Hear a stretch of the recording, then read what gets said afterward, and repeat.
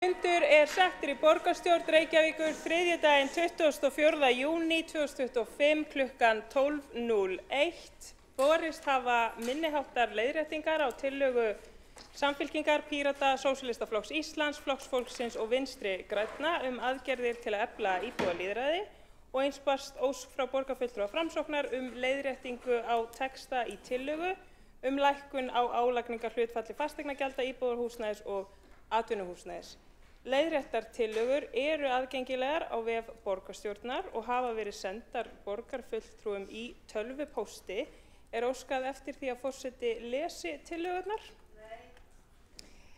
Og þá hefur forseta borist beiðni frá borgarfulltrúa Sjálfstæðisflokksins að fresta 5. máli á dagskrá umræðu mat á úrræðum og aðgerðum borgarinnar vegna Úlfarsárdals að beiðni borgarfulltrúa Sjálfstæðisflokksins og litið á að það sé samþykkt ef enginn hreyfir andmælum.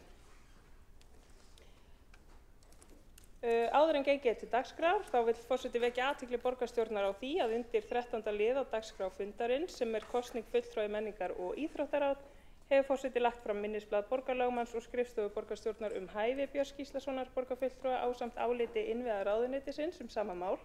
Minnisblaðið og álit aðgengileg á vef borgarstjórnar. Þá gengið til 1. liðar á dagskrá sem tillaga borgarfulltrúa Samfylkingar, Pírata, Sósíalistaflokks Íslands, Flokks fólksins og Vinstri grænna aðgerðir til að efla íbúalýðræði og fyrst tekur til máls borgarfulltrúi Alexandra Brím.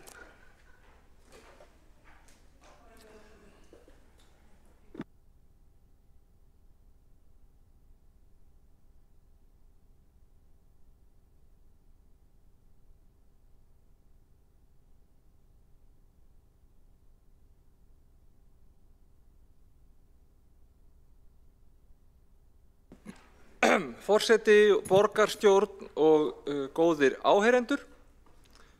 Það mér ánægja að koma hér upp í dag og fara aðeins yfir það hvernig við sjáum fyrir okkur að efla íbúasamráð svona í kjölfar þess að íbúaráðin voru lögð til hliðar og augljóslega viljum við áfram eiga gott samtal og samráð við íbúa og hafa gott íbúalýðræði hérna í borginni. En hvernig við gerum það hlutur sem eðlilegt að sé endurskoðaður reglulega. Íbúaráðin og hverfisráðin á undan þeim voru mikilvægur farvegur fyrir samtal, samráð og upplýsingagjöf og þau voru oft farsæll og góður vettvangur til að ræða fyrirhugaðar breytingar í farvatninu, til dæmis á aðalskipulagi eða skipulagi hverfa. Við tókum alveg vel eftir því við síðustu endurskoðun aðalskipulags að íbúaráðin voru þar mikilvægur vettvangur til þess að bara vekja athygli íbúa á því sem væri yfirvofandi og byrja samtalið það snemma og það skilaði virkilega árangri og það kom í mörgum tilfellum til þess að við færum í breyttar útfærslur á aðalskipulagsbreytingum.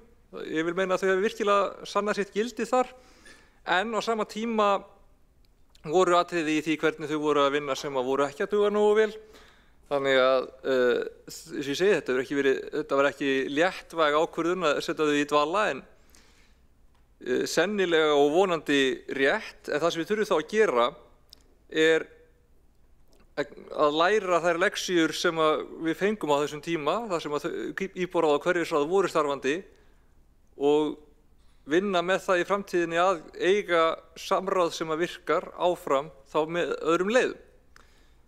Ein af þeim lexíum sem við höfum lært sem við þurfum að muna að ofnota ekki tíma og áhuga íbúa sem fólk vissulega hefur áhuga og það hefur tiltekinn tíma til þess að sinna fundum með kjörnum fulltrúum eða starfsfólki hluti sem tengjast þeirra nærumhverfi eða lýðræðir í borginni þeirra en ekki endalausan af hvorugu og ef að þau upplifa sínum tíma eða orku sé sóað þá bæði verður til gremja, samráðið skilar ekki því sem það átti að skila og næsta tilraun gengur verr. Þannig að það þýðir til dæmis að við ætlum að læra þessu að við þurfum líka að halda okkur höndum með að vera kannski ekki að kalla íbúa til að óþörfu. Við erum ekki að boða til samráðs nema við vitum að það geti leitt til einhvers. Að niðurstöður þess samráðs verði nýttar og það sé að minnsta kosti mögulegt að þær geti haft áhrif á ákvarðanatöku. Það ekki þar með sagt að niðurstaða verði í öllum tilfellum að vera í samræmi við vilja slíkra funda, en það nauðsynlegt að niðurstöður funda séu unnar, þeim sé skilað til þeirra sem fara með stefnumótun og ákvarðanatöku í málinu og þeir íbúar sem tóku þátt geti þá séð þá niðurstöðu hvar hún endaði, með hvaða hætti hún hafi haft áhrif eða með hvaða rökum það sé útskýrt þegar svo ekki og fólk upplifi ekki að það sé bara einhver fullkomin tíma svo hún að mæta. Áhuga, tíma og orku borgarbúa ber að virða. Þau eiga að hafa rétt og tækifæri til aðkomu upplýsingum, samráði og ákvarðanatöku en við getum ekki gert ráð fyrir þeirri þátttöku í öllum tilfellum. Oft kjósa íbúar frekar að láta sérfræðinga eða kjörna fulltrúa sjá dagleg atriði rekstrar og breytingar sem þau upplifa ekki sem stórtækar eða hafi mikil áhrif á líf sitt. Ég held að það sé alveg, og það kannski fólki eins og mér með brennandi áhuga á öllu sem viðkemur þessu sem að löngu áður en ég byrjaði í pólitík vildi alltaf mæta í allt sem var í boði og eitthvað svoleiðis, að mörgum finnst samt samfélagssáttmálinn ganga svolítið út á það að hei, þetta er þín vinna, ekki vera ángrað mikið í minni vinnu nema að koma upp eitthvað alveg akút eða svona þannig. Og við þurfum svolítið að virða það líka, að fólk kýs okkur og treystir okkur sem sínum fulltrúum til þess að afgreiða eða að hafa afstöðu til mikils meirihluta þess sem að þarf að afgreiða og ræða. En við getum notað þessa vettvanga fyrir þau atriði sem eru mikilvæg, eru nærtæk eða, við getum verið mjög afdrifarík fyrir framhaldið og við treystum að íbúar bæði hafi skoðun á og vilji hafa áhrif á og þar sem við vitum að það er ekki orðið of seint að breyta. Það sem er til dæmis ekki þannig að breyting myndi búa til samningsbrot eða risastórar skaðabótaskyldur eða eitthvað svoleiðis. Þannig þetta er bara eitthvað sem við þurfum alltaf að hafa í huga þegar við stofnum til samráðs. Þess vegna þurfum við að vera hnitmiðaðri í því sem við gerum.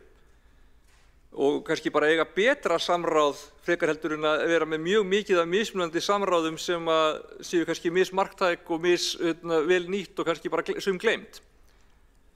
Þessar tillögur sem við erum með í dag verða auðvitað útfærðar nánar og kostnaðarmetnar í framhaldinu og við munum svona þurfa að ákveða nákvæmlega hvernig það verða útfærðar en þetta er svona það sem við stefnum að í dag. Þetta eru tólin sem við sjáum fyrir okkur að beita í framhaldinu.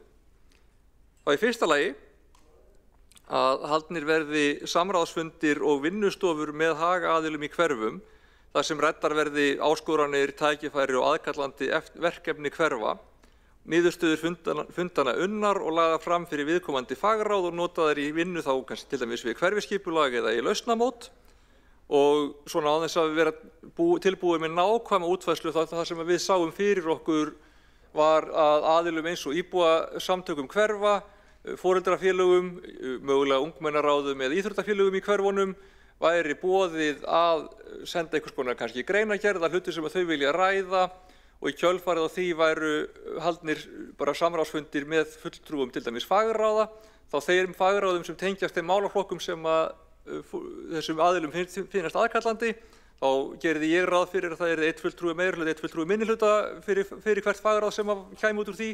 Viljum auðvitað ekki vera boða öll fagráð á alla fundi því að það vita allir að 30 manna fundur er ekki að fara að vera eitthvað brjálæðislega marktækur eða gagnlegur en þetta er svona grundvallar hugmyndin, við þurfum að útfæra aðeins betur hvernig þetta er í praxís en þetta er svona hugmyndin og reyna þá að funda með hverju hverfi og heyra hvað er þar. Afurðin af því geti farið inn í hverfiskipulagsvinnu ef hún er yfirstandandi eða inn í lausnamót. Svo til framtíðar þá vorum við að hugsa að settar verði á legg stærri vinnustofur í hverjum borgarhluta og íbúum boðið til stærra samtals með borgarstjórn og starfsfólki. Þá erum við að tala að byggja kannski á vinnu hverfiskipulagsins en mögulega á stærri grundvelli. Og við ætlum sennilega ekki að fara í þetta á þessu kjörtímabili, þetta er það stór biti bara upp á tíma að gera, en þá værum við kannski að hugsa jafnvel bara borgarfjórðung og það yrði haldið í formi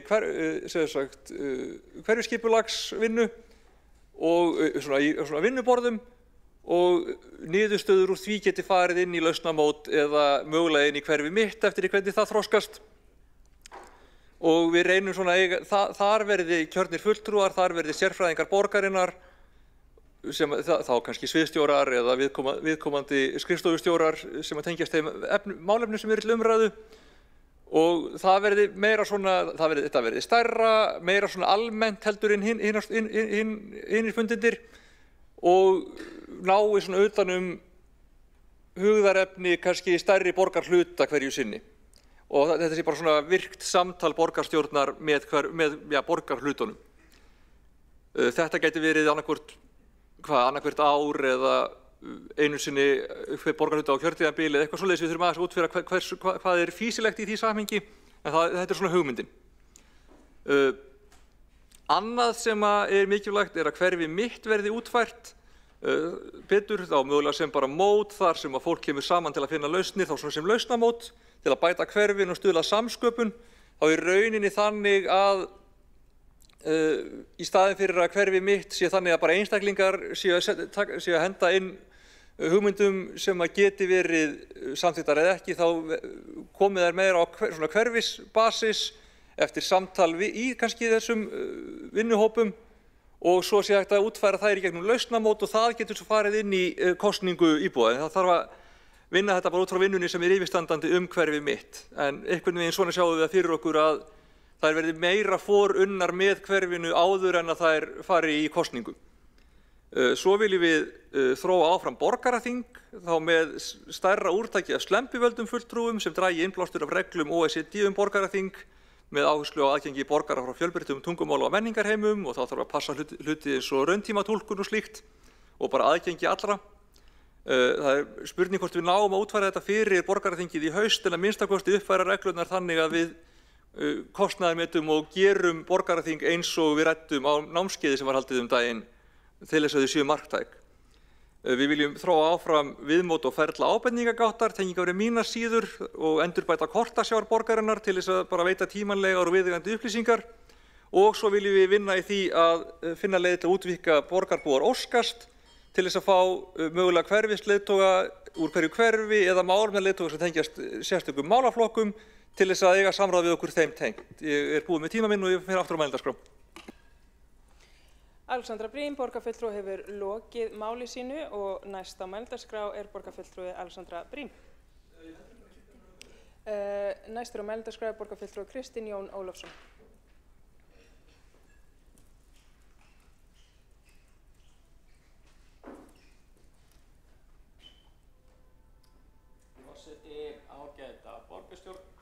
Hér erum við komin til að ræða aðgerðir í tilraunaskyni til að efla íbúalýðræði og samráð við íbúa málefni borgarinnar, þróa nýjar leiðir til þátttöku í ákvörðunartöku, nýta fjármagn sem best í þágu íbúalýðræðis og fara sem best með tíma og áhuga íbúa þannig að samráð nýtist til sýnilegra breytinga.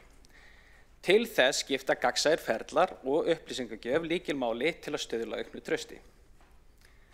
Verkefnið Borgarbúa óska sem hefur reynst vel í notendaprófunum fyrir stafrænu verkefni borgarinnar verður útvíkkað með því að kalla eftir meðal annars hverfis- og málefnaleiðtogum. Það íbúar sem hafa brennandi áhuga og þekkingu á sínu hverfi eða ákveðnum málaflokkum boðið að taka þátt í samráði þegar svo ber undir til að hafa raunverulega áhrif á borgina. Til að veita betri þjónustu mikilvægt að hafa innsýn frá fólkinu sem þekkir hann og notar, hvort sem með viðtölum, könnunum eða notendaprófunum. Byggt af því getum við breytt, bætt og endurhannað þjónustuna eftir ólíkum þörfum borgarbúa.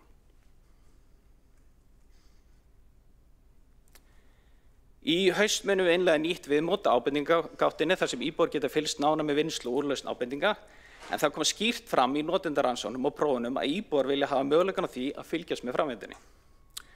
Tækifæri í næstu útgáfu felast meðal annars í því að tengja stöðu mála ábendinga inn á mínar síður.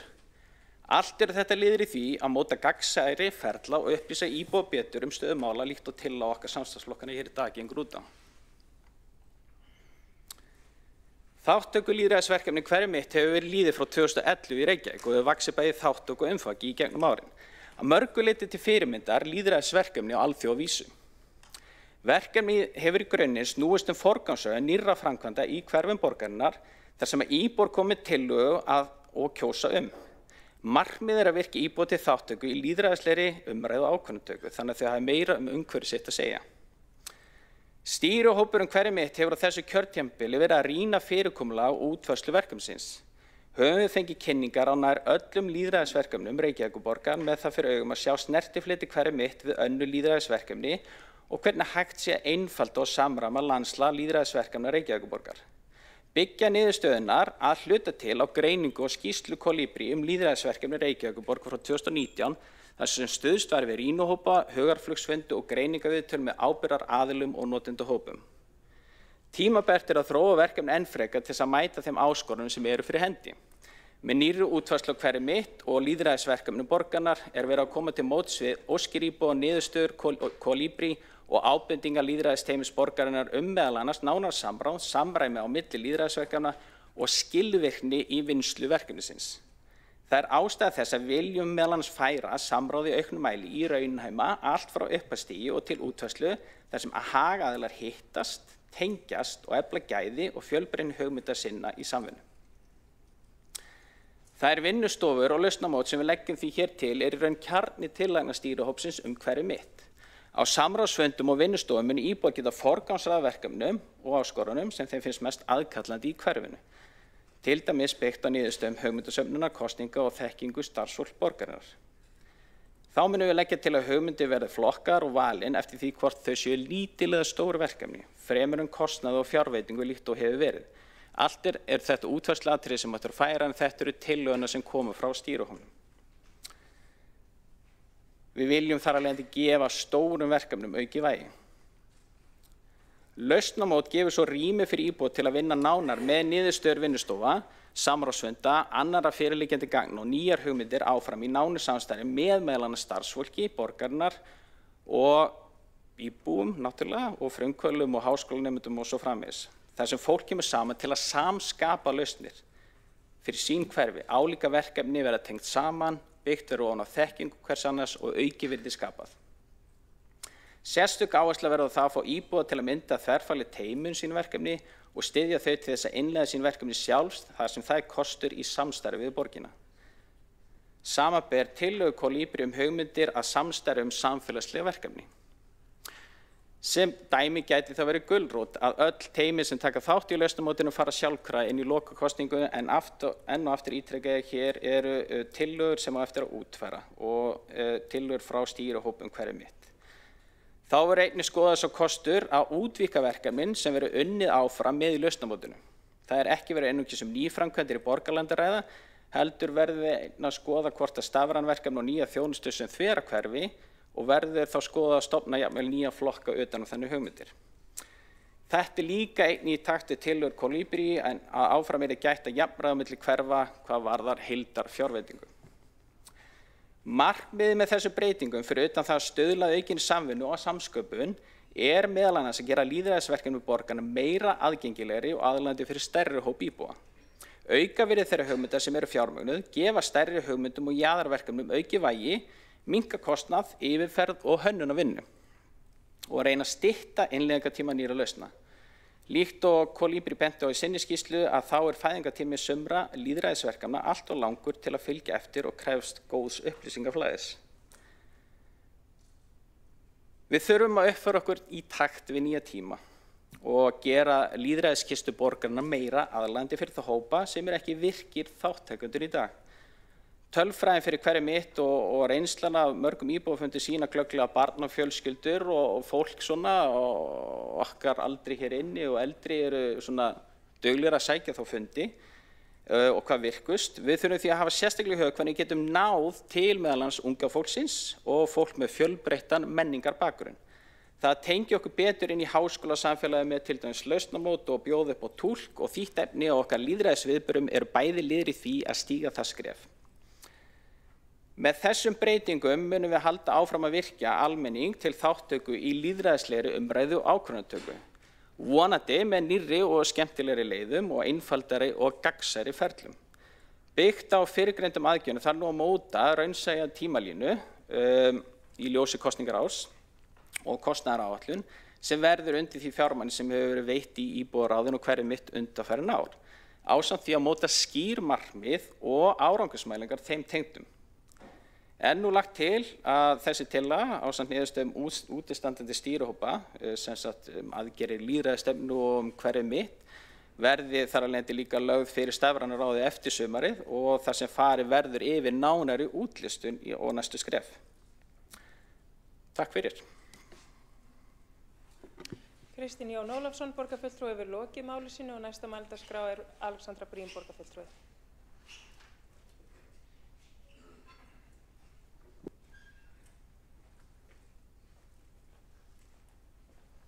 Já, forseti, borgarstjórn, góðir hálsar og aðrir góðir líkamspartar. Það var reyndar farið ágætlega yfir hjá Kidda eða Kristni Jóni Ólafssyni, borgarfulltrúa, afsakið, nokkrir hlutir sem ég ætlaði að fara yfir í seinni ræðu, en ég ætla samt að fara aðeins yfir restina af mínum texta. Þetta eru mikilvægar breytingar og það er mikilvægt að við séum lifandi í stjórnsýslu og þróum áfram lýðræðislegt samráð.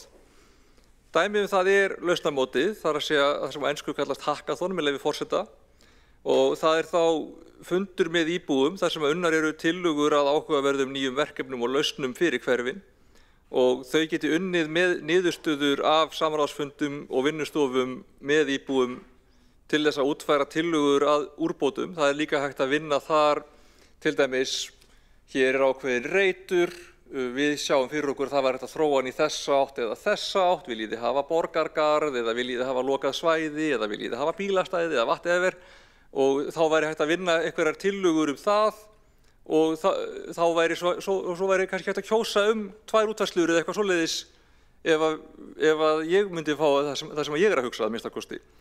Og þá eru kannski svona meiri, hvað segjum við, stöðugar undirstöður fyrir það sem verið að leggja til, að því oft í svo hverfi mitt í dag byggjaðar bara ákveðnum vangaveltum einstaklinga sem að kannski eru ekki alltaf byggðar á því sem mögulegt, bara eðlilega veit fólk ekki kannski hvernig búið að ráðstafa einhverjum reitum eða hver á hvað eða hvað á verksviði borgarinnar og hvað ekki og eitthvað svoleiðis. Oft það líka þannig að mál koma úr hverfi mitt sem eru kannski útfærð öðruvísi en íbúir sem sendu þau inn hafði séð fyrir sér og þá engin sáttur, eða þau eru í samræmi það sem að tillögu höfundur sá fyrir sér en ekki eins og fólki sem að kaus með tillögunni sá fyrir sér, eða tillögur eru samþykktar sem enginn er sérstaklega spenntur fyrir en út af því að kostnaðurinn var tiltölulega lágur þá var fólk að velja tillöguna til þess að fylla út í kvótann sem það hafði. Það eru alls konar svona hlutir í hverfi mitt í dag sem að þarf að útfæra betur og það er ekki verið þess að hverfi mitt sé slæm hugmynd eða þannig. Það er bara að það eru ákveðnir form- og kerfisgallar sem að ég held að það væri snjallt af okkur að skoða og endurskoða. En nota fyrirkomulagið klárlega til þess að velja úr hugmyndum sem að íbúum hugnast og sem eru raunhæfar í umhverfinu á hverjum stað. Annað er, eins og ég fór kannski aðeins yfir áðan, að við þurfum að vinna í því að skila betur af okkur. Það hefur oft gerst að það séu haldnir fundir, og þá meina ég formlegir samráðsfundir eða fundir með íbúaráðum eða fundir, já þú veist, án í sín nefni, þá er ekki að tala um einn borgarstjóri fyrir en aðra, það eru margir borgarstjórar búnir að gera þetta, en að halda fundi með íbúum og gögnin af íbúafundunum eru svo kannski, það er óljóst fyrir íbúunum hvert þau fóru. Þannig að það er eitthvað sem við þurfum bara að passa að við gerum betur og að verklagið sé skýrt í kringum það. Og svona hlutir, bara upplýsingaskil frá góðu samráði geta breytt í hvernig fólk upplifir samráðið. Jafnvel þó að við höfum ekkert út á það að setja hvernig það var, þá ef fólk upplifir ekki skil eða upplýsingar hvernig það fór, að þá upplifir það ekki að fundurinn hafi verið þess virði og þá erum við að missa svolítið mikil gæði fyrir það að hafa ekki klárað töluvert lítinn hluti í samanburði. Alls konar svona eru atriði sem við þurfum að passa upp á betur. Svo eru alls konar hlutir í eins og bara samráðsgáttum og ábendingavefjum sem við þurfum að gera betur. Ég ætla ekki að fara eitthvað of mikið út í það hér, en þetta eru hlutir sem við erum meðvituð um. Hlutir eins og að þú þurfir ekki alltaf nýtt málsnúmer, þú sendir inn ábendingu út á sama hlutnum. Eða þú getur vitnað aftur í það sem þú varst að tala um síðast á þess að það sé eitthvað mjög flókið. Þetta eru hlutir sem þurfa að vera í lagi. Ég ætla ekki að hafa þetta mikið lengra í dag. Ég vona að við getum verið sátt bara við þetta upplegg og svo bara fáum við til okkar vonandi bara fljótlega hvernig þetta verði útfært og vonandi bara verður íbúa lýðræði í Reykjavík betra en nokkru sinni. Takk fyrir. Alexandra Briem, borgarfulltrúi, hefur lokið máli sínu. Næstur á mælendaskrá er Skúli Helgason, borgarfulltrúi.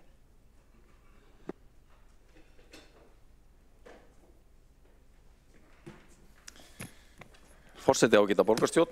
Ég vil blanda mér í þessa umræðu þessar nýju hugmyndir útfærslur á okkar lýðræðismálum og fagna því að við séum að skoða krítiskt hvernig við getum gert betur í framtíðinni. Það var skref sem var stigið í að fella niður eða leggja til hliðar íbúaráðin og mikilvægt að við vinnum hratt og vel í því að skilgreina hvað taki við af þeim. Því það er mjög mikilvægt að það sé í gangi virkt samtal við íbúana í hverfunum það sem er í gangi hjá borginni á hverjum tíma. Við erum með lýðræðisstefnu, mjög vandaða stefnu sem var samþykkt hér fyrir nokkrum misserum síðan og aðgerðaáætlun henni tengda. Þar eru ýmis tæki sum þeirra hafa komist til framkvæmda eins og borgaraþingið. Það er búið að halda eitt slíkt þing sem að fjallaði leikskólamál og var hið prýðilegasta þing að mínu mati. Ég tók þátt í því og margir fleiri. En við þurfum að draga lærdóm af kannski eftirfylgninu og því sem að gerðist í kjölfarið í því verkefni og ýmsum fleirum. Það eru líka óvirk tæki eins og til dæmis borgarkönnun sem ég held að við ættum að nýta betur í framhaldinu. Það er tækifæri það til þess að virkja íbúana betur inn í stefnumótun og ákvarðanatöku málefni sérstaklega sem að skipta skoðanir og það er á hverjum tíma ágætis úrval af slíkum málum sem að hægt að takast á bæði í skólamálum, í skipulagsmálum og svo framvegis. Við höfum verið með til dæmis umræður hér skipulagsmál í Grafavoginum, við höfum með umræður skólamál í Laugardal og hvort tveggja væru mál sem að ættu vel heima í því tækjabóksi sem að við eigum undir aðgerðaáætlun lýðræðisstefnunnar. Borgaraþingið er gott dæmi þetta og ég held að það verði að segjast ef við erum alveg hreinskilin að það hafi verið ákveðin galli varðandi úrvinnsluna á því að það vantaði meiri eftirfylgni og eins og Alexandra Briem frummælandi þessar umræðu kom inn á, það gerist kannski of oft að það eru haldnir formlegir fundir með íbúunum. Íbúar gefa sér tíma til þess að taka þátt og leggja gott til málna en niðurstöðurnar ekkert endilega mjög skýrar eða jafnvel ekki einu sinni lagðar fram. Það á við borgaraþingi. Ég hef ekki ennþá séð neina niðurstöður úr þeirri ágætu vinnu og það er ekki gott og sendir þau skilaboð til þáttakenda að þeirra framlag sé lítilsmetið og skil ekki áþreifanlegum árangri. Þetta þurfum við að laga og við höfum sem betur fer mjög góðar fyrirmyndir utan heimi framkvæmd á borgaraþingum. Það eru yfir 800 borgaraþing sem hafa verið haldin í OECD-ríkjónum og við hefum góðar fyrirmyndir bæði frá Danmörku, Frakklandi, Þýskalandi, Kanada og Ástralíu þar sem hafa verið keyrð inn 50 borgaraþing undanfarin ár. Og það er áhugavert að þar er tekin miklu lengri tími og farið miklu meira á dýptina heldur en að við höfum lagt af stað með í okkar tilraun. OECD segir í sínu regluverki að það sé lágmarki að vera með 20 tíma af umræðum og vinnu á slíkum borgaraþingum og það sé mikilvægt að það dreifist yfir einhverja daga því menn þurfi að melta þá hluti sem eru í umræðunni áður en að teknar eru ákvarðanir. Og þetta regluverk held ég að sé bara mjög áhugavert og sýnir einmitt eins og Alexandra Briem kom inn á að það er að gera miklu meira í því að styrkja slík þing bæði með slembivöldum aðilum en líka með sérfræðingum og þeim sem eru svokallegir haghafar í viðkomandi málum. Nú, aðferðafræðin skiptir mjög miklu máli. Samráð þarf að vera alvöru, við þurfum að taka þetta mjög alvarlega og samráð þarf að skila niðurstöðu sem að þáttakendur fá vitneskju annars grefur það undan vilja og viðleitni íbúana til þess að taka þátt ef að lítið sem ekkert gert með álit þeirra. Lýðræðismál eru eitthvað sem að ég held að mörg okkar bæði brennum fyrir en hugsum sannarlega bæði hér á landi og ekki síst alþjóðlega. Það eru þetta mikil vá fyrir dyrum. Lýðræðið er sannarlega ekki fullkomið en það er kannski eitt af dýrmætasta sem við eigum. Við þurfum að fara vel með það og sýna í verki að við trúum því að lýðræðið skili betri niðurstöðu fyrir samfélagið heldur en fámennisvald og innræði. Og við megum ekki sem kjörni fulltrúar setja okkur á háan hest gagnvart samráði við íbúana og láta ákvarðanir flækjast í því að það sé of mikið vesen að stunda íbúasamráð. Lýðræðinu sannarlega ógnað á heimsvísu. Það eru einræðistilburðir meiri en ég held að við höfum flest upplifað áður af hálfu núverandi leiðtoga í Bandaríkjunum, meiri en dæmi í seinni tíma stjórn þess ríkis sem að lengi vel og oftast hefur stærst sig að því að vera helsta lýðræðisríki heims. En lýðræði hefur vissulega sína takmarkanir, birtast kannski ekki síst í því að núverandi Bandaríkjaforseti hefur verið kosinn ekki bara einu sinni heldur tvisvar í lýðræðislegum kosningum í Bandaríkjunum og dæmin verða kannski ekki öllu skýrari það að lýðræðið ekki fullkomið og getur skilað niðurstöðum sem að vinna gegn almannahagsmunum. En lýðræðið þrátt fyrir sína annmarka fjöregg sem við þurfum öll að standa vörðum. Það ekkert betri í boði og mikilvægt að við höfum það hugfast að hlutskipti almennings í alþjóðlegu samhengi getur orðið svo miklu verra ef við og önnur stjórnvöld hér heima og erlendis stöndum ekki við þessa vakt af fullri einurð og tökum slaginn fyrir lýðræðið. Að lokum þetta höldum áfram að styrkja lýðræðið, við erum áfram á þessari vakt að bæta þá ferla og þær aðgerðir sem við höfum ákveðið að ráðast í, eflum samráð við íbúana, haghafa og almenning. Ég sannfærður það að það skila sér í betri stefnumótun, betri ákvarðanatöku og endanum betri almannaþjónustu. Sýnum í verki að við notum niðurstöðu samráðsins, tökum sjónarmið íbúana alvarlega og tökum mark á þeim í mótun stefnumóla og innleiðingu þeirra. Ég styð þessa tillögu heils hugar og hlakka til að taka þátt í að vinna í og fylgjast með vinnu við útfærslu hennar. Skúli Helgason, borgarfulltrúi, hefur lokið máli sínu og næsta mælendaskrá Sara Björg Sigurðardóttir, borgarfulltrúi.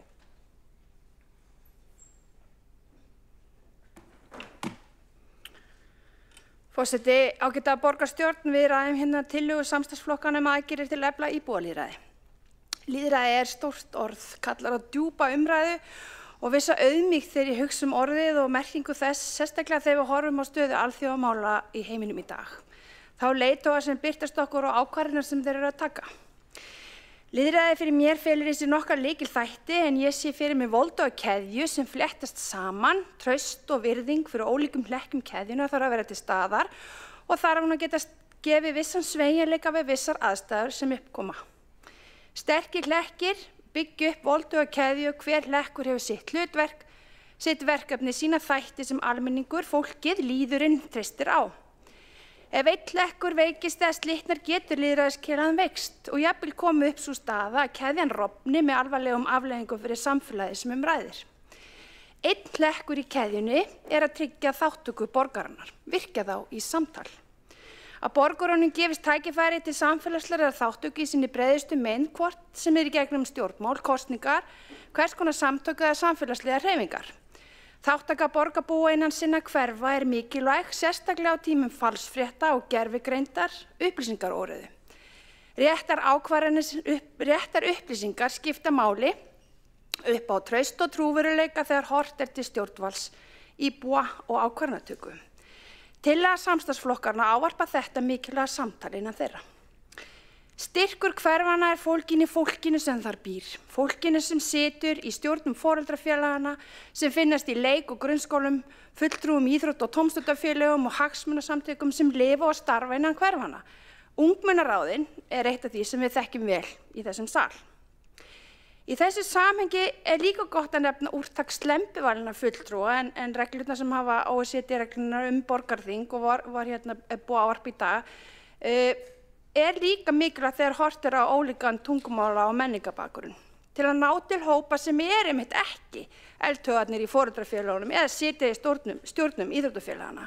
Samt sem áður mikilvæga raddir sem þurfa að heyrast og þarf að draga þar fram með skipulögðum hætti til þess að jafna hlut allra íbúa innan hverfanna.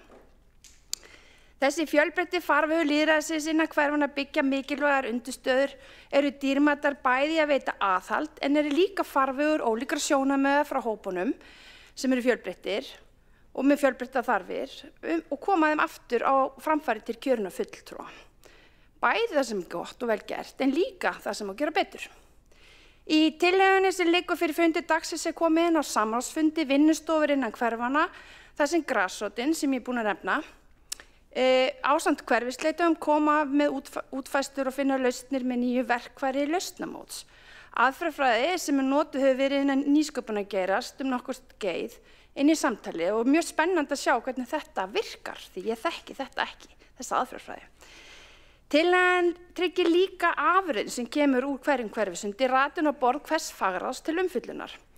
Mér finnst líka mikilvægt að mínar síður verða þróaðar áfram og þjónustugáttin sem þjónustugátt milli tveggja heima og ábendingagáttin sem margir borgarbúar hafa notað verði áfram þróuð.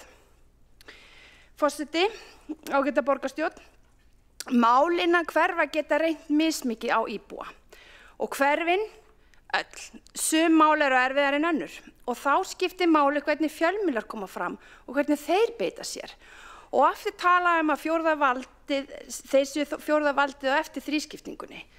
Þess vegna mikilvægt að í tillögunni sé ávarpað reglulega upplýsingagjöf. Að réttar upplýsingar eru lykill að því hvernig umræðin innan hverfa geta þróast.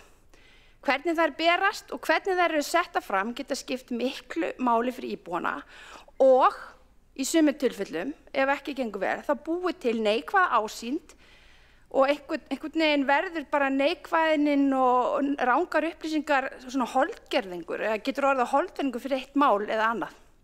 Og mér langar að nefna 2 dæmi. Annað dæmi er uppbygging við Álfabakka. Uppbygging við Álfabakka er orðin holdgerðingur fyrir þéttingu byggðar. Það sem gerist við Álfabakka tengist ekki þéttingu byggðar á neinn hátt. Heldur sýnir takmarkanir skipulagsins sem vinnur eftir afmörkuðum kössum og blaði.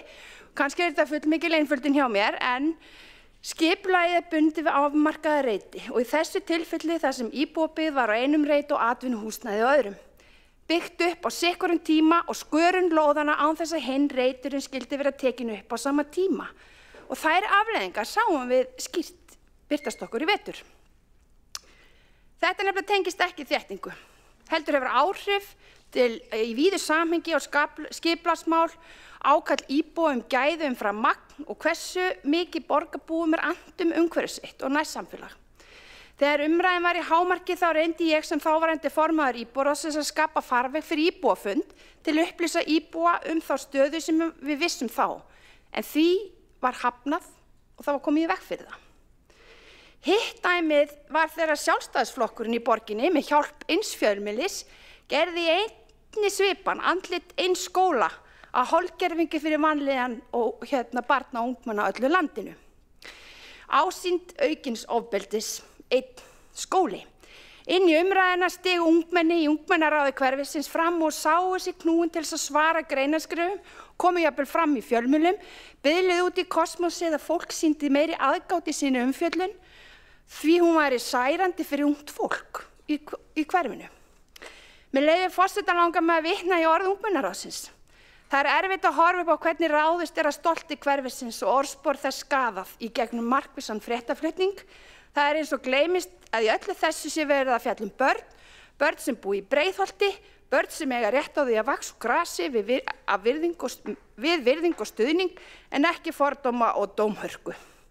Það að ýta undir fordóma er ekki leið til að stuðla betra samfélagi, tilvitnun lýkur. Forseti, ágæta borgarstjórn, þetta var sterk rödd. Ég sá að þið kipptust öll við hérna í salnum. Ungviðið hugrækt að nota lýðræðisrásina, þessa mikilvæga rödd sem þeim var falið að beita sér fyrir af sínum jafnöldrum í hverfinu til að heyrast. Þetta er líka gott dæmi hversu mikilvægt er að skapa vettvang fyrir lýðræðislegt samtal, hvetja ólíka hópa til að stíga fram og taka samtali við kjörina fulltrúa og styðja þær tillögur sem einmitt liggja fyrir fundinum í dag. Því þær eru til þess fallnar að auka styrki lýðræðiskerfðunar. Það er mikilvægt á tímum dagsins í dag eins og fyrir borgarfulltrúi Skúli Helgason minntist á. Sérstaklega í dag þurfum við að standa vörð lýðræðið.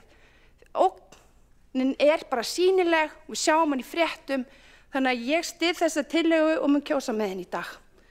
Forseti, ég hef lokið máli mínu. Sara Björg Sigurðardóttir, borgarfulltrúi hefur lokið máli sínu. 2 borgarfulltrúar hafa óskað eftir að veita ansvar. Fyrstur til þess að veita ansvar er Helgi Ás Grétarsson, borgarfulltrúi. Forseti, ágæta borgarstjórn. Borgarfulltrúin Sara Björg Sigurðardóttir var að tengja saman Sjálfstæðisflokkinn við tiltekna fjölmiðlaumfjöllun varðandi stöðu mála í Breiðholtsskóla fyrr á þessu ári með sérstaklega óviðeigandi hætti að mínu mati. Ég bendi á í þessu samhengi að eftir að umfjöllunin kom fram í fjölmiðlum þá lá fyrir stuttu síðar að starfsmenn skólans, kennarar í skólanum viðurkenndu þann vanda sem að fyrir lægi vegna stöðu mála í einum árgangi. Þannig að þetta var ekki einhver tilbúningur eins fjölmiðils eða þar á síður Sjálfstæðisflokksins. Það verður að ræða svona erfið og viðkvæm mál á grundvelli staðreynda og það ekki hægt að reyna að þagga niður í fólki. Ég hins vegar sammála Söru Björgu Sigurðardóttur hversu ánægjulegt var ályktunin sem að ungmennum sendi frá sér. Helgi Ás Gretarsson, borgarfulltrúi, hefur lokið við að veita ansvar. Þá veitir ansvar borgarfulltrúi Kjartan Magnússon. Forseti, góði borgarfulltrúar, Helgi Ás Gretarsson, borgarfulltrúi, hann sagði nú eiginlega allt sem þurfti að segja í málinu, en bara hnykkja á því, maður mjög undrandi hér í sölum borgarstjórnar að það sé vaðið fram með slíkar dylgjur og meira að segja ósannindi hér frá þeim borgarfulltrúa Söru Björg Sigurðardóttur sem hér talaði áðan og það var ekki einu sinni nefndur skólinn, það var bara dylgjað það að Sjálfstæðisflokkurinn hefði gert skólana eitthvað skonar óheppilegum holdgerfingi, eitthvað að mála, eitthvað að vanda og óstjórna sem má auðvitað fyrst og fremst rekja til stjórnunar meirihlutans í borginni. Meirihlutinn ræður sviðsstjóraskóla og frístundasviðs, skólastjórinn ber pólitíska ábyrgð á rekstri skólana í borginni. Þessi mál komu fram í fjölmiðlum áður en borgarfulltrúar Sjálfstæðisflokksins létu þau til sín taka. Þannig að þessu vísa ég bara til föðurhúsanna og það þýðir ekki að breiða yfir eigin vanhafni með því að reyna að kenna Sjálfstæðisflokknum sem hefur verið minnihluta mjög lengi þetta. Kjartan Magnússon, borgarfulltrúi, hefur lokið við að veita ansvar. Þá telst ansvörum lokið undir þessari ræðu og næsta mælendaskrá Magna Gná Jóhannsdóttir, borgarfulltrúi.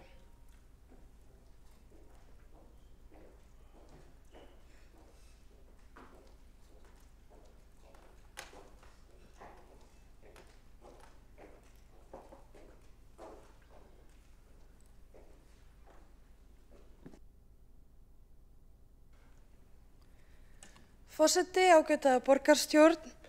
Ein af fyrstu tillögum núverandi meirihluta borgarinnar snýr að því að leggja niður íbúðaráð borgarinnar án þess að plana hvernig íbúðalýðræði í höfuðborg Íslands, þar sem þriðjungur þjóðarinnar býr skyldi háttað í kjölfarið. Ástæða þess að ég nefni það að hér búi þriðjungur þjóðarinnar vegna þess að eðli málsins samkvæmt bilið á milli kjörinna fulltrúa og íbúa því breiðari hér en í öðrum sveitarfélögum og hlutfallslega færri sveitarstjórnarfulltrúar sem tala máli íbúa samanborið við önnur sveitarfélög. Aðgerðir til að efla íbúalýðræði eru því afar mikilvægar til að tryggja aukna aðkomu íbúa að ákvörðunartöku. Nú 4 mánuðum frá því að íbúðaráðin voru lögð niður kemur svo fram tillaga aðgerðir til þess að efla íbúalýðræði. Ég spyr því hvort ekki verið nær að byrja því áður en að það íbúalýðræði sem átti sér stað innan íbúðaráðanna var aftengt án samtals eða samráðs við íbúðaráðin sjálf, íbúasamtök eða íbúa yfir höfuð. Íbúðaráðin voru lögð niður án alls samráðs. Það ekki beint lýðræðisleg vinnubrögð eða í takt við markmið íbúðaráðanna sem hlýtur að vera að efla íbúa samráð. Í þeirri tillögu sem við ræðum núna kemur fram í greinargerð með leyfi forseta, tilvitnun hefst, þegar ákveðið var að leyfa íbúaráðum að hvíla út kjörtímabilið, tilvitnun lýkur. Hér vaknar upp spurning hvað það þýðir að hvíla íbúaráðin. Það áætlað að endurvekja þau aftur eða þetta sett fram vegna þess að það kann að vera erfitt pólitískt að segja þau voru de facto lögð niður. Hér var aðeins komið inn á borgarþing og það sé erfitt að ná til fólks. En á því eina þingi sem við höfum haldið og ég kom að skipulagningu var það ekki raunin. Það mætti margt fólk sem vildi taka þátt í umræðu umhverfi og aðstæður 0 til 6 ára. En þar skipti upplýsingagjöf þingi lykilmáli. Borgarfulltrúinn Skúli Helgason sagðist ekki að sé niðurstöður þingsins og ég bendi borgarfulltrúnum á að niðurstaða og skýrsla þingsins liggur fyrir í forsætisnefnd þar sem hún var kynnt af þeirri einstakling sem talar hér og svo fundargerð hefur meðal annars verið lögð fram í borgarstjórn. En svo það auðvitað eitthvað sem við þurfum að eiga samtali hvernig við viljum í framtíðinni hátta upplýsingum borgarþing. En þannig fórum niðurstöður þessa þings og það liggur fyrir skýrsla í fundargerð forsætisnefndar. Og ég hvet núverandi meirihluta bara til að leggja þetta fram á fleiri stöðum. Að lokum vil ég segja að þrátt fyrir þessar athugasemdir okkur í Framsókn þessi vinnubrögð meirihlutans þá fögnum við í Framsókn áherslu aukið íbúalýðræði á nýjum leiðum til samráðs. Það þó nauðsynlegt að tryggja að samráð við íbúa sé ekki aðeins til málamynda, heldur leiði til raunverulega áhrifa íbúa á ákvarðanir. Á tímum þar sem traust í stjórnmálum víða hefur beðið hnekkt það einmitt gagnsæi, áhrif og aðkoma almennings sem getur endurbyggt tengslin á milli íbúa og borgarinnar og stuðlað að auknu trausti. Það mikilvægt að virkja fjölbreyttan hóp borgarbúa og tryggja að þátttaka sé aðgengileg og markviss og við í Framsókn styðjum þá vinnu og þó við hefðum viljað sjá lýðræðisleg vinnubrögð þegar koma því að leggja íbúa niður. Magnea Gnarr Jóhannsdóttir, borgarfulltrúi, hefur lokið máli sínu og einn borgarfulltrúi hefur óskað eftir að veita andsvar. Það Alexandra Briem, borgarfulltrúi. Forseti, já, ég kann nú bara borgarfulltrúanum Magneu Gnarr bara þakkir fyrir góða ræðu og fyrir góðar undirtektir. En já, ég ætla kannski bara árétta að við göngumst alveg við því að í raunir erum við hvað okkur varðar að leggja íbúðaráðið niður. Við hins vegar það stutt eftir af kjörtímabilinu að okkur þótti ekki viðeigandi að gera það með einhverjum þannig afgerandi hætti að hvaða meirihluti sem kann að taka til starfa eftir næstu kosningar gæti ekki tiltölulega auðveldlega snúið í við ef að vilji væri til og samstaða næðist það. En við göngumst alveg við því að það í rauninni það sem við verðum að gera. Og ég vona að það hafi ekki virkað eins og einhvers konar undanbrögð. Alexandra Briem, borgarfulltrúi, hefur lokið við að veita ansvar. Svarar það ansvari Magnea Gnarr Jóhannsdóttir, borgarfulltrúi. Já, forseti, ég þakka borgarfulltrúanum fyrir þetta svar. Það er fínt að fá þetta fram. En mig langaði svona að spyrja því það talað að þau sé í hvíld, hvort það sé einhver áform þá og hluta þessar vinnu sem ráðast í að endurvekja íbúðaráðin. Eða er það algjörlega búið að taka það út á borðinu hvað varðar íbúðaráðin að endurvekja þau? Magnea Gnarr Jóhannsdóttir, borgarfulltrúi, hefur lokið við að svara. Ansvari veitir það ansvar öðru sinni Alexandra Briem, borgarfulltrúi. Forseti, ég get bara staðfest að það ekki eitt af verkefnum á þessu kjörtímabili að gera það. Ef að það yrði gert þá væri það þess áttar ákvörðun að það væri best að taka hana bara út frá meirihluta viðræðum hverra á milli sem það kynnu að verða og þá í því samhengi á hvaða formerkjum og í hvaða mynd það yrði. Alexandra Briem, borgarfulltrúi, hefur lokið við að veita ansvar öðru sinni. Telst að ansvörum lokið undir þessari ræðu og næstur á mælendaskrá Kjartan Magnússon, borgarfulltrúi.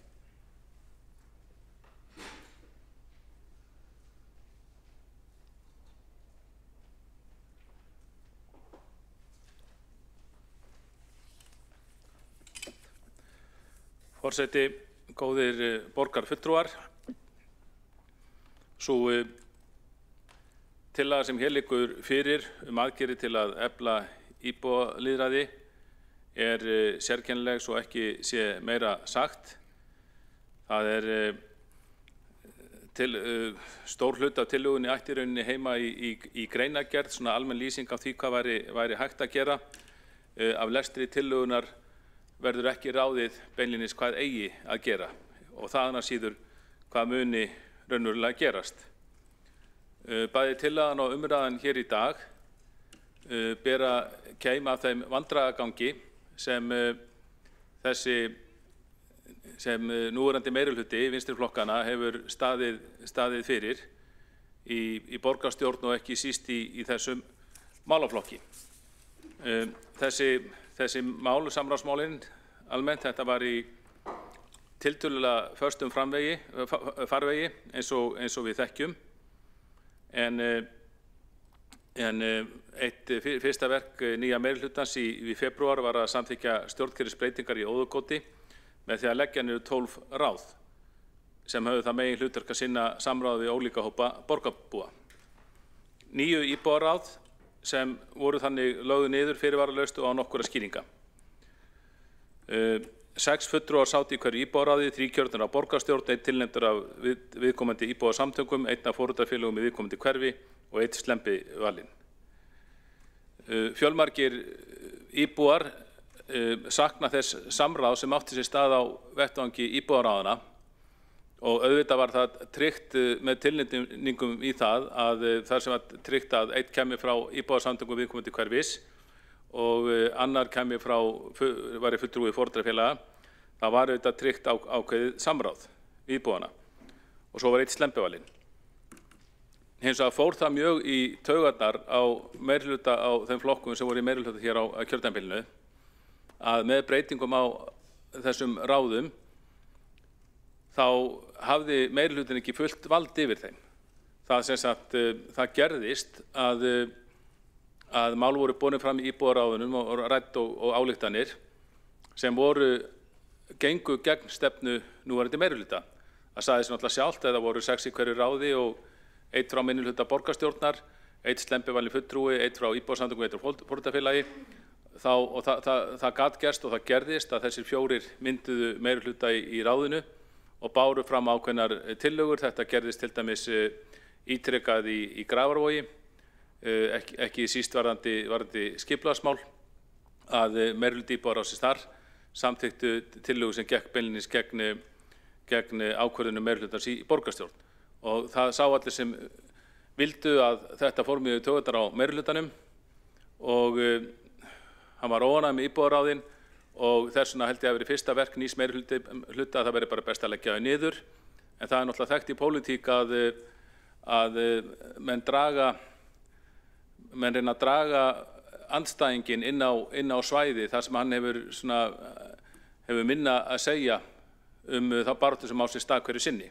Við þekkjum það til hans bara hér í borgarstjórn, hérna hafa fulltrúar minnihlutans sama rétt að tala og fulltrúar meirihlutans að mestu leyti. En við þekkjum það bara hér í borgarstjórn að ef það kemur viðkvæm tillaga, þá henni gjarnan vísað í borgarráð eða einhver aðra nefnd inn á lokaðan fund þar sem meirihlutin á alls kostar við minnihluta fulltrúana að minnsta kosti meira en hér. Og þetta bara þekkt taktík í pólitík og svo sem í hernaði líka. En þetta held ég að hafi verið helsta ástæða þess að meirihlutin ákvað að leggja niður íbúaráðin, ekki það að það ætti að nota tækifæri til þess að reyna að bæta samráðið. Fjölmenningarráð Reykjavíkur, öldungaráð Reykjavíkur og aðgengs- og samráðsnefnd í málefnum fatlaðs fólks voru einnig lögð niður. Þau voru líka mikilvægur samráðsvettvangur borgarstjórnar og viðkomandi notenda hópa. Auðvitað þá höfðu með því að tilnefna fulltrúa sinni þessi ráð, þá öðluðust hóparnir mikilvægan aðgang að kjörnum fulltrúum og stjórnkerfi Reykjavíkur borgar.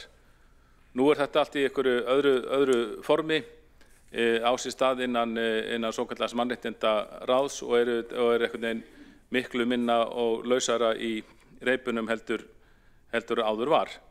En meirihlutin kýs að nota það orð að íbúaráðunum, hann hafi ákveðið að leyfa íbúaráðunum að hvíla út kjörtímabilið.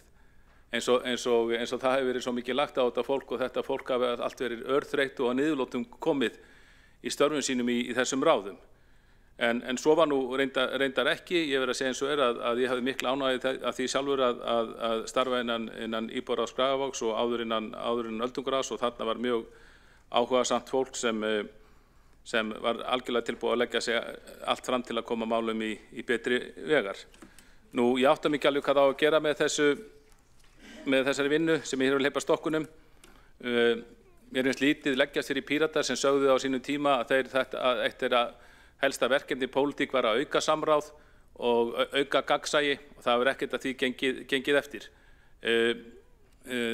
Gagnsæi hefur minnkað í borgarkerfinu eða gerð könnun á því bara hversu skjótt borgarfulltrúar fá svör við fyrirspurnum sínum, sjálfsögðum fyrirspurnum eins og fjármál annað, þá vitum við að sá tími hefur lengst mjög mikið sem auðvitað algjörlega óviðunandi og mjög slæm stjórnsýsla og í þinginu það þannig að ef að Píratar ekki búin að fá svar við fyrirspurn eftir mánuð þá tekur hann forseta þingsins til bæna opinberlega.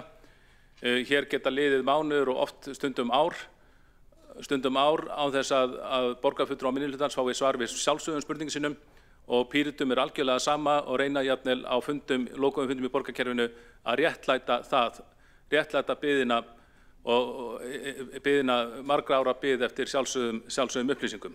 Þannig að gagnsæi hefur minnkað hér í borgarkerfinu. Tel ég þessi langi texti í þessari tillögu, það er alls konar orð í þessu, lausnamót, þá að skapa málefna leiðtoga og ég veit ekki hvað og hvað, borgaraþing verið þróuð áfram, mér sýnist þetta vera bara rauninni íbúafundir eins og hefur verið efnt til með margvíslegum hætti í hverfinum áratuga skeið hér í borginni. Mér heyrist bara breytingin eða svo að fundirnir eigi að vera lengri. Við erum nú að þekkja það í borgarkerfinu að fundirnir batni ekki endilega við það að lengjast. Þannig að ég held að hér sé mörgum spurningum ósvarað og svo kannski skiptir líka máli er að það ekkert ljóst. Það er greinilega mikið verkefni sem á að fara í gang en það er talað að það verða á næsta kjörtímabili. Þetta er eins og fleiri á meirihlutanum. Það er erfitt núna að það verður allt betra á næsta kjörtímabili. Það er reynt að velta málum yfir á næsta kjörtímabili eins og hægt er. En ég hefði gjarnan þegið að kostnaðaráætlun hefði fylgt þessu eftir alls konar hugmyndir sem hér koma fram og ég átta mig ekkert á því að lesa texta hvað allt þetta muni kosta. Þeir sem hafa skrifað tillöguna, þeir hljóta átta sig betur á því en ég. Það hefur nú komið fyrir að tillögur frá minnihlutanum hafa verið felldar hér í borgarstjórn eða vísa frá eða vísa inn einhverju vinnu vegna þess að þeim hefur ekki fylgt nákvæm kostnaðaráætlun. Fulltrúar meirihlutans reyna að gera mjög mikið úr þessari tillögu að nú eigi loksins að vera vatnaskil í samráði hér í borginni. En það hlýtur þá, ef það hefur verið vandað til tillögunar og greinargerðarinnar, þá hlýtur að vera ekstra til áætlun hvað þetta muni allt kosta. Ég óska því eftir upplýsingum það, kostnaðaráætlun að minnst kosti grófa kostnaðarhugmynd ef hún er fyrir hendi. Ef menn hafi ekki gert sér grein fyrir slíku, hver mikla vinnu og kostnaðarsamar verið að fara í, þá verður nú að gefa lítið fyrir þessa vinnu. Kjartan Magnússon, borgarfulltrúi, hefur lokið máli sínu. 2 borgarfulltrúar hafa óskað eftir að veita ansvar. Fyrst til þess að veita ansvar er Alexandra Briem, borgarfulltrúi. Forseti, ég bara vísa því alfarið á bug að það sé minna gegnsæi í borginni heldur en áður. Það er töluvert mikið meira. Kannast ekki við annað heldur en að þegar upp hefur komið að fyrirspurnir hafa beðið lengi þá hefur við bara beðist afsökunar á því og í einhverju tilfellum útskýrt hverju það kann að sæta. Stundum hafa þær gleymst eða einhverju verið í fríi eða einhverju hefur talið að það væri búið að svara þeim eða þær voru í tvíriti eða það er ýmsar ástæður fyrir því. Við höfum aldrei verið að segja að það sé bara eitthvað eðlilegt eða að reyna að fela það og kannast ekki annað en við höfum bara beðist afsökunar þegar það hefur gerst og ber það bara kasta því tilbaka. Ég vil líka meina að við höfum farið í ýmsar aðgerðir til þess að auka aðkomu minnihlutans en eins og til dæmis bara að bjóða fulltrúa minnihlutans að skipa varaforseta og vera með á fundum forsætisnefndar sem var ekki hér áður fyrr og bara margt fleira. En gegnsæi snýst nú kannski meira gegnsæi gagnvart íbúum og fjölmiðlum og samfélaginu heldur en bara gagnvart einhverjum fundarsköpum. Ég ætla að fara, já. Alexandra Briem, borgarfulltrúi, hefur lokið að veita ansvar. Svar þá ansvari Kjartan Magnússon, borgarfulltrúi. Forseti góði, borgarfulltrúar, ég þakka fyrir svarið. Við höfum nú sem árætt þetta með fyrirspurningar og ég kannast þó sem ekki við að fengja afsökun beinlínis frá meirihlutanum fyrir það en hins vegar þá er það oft þegar að fyrirspurnir eru kannski að berast eftir 1, 2, 3 ár. Þá er mjög oft í lok þeirra að viðkomandi embættismaður, hann biðst velvirðingar á hversu langan tíma hefur tekið að svara þessu. Það hefur verið dæmi það að bara eins og fyrirverandi oddviti Sjálfstæðisflokksins, hann spurði sjálfsagðar spurningar bara hvað starfsmenn borgarinnar verða margir og fekk svar eftir eitthvað 1,5 ár og þá var hann nú hættur í pólitík blessaður. En þannig að það má ræða þetta en auðvitað er þetta líka stjórnin. Borgarstjóri og meirihlutin á auðvitað að sjá til þess að var stjórna sínum ráðum að sjá til þessar spurningu sem svarað og ég vitna bara inn á aftur til Alþingis þar sem bara menn hafa gert allt vitlaust bara úr pontu ef þeir hafa þurft að bíða svona viku, 2 fram yfir lögboðin fresti mér held ég 3 vikur í þinginu og þá má þetta margt segja gagnsæi, það er ýmsar upplýsingar veittar hjá borginni sem má deila hvort það séu réttar. Kjartan Magnússon, borgarfulltrúi, hefur lokið við að svara. Andsvari veitir þá andsvar öðru sinni Alexandra Briem, borgarfulltrúi. Já, forseti, hér ekki deilt rétt minnihluta hvorki í borgarstjórninni á Alþingi til að biðja upplýsingar og til þess að pirrast ef upplýsingarnar þykja berast hægt. Hins vegar myndi þá biðja sértæk dæmi ef ég á að fara í vörn fyrir einhverja sérstakar aðgerðir fyrrum þingmanna Pírata sem ég þekki ekki til nákvæmlega. Það var líka spurt grófar kostnaðaráætlanir. Það hluta tillögunnar að þetta verði útfært kostnaðarmetið og lagt fyrir starfrænt ráð þegar að það liggur fyrir en ég hef ekki mikið af nánari útfærslum á því. Ég get gefið mér að borgaraþing, ef við myndum fara í svipaðar útfærslur og voru á námskeiðinu sem fórum á hérna daginn, þá gæti það kostað bilinu 5 til 7 milljónir en það bara gróft mat og það hefur ekki verið nógu vel útfært til þess að maður kunni vel leggja það formlega fram. Aðrar aðgerðir í þessu yrðu ódýrari væntanlega nema mögulega stóra vinnustofur í hverfunum en það myndi velta á hversu stórar það eru og hversu oft og af því að það ekki útfært nánar þá ekki hægt að leggja framlega tölur það akkurat núna. Alexandra Briem, borgarfulltrúi, hefur lokið við að veita andsvar öðru sinni og svarar þá andsvari öðru sinni borgarfulltrúin Kjartan Magnússon. Forseti, góðir borgarfulltrúar, ég held að tími andsvarsins leyfi það ekki að ég fer að leggja fram mörg sértæk dæmi. Ég lagði fram eitt sértæk dæmi hér áðan en stend alveg við það að á Alþingi, og það ekki bara fulltrúar Pírata, á Alþingi þá gera þingmenn oft alvarlega athugasemdir, held ég sama í hvaða flokki þeir eru, ef að þeirra fyrirspurnum ekki svarað innan lögboðins frest sem held ég tæpur mánuður. Gott að fá upplýsingar hvað námskeiðið sem við fórum á daginn kostaði, allt í góðu með það, það var eitthvað annað, en svo mér finnst það samt vera góð regla að reyna að kostnaðarmeta tillögu áður að leggur hana fram. Ég held að ég yrði skammaður ef að ég myndi leggja fram tillögu og ætlast til að hún var í samþykkt á sama fundi og ég segði leið að svo ætti bara eftir að reikna kostnaðinn út. Kjartan Magnússon, borgarfulltrúi, hefur lokið við að svara andsvari öðru sinni og veitir þá andsvar Oktavía Hrund Guðrúnar Jóns, borgarfulltrúi.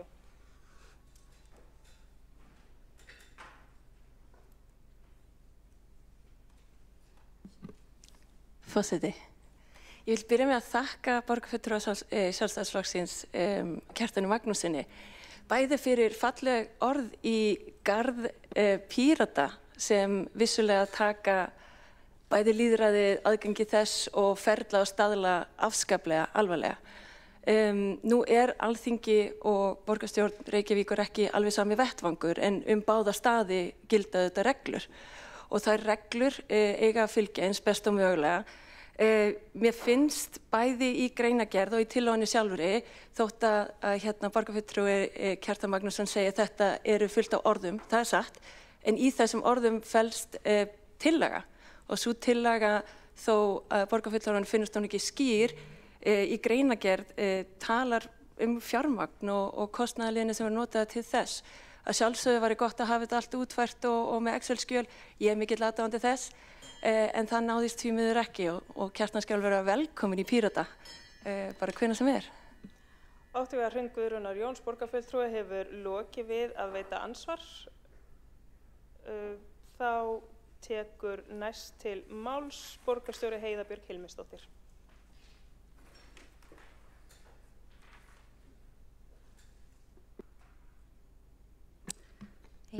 Forseti, ágæta borgarstjórn, ég kveð mér bara hljós til þess að fá að lýsa ánægju minni með þessa tillögu sem liggur fyrir fundinum og þakka þeim sem að hann hafa unnið undir dyggri forystu Alexandru Briem, borgarfulltrúa. Það vissulega var ákveðið að hvíla aðeins íbúðaráðin og leita annarra leiða til þess að eiga samráð við íbúa. Það er auðvitað eitt af okkar lykilhlutverkum.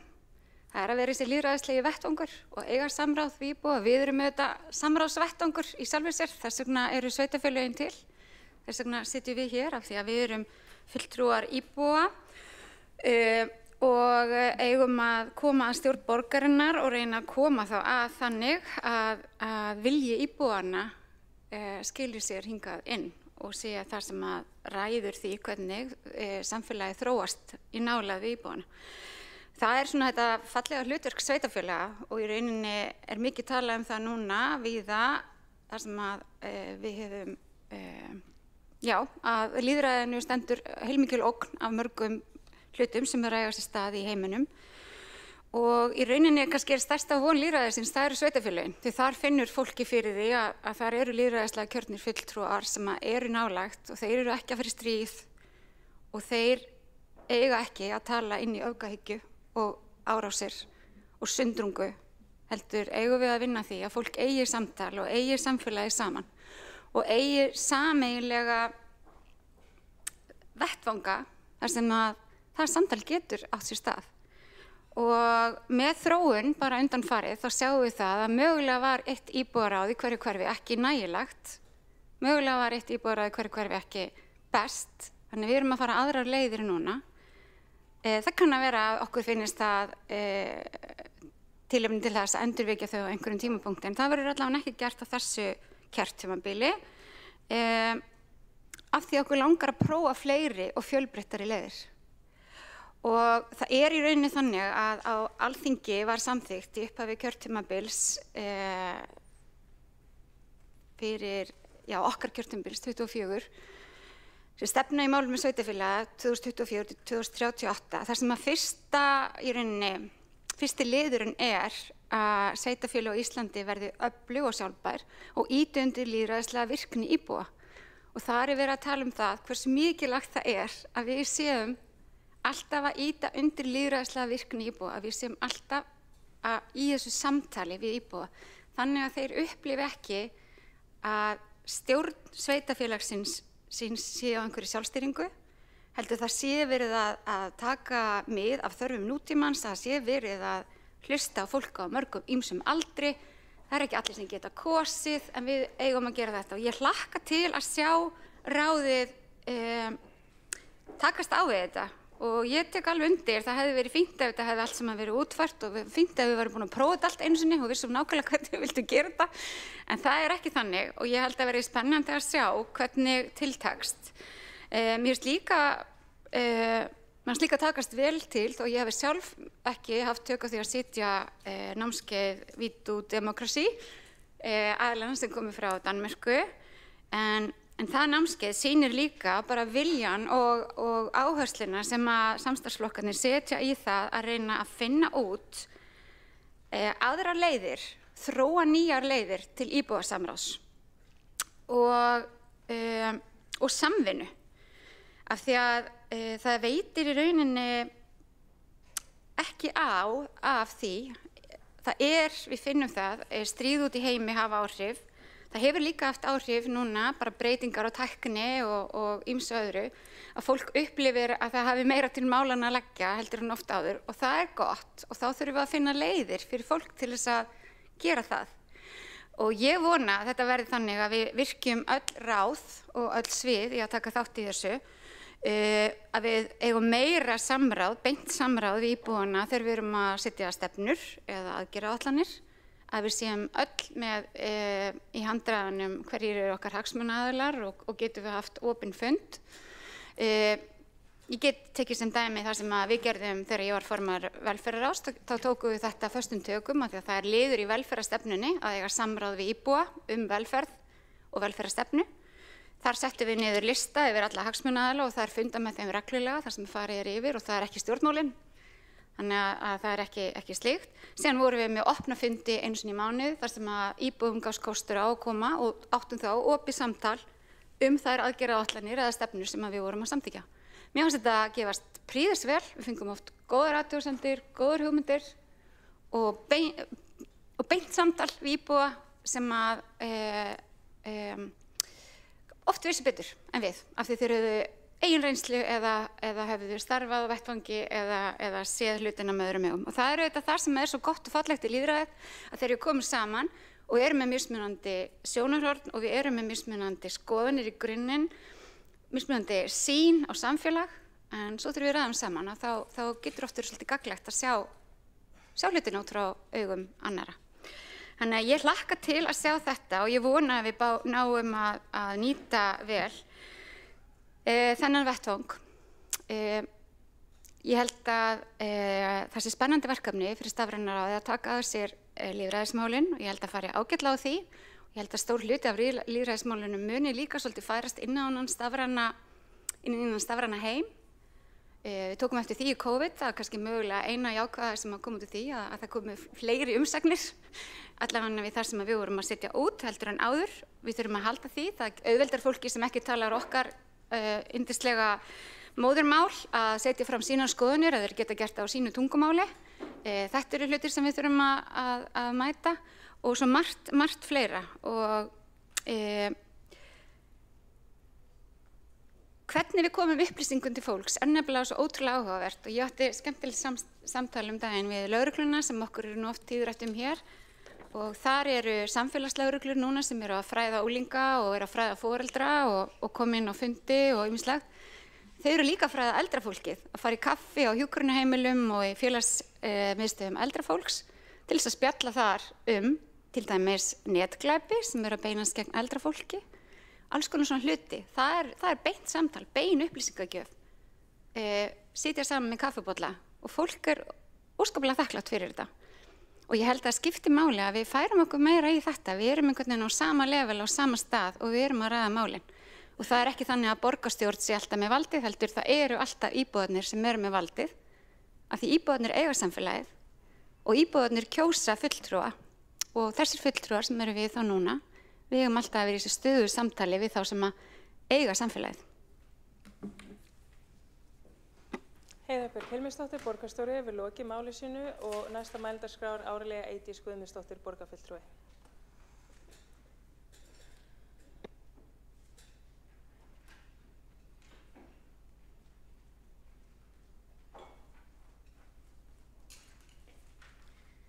Virðulegi forseti, ágæti borgarfulltrúar, áhugaverð umræða sem að hér hefur átt sér stað lýðræði og svokölluðu krísu lýðræðis, en það vantar í rauninni einn faktor hér inn sem ekki hefur ræddur, ýmsir hafa komið með einu með öðrum hætti að honum og það er lykilhugtak í öllu sem snýr að lýðræði og það er traust. Traust er lykilþáttur í lýðræðislegu samfélagi. Það er kjarnahugtak í rannsóknum á stjórnmálum, stjórnsýslu og forystu og án trausts stofnar samvinna, pólitísk þátttaka minnkar og lýðræði glatar réttmætum grundvelli sínum. Traust snertir bæði formlega og óformleg tengsl milli borgara og stjórnvalda og gegnir lykilhlutverki í því hvernig vald er framkvæmt, samþykkt og skynjað. Má nefna fræðimanninn Bo Rothstein sem hefur lagt áherslu á trausti stofnana byggist á hlutleysi, óhlutdrægni og sanngirni í stjórnsýslu.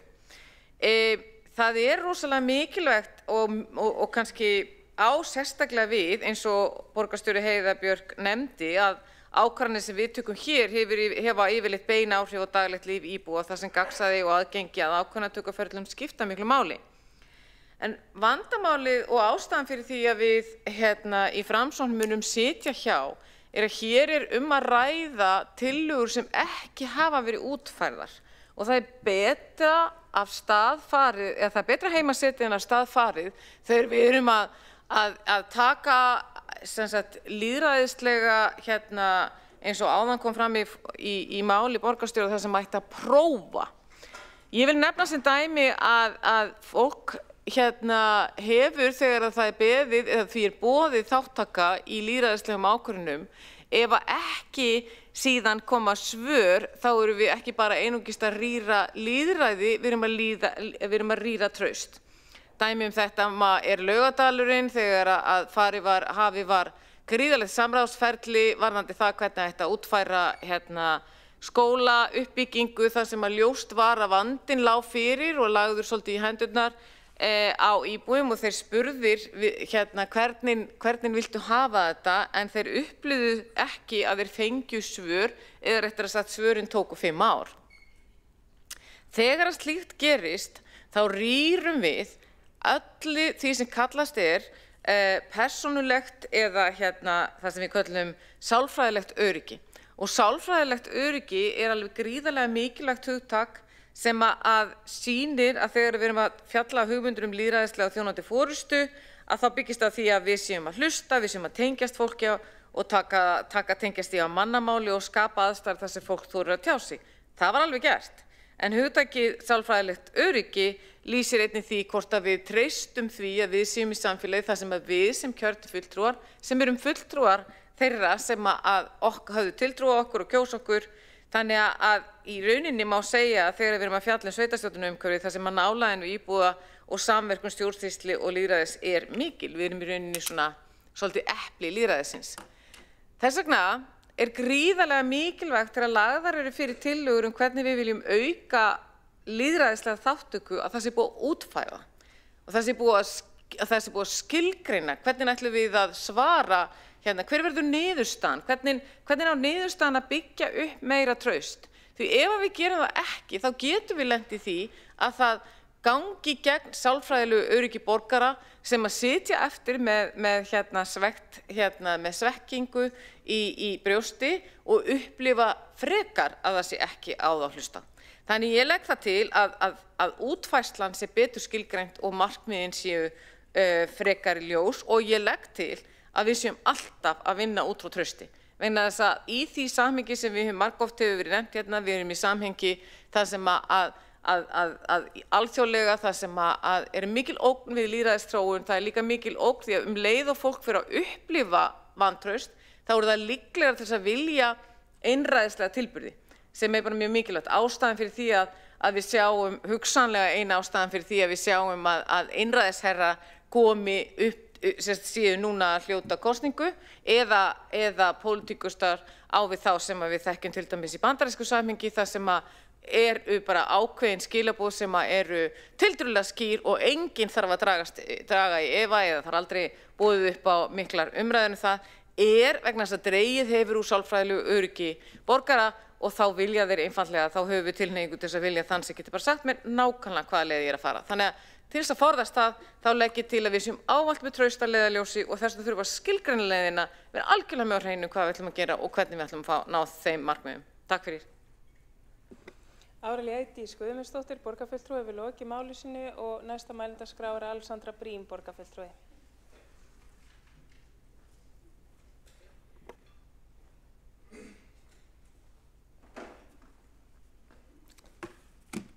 Forseti,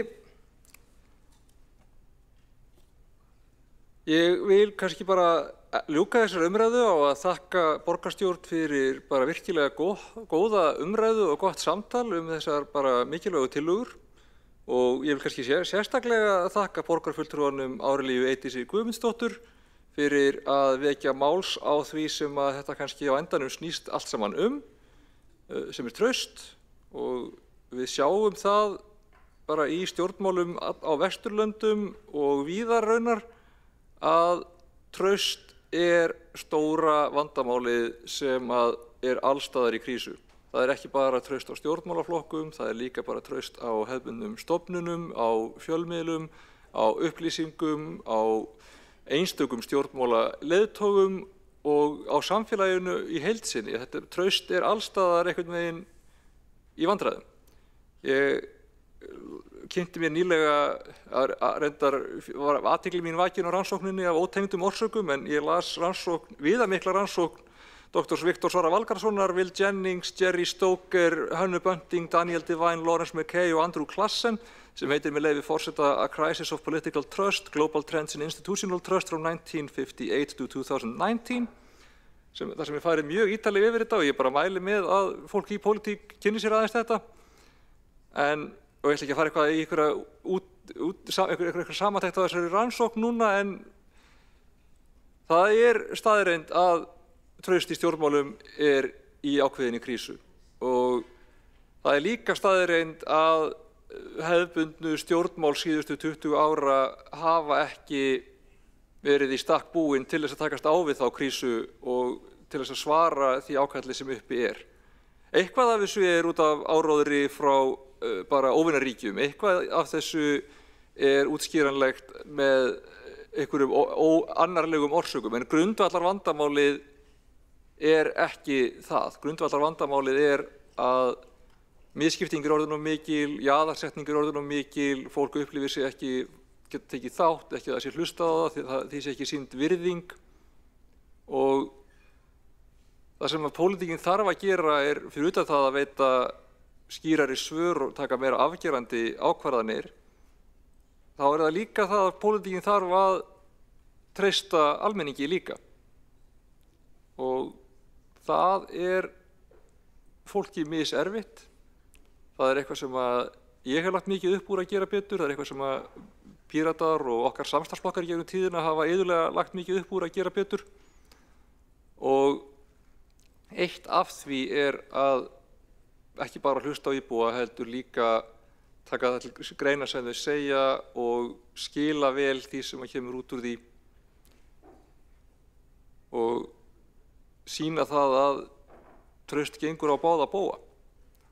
Og á endanum það þannig að það ljóst að þó sem við séum ekki endilega sammála hér inni hvernig til hafi tekist hingað til eða hvernig sé best að taka næstu skref áfram, þá erum við öll sammála nauðsyn þess að eiga þetta samtal og samráð við íbúa.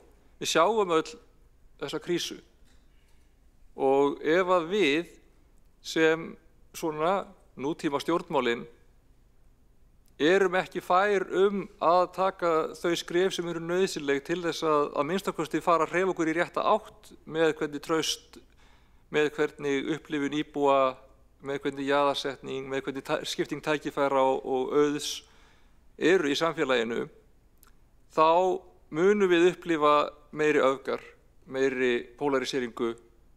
Ef fólk fær ekki jákvæða breytingu sem það getur trúað á, þá mun þá endanum velja neikvæða breytingu af því að það sé þá allavega breyting. Og ég held að ekkert okkar vilji feta þá braut. Ég býð bara fulltrúum minnihlutans að vera með okkur í því að útfæra hvernig við klárum þessar lausnir, hvernig þetta verður framkvæmt. Það ástæða fyrir því að þær ekki fullmótaðar og það í fyrsta lagi vegna þess að við vildum geta tekið meiri faglega ráðgjöf inn í það og við vildum líka geta átt samtal það við minnihlutann og við viljum líka bara að það sé sátt það hvernig þetta sé haldið áfram og við munum auðvitað þurfa að taka afstöðu til endanlegra útgáfna þegar að búið að vinna þetta og kostnaði með þetta. Ég býð fólki líka bara að vera með í því að vera með í stýrihóp að skrifa næstu aðgerðaáætlun lýðræðisstefnunnar. Öll viljum við gera vel fyrir íbúa borgarinnar og við skulum vinna saman að því. Takk fyrir.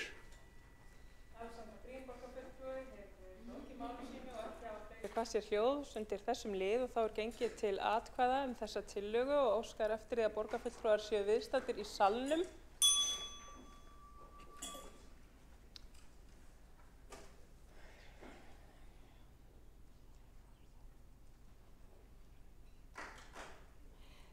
Þá gengið til atkvæðagreiðslu tillögu borgarfulltrúa samstarfsflokkana aðgerðir til að efla íbúalýðræði. Þau sem eru samþykk vinsamlega skefið þess merki. Þau sem á móti kunna vera. Þá tillagan samþykkt með 12 atkvæðum borgarfulltrúa samstarfsflokkana gegn 6 atkvæðum borgarfulltrúa Sjálfstæðisflokksins og aðrir borgarfulltrúar sitja hjá við afgreiðslu málsins. Þá gengið til næsta liðar á dagskrá sem ályktunartillaga borgarfulltrúa Sjálfstæðisflokksins útvistun heilbrigðiseftirlits og tekur fyrst til máls Hildur Björnsdóttir borgarfulltrúi.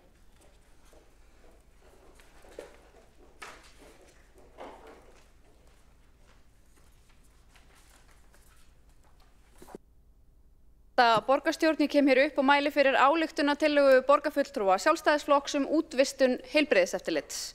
Og með tillögunni þá viljum við að borgarstjórn skori á umhverfis-, orku- og loftslagsráðherra að gera viðeigandi breytingar á lögum hollustuhætti og mengunarvarnir og eftir atvikum öðru regluverki sem snýr að heilbrigðiseftirliti svo sveitarfélögum gefist kostur á því að bjóða út lögbundið heilbrigðiseftirlit.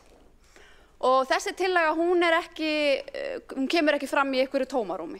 En að undanförnu þá hefur verið verulega mikið fjallað samskipti veitingamanna sérstaklega við heilbrigðiseftirlit Reykjavíkur. Og allar bera frásagnir veitingamanna að sama brunni.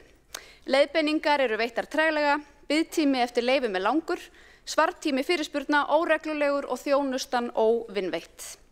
Heilbrigðiseftirlitið sagt ganga hart fram gagnvart umsækjendum og beita matskenndum túlkunum á regluverki. Og margir veitingamenn tala hreinlega að það skipti miklu máli hvaða aðila þú færð í eftirlitsheimsókn, hvaða starfsmann þú færð í eftirlitsheimsókn frá heilbrigðiseftirliti. Og ég ætla reyndar að bæta því hérna inn að þetta á auðvitað ekkert einungis við heilbrigðiseftirlit Reykjavíkur. Þetta gæti líka átt við byggingafulltrúa og ýmsa aðra starfsemi borgarinnar þar sem fólk upplifir að túlkun og regluverki sé matskennd og það skiptir máli á hvaða starfsmanni þú lendir og það er mjög óæskilegt þegar opinbera starfsemi er að ræða. En allt leiðir þetta auðvitað af sér gríðarlegar tafir við opnun veitingahúsa með tilheyrandi kostnaði og óvissu. Segja veitingamenn samskiptin við heilbrigðiseftirlit Reykjavíkur jafnframt óvinveittari heldur en samskipti við heilbrigðiseftirlit annarra sveitarfélaga.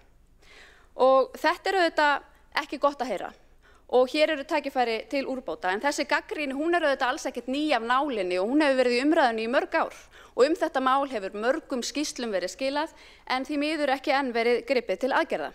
En ein góð skýrsla sem vísa mætti í skýrsla sem var skilað í október 2023 af starfshópi á vegum umhverfis-, orku- og loftslagsráðherra. En hún fjallaði framkvæmd heilbrigðiseftirlits hérlendis. Og hópurinn hann komst að þeirri niðurstöðu að gagngera breytinga væri þörf á eftirlitinu enda væri stjórnsýslan flókin og ósamræmi í framkvæmd mikil. Með þörf á og gagngera breytinga væri þar með þörf á eftirlitinu.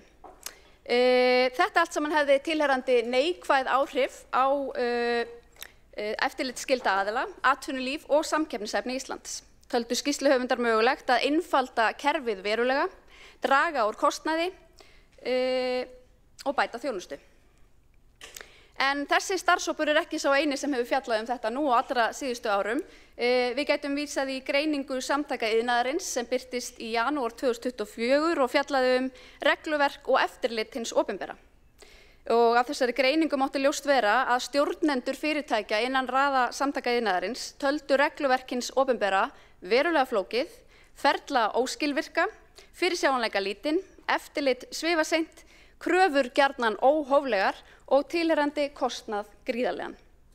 Samtökin lögðu könnun fyrir stjórnendur fyrirtækjana en í niðurstöðum sagði meðal annars opinbert eftirlit með leyfi forseta, tímafrestir ekki virtir í málsmeðhöndlun, leyfisveitingaferillinn þyngstur í vöfum, gríðarlegur kostnaður legið í töfum vegna þessa hjá fyrirtækjum okkar á undanförnum árum, engin greinamunur gerður á stórum eða litlum breytingum, virðist allt enda í sömu skrifræðiskvörninni. Mikill ávinningur samfélagsins fólginn í einföldun regluverks og sér í lagi einföldun leyfisveitinga. Lestri lýkur. Viðskiptaráð Íslands birti jafnframt úttekt á opinberu eftirliti í ágúst 2024 og í úttektinni sagði að fyrirkomulag heilbrigðiseftirlits væri óþarflega flókið og takmarkað samræmi í framkvæmd eftirlits. Viðskiptaráð lagði fram ýmsar tillögur til úrbóta, meðal annars þá að framkvæmdin yrði útvistað til faggiltra skoðunarstofa. Þannig væri framkvæmd eftirlitsins á höndum einkaaðila, líkt og raunin til dæmis bifreiðaeftirlit. Með breyttu fyrirkomulagi mætti draga verulegur óhagræði eftirlitsskyldra aðila án þess að slá af kröfum öryggi og vernd neytenda. Og víkjum þá aðeins að bifreiðaeftirliti.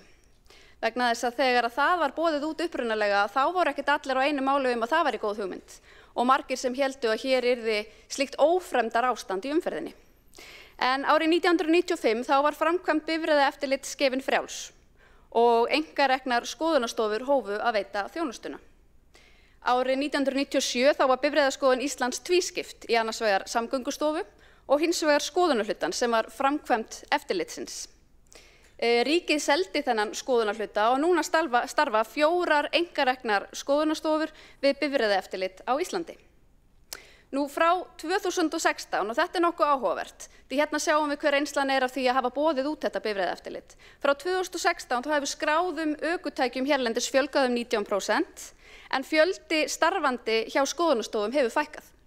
Þannig að þrátt fyrir að skráðum ökutækjum hafi fjölgað, þá hefur starfsmönnum sem sinna eftirliti með skráðum ökutækjum fækkað. Þannig að afköst bifreiðaeftirlits hafa aukist. Kraftar frjálsrar samkeppni hafa verið leystir úr læðingi. Og við þetta eru auðvitað margir kostir við að bjóða út opinbert eftirlit þessu tagi. Meðal annars einkaaðilar keppast við að bjóða þjónustu á sem hagkvæmastan hátt.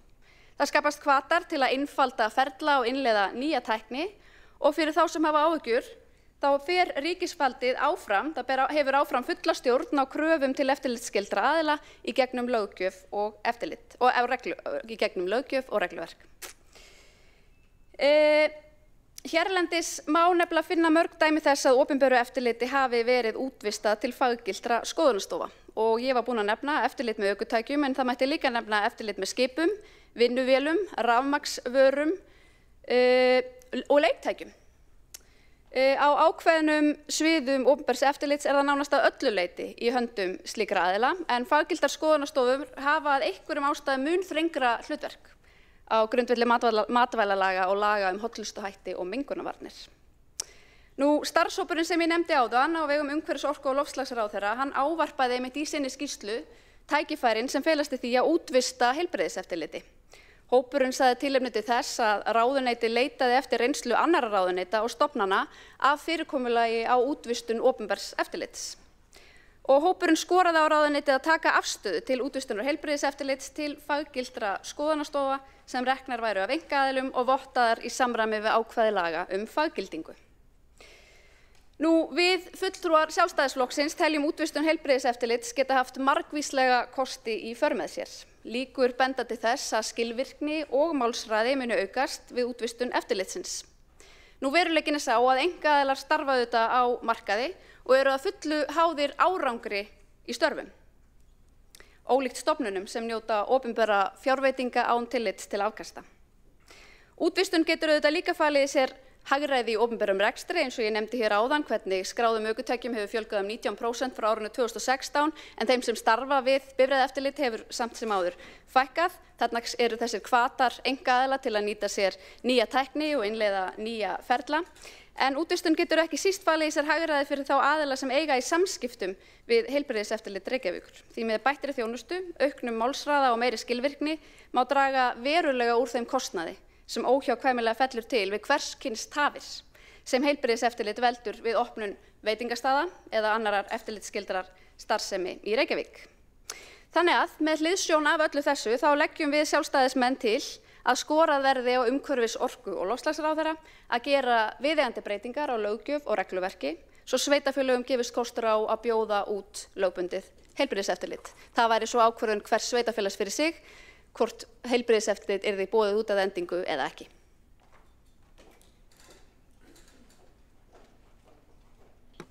Borgarfulltrúinn hefur lokið við mál sitt, einn hefur óskað eftir því að veita andsvar og það er borgarfulltrúinn Alessandra Brím. Forseti, ég ætla nokkað ekki að fara í þetta allt í þessu litla andsvari. Það er einn punktur í ræðu borgarfulltrúans Hildar Björnsdóttur sem ég vil spyrja út í. En ef að það er eina af ástæðunum fyrir þessari tillögu að svo virðist sem mat heilbrigðiseftirlits Reykjavíkur sé handahófskennt eða fari eftir hver sé á staðnum hverju sinni, þá er það væntanlega vandamál með regluverkið sem unnið er út frá þinginu sem laga og reglugerðarsafn Matvælastofnunar, laga og reglugerðarsafn Umhverfisstofnunar, reglugerðarsafn almennt, Alþingi, reglugerð skráningarskyldu atvinnurekstrar samkvæmt lögum hollustuhætti og mengunarvarnir og svo samþykkt stjórn Reykjavíkurborgar og samþykkt hundahald og samþykkt götu og torgsölu hjá Reykjavíkurborg og það er ekki þá við nema tekið væri þá á því vandamáli að regluverkið sem miðað er við sé óskýrt. Þá myndi það væntanlega ekkert breytast hvort sem að það væri útvistað eða ekki. Við þurfum væntanlega að takast á við það vandamál að regluverkið bjóði upp á það ef reynist það rétt. Borgarfulltrúinn hefur lokið við að veita andsvar og svara þá andsvari borgarfulltrúinn Hildur Björnsdóttir. Forseti, ágæta borgarstjórn, mér heyrist sú sem hér talar og borgarfulltrúi Alessandra Brím vera sammála að það má margt gera til að einfalda og bæta regluverkið sem að fyrirtæki starfa eftir hér í Reykjavík og á landinu öllu og það hefur mikið verið fjallað til að mynda ósamræmi milli heilbrigðiseftirlita eftir sveitarfélögum og við erum ekki að sjá sömu umkvartanir heilbrigðiseftirlit annarra sveitarfélaga eins og Reykjavíkurborgar að það sé ósamræmi innan eftirlitsins á nálgun eða túlkun regluverks eftir því hvað fulltrúi kemur í eftirlitsheimsókn. Þetta er eitthvað sem við þurfum að bæta og taka alvarlega En einföldun regluverks, það auðvitað bara músík í mínum eyrum og það var ákveðin upptaktur af því í skýrslunni sem ég nefndi hér áðan sem unnin var á vegum umhverfis, orku og loftslagsráðuneytisins í október 2023. En munurinn á hinu opinbera og einkaaðilum að einkaaðilar starfa á markaði, þeir starfa í samkeppnisumhverfi, þeir bera allan hag af því að ganga vel og að orðspor þeirra bíði ekki hnekki. Á meðan opinberar stofnanir þær fá bara yfirleitt fjárveitingar óháð afköstum eða árangri. Borgarfulltrúinn hefur lokið við að svara andsvar og veitir þá andsvar öðru sinni borgarfulltrúinn Alexandra Briem. Forseti, já, við viljum væntanlega heldur ekki búa til það umhverfi að fyrirtæki á markaði sjái svona eftirlit og í óljósu markaðsumhverfi þá hefðu þau einhvers fjárhagslega hagsmuni af því að veita jákvæða umsögn því annars færu veitingastaðir til annarra fyrirtækja sem myndu kannski veita jákvæðari umsögn.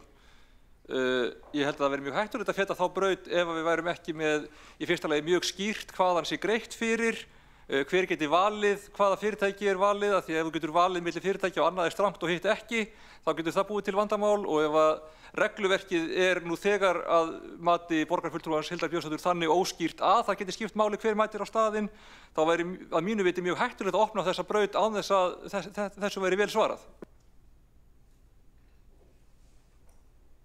Borgarfulltrúinn hefur lokið við að veita andsvar öðru sinni og svara þá andsvar öðru sinni borgarfulltrúinn Hildur Björnsdóttir.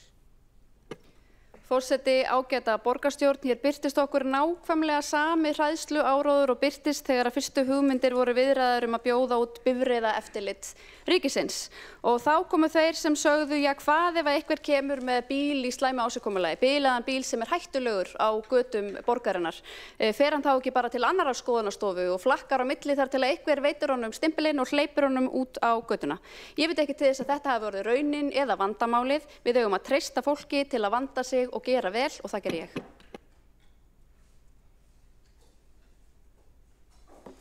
Borgarfulltrúinn hefur lokið við að svara andsvari öðru sinni og telst á andsvörum undir þessar ræðu lokið.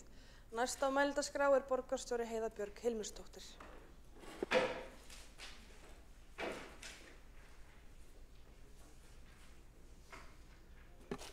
Já, kæri forseti og ágætu borgarfulltrúar, mér nú orða vant yfir því hvernig hér var talað starfsfólk Reykjavíkurborgar. Finnst það ekki sæma borgarstjórn að svo sé talað til starfsfólks og biðst bara afsökun fyrir hönd borgarstjórnar á því að hér sé fólk vænt það að vera óvinveitt þeim sem að leita til þeirra og ekki að sinna sínum störfum að heilindum. Það sorglegt að heyra. En við stöndum hér frammi fyrir þessari áskorunartillögu frá Sjálfstæðisflokknum það að skora á ráðuneyti að gera breytingar sem að einhverju leyti virðast byggja á skýrslu sem að gefin var út árið 2023 og þáverandi heilbrigðisráðherra þáverandi umhverfis orku og umhverfisráðherra léti vinna. Sú skýrsla fór í mikið og margþætt samráð og Reykjavíkurborg hefur í rauninni sent umsögn hana til stjórnvaldsins, matvælaráðuneytisins sem að þá óskaði eftir. Það var alltaf verið að flækja þetta pínulítið með þessum ráðuneytum, hver með hvað, en matvælaráðuneytið óskaði eftir umsögnum þetta. Þar sem að á undanförnum árum hefur fyrirkomulagi matvælaeftirlits nokkuð oft verið breytt. Almennt hefur tilgangurinn verið einföldun, en almennt hefur útkoman verið meiri flækja.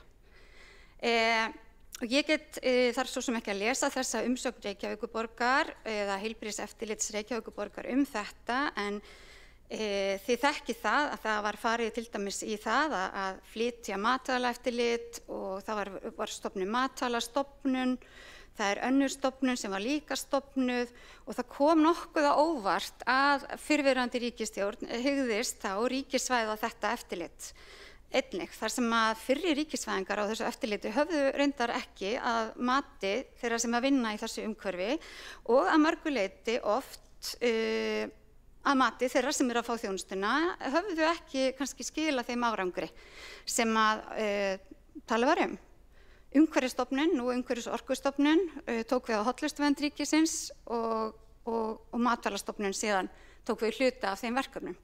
Og ég held að já, það er margir sem hafa talað það að þarna núna verið að leita, til dæmis þeir sem eru með matvælaeftirlit, þeir þurfa bæði að tala við Matvælastofnun og heilbrigðiseftirlitin í sínu umdæmi. Matvælastofnun með eftirlit með kjötvinnslum og fiskvinnslum, en mengunareftirliti með kjötvinnslum og fiskvinnslum hjá heilbrigðiseftirliti. Þannig að þetta náttúrulega ekki til þess að einfalda, þetta þýðir það koma fleiri að skoða, það koma fleiri að taka út, en stjórnvaldsákvörðunin, hún alltaf hér.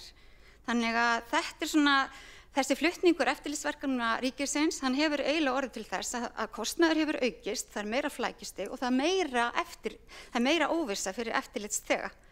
Þannig að ég myndi nú leggja það til að við myndum aðeins horfa betur í, leyfa mögulega ráðuneytinu sem hefur verið að vinna þessu, að reyna að koma því til leiða að eftirlit með heilbrigði. Því hér talað og heilbrigðiseftirliti líkt við bílaeftirlit sem auðvitað fjarstæða og fráleit samlíking.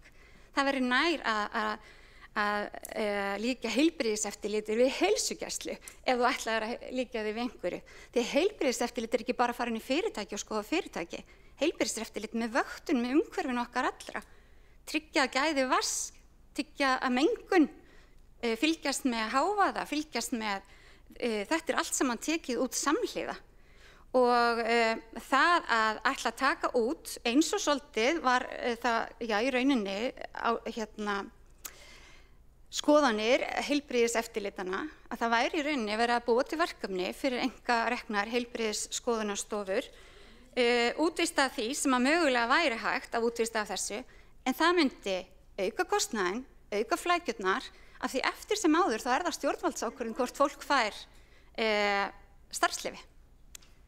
Eftir sem áður þyrfti skoðunarstofan þá að skila til sveitarfélagsins niðurstöðu á sinni skoðun sem þá tekin til skoðunar ásamt öðrum gögnum, nema að vilja sér til að ekkert eftirlit sé með. Og þá spurning, hvernig horfum við þá á, til dæmis þegar við ræddum hér ekki fyrir alls svo löngu matareitrun sem kom upp á hér í leikskóla í Vesturbænum. Þá einkarekin leikskóli, þá var kallað á heilbrigðiseftirliti. Hvað var heilbrigðiseftirliti? En ef það væri bara einkarekin stofnun út í bæ og kæmi þarna einu svona ári, þið verði líka svolítið að velja, kæru borgarfulltrúar, hver ykkar afstaða? Viljið meira heilbrigðiseftirlit? Viljið meira öryggi, meira samtali borgarbúa heilnæmt umhverfi? Eða viljið minna? Og við getum einhvern veginn ekki svona, einhvern veginn finnst mér valið úr. Í heilbrigðiseftirlitið ekki bara með þessar reglubundnu mælingar á matvælaöryggi og umhverfisvöktun. Þetta vernd okkar gegn smithættu, þetta vernd okkar gegn ýmsum hættum sem að leynast í umhverfinu okkar. Þegar verður olíuleki, þá kemur heilbrigðiseftirlitið. Hver mælir? Það heilbrigðiseftirlitið. Ætlum við að fara að láta einhverjar skoðunarstofur gera það? Alls ekki. En ég held að hér séum að ræða annars vegar gríðarlega bara vanþekkingu á heilbrigðiseftirliti. Hér líka verið að ráðast að starfsheiðri fólk sem hefur lagt allt sitt starf og allan sinn tíma í það að vinna að heilundum að þessu, meðan að ráðherra Sjálfstæðisflokksins gullhúða reglugerðir, þó að heilbrigðiseftirlit Reykjavíkur hafi varað við því, þá gullhúða reglugerðir og sett inn biðtíma sem hefur orðið þess að veitingamenn allt land hafa þurft að bíða lengur.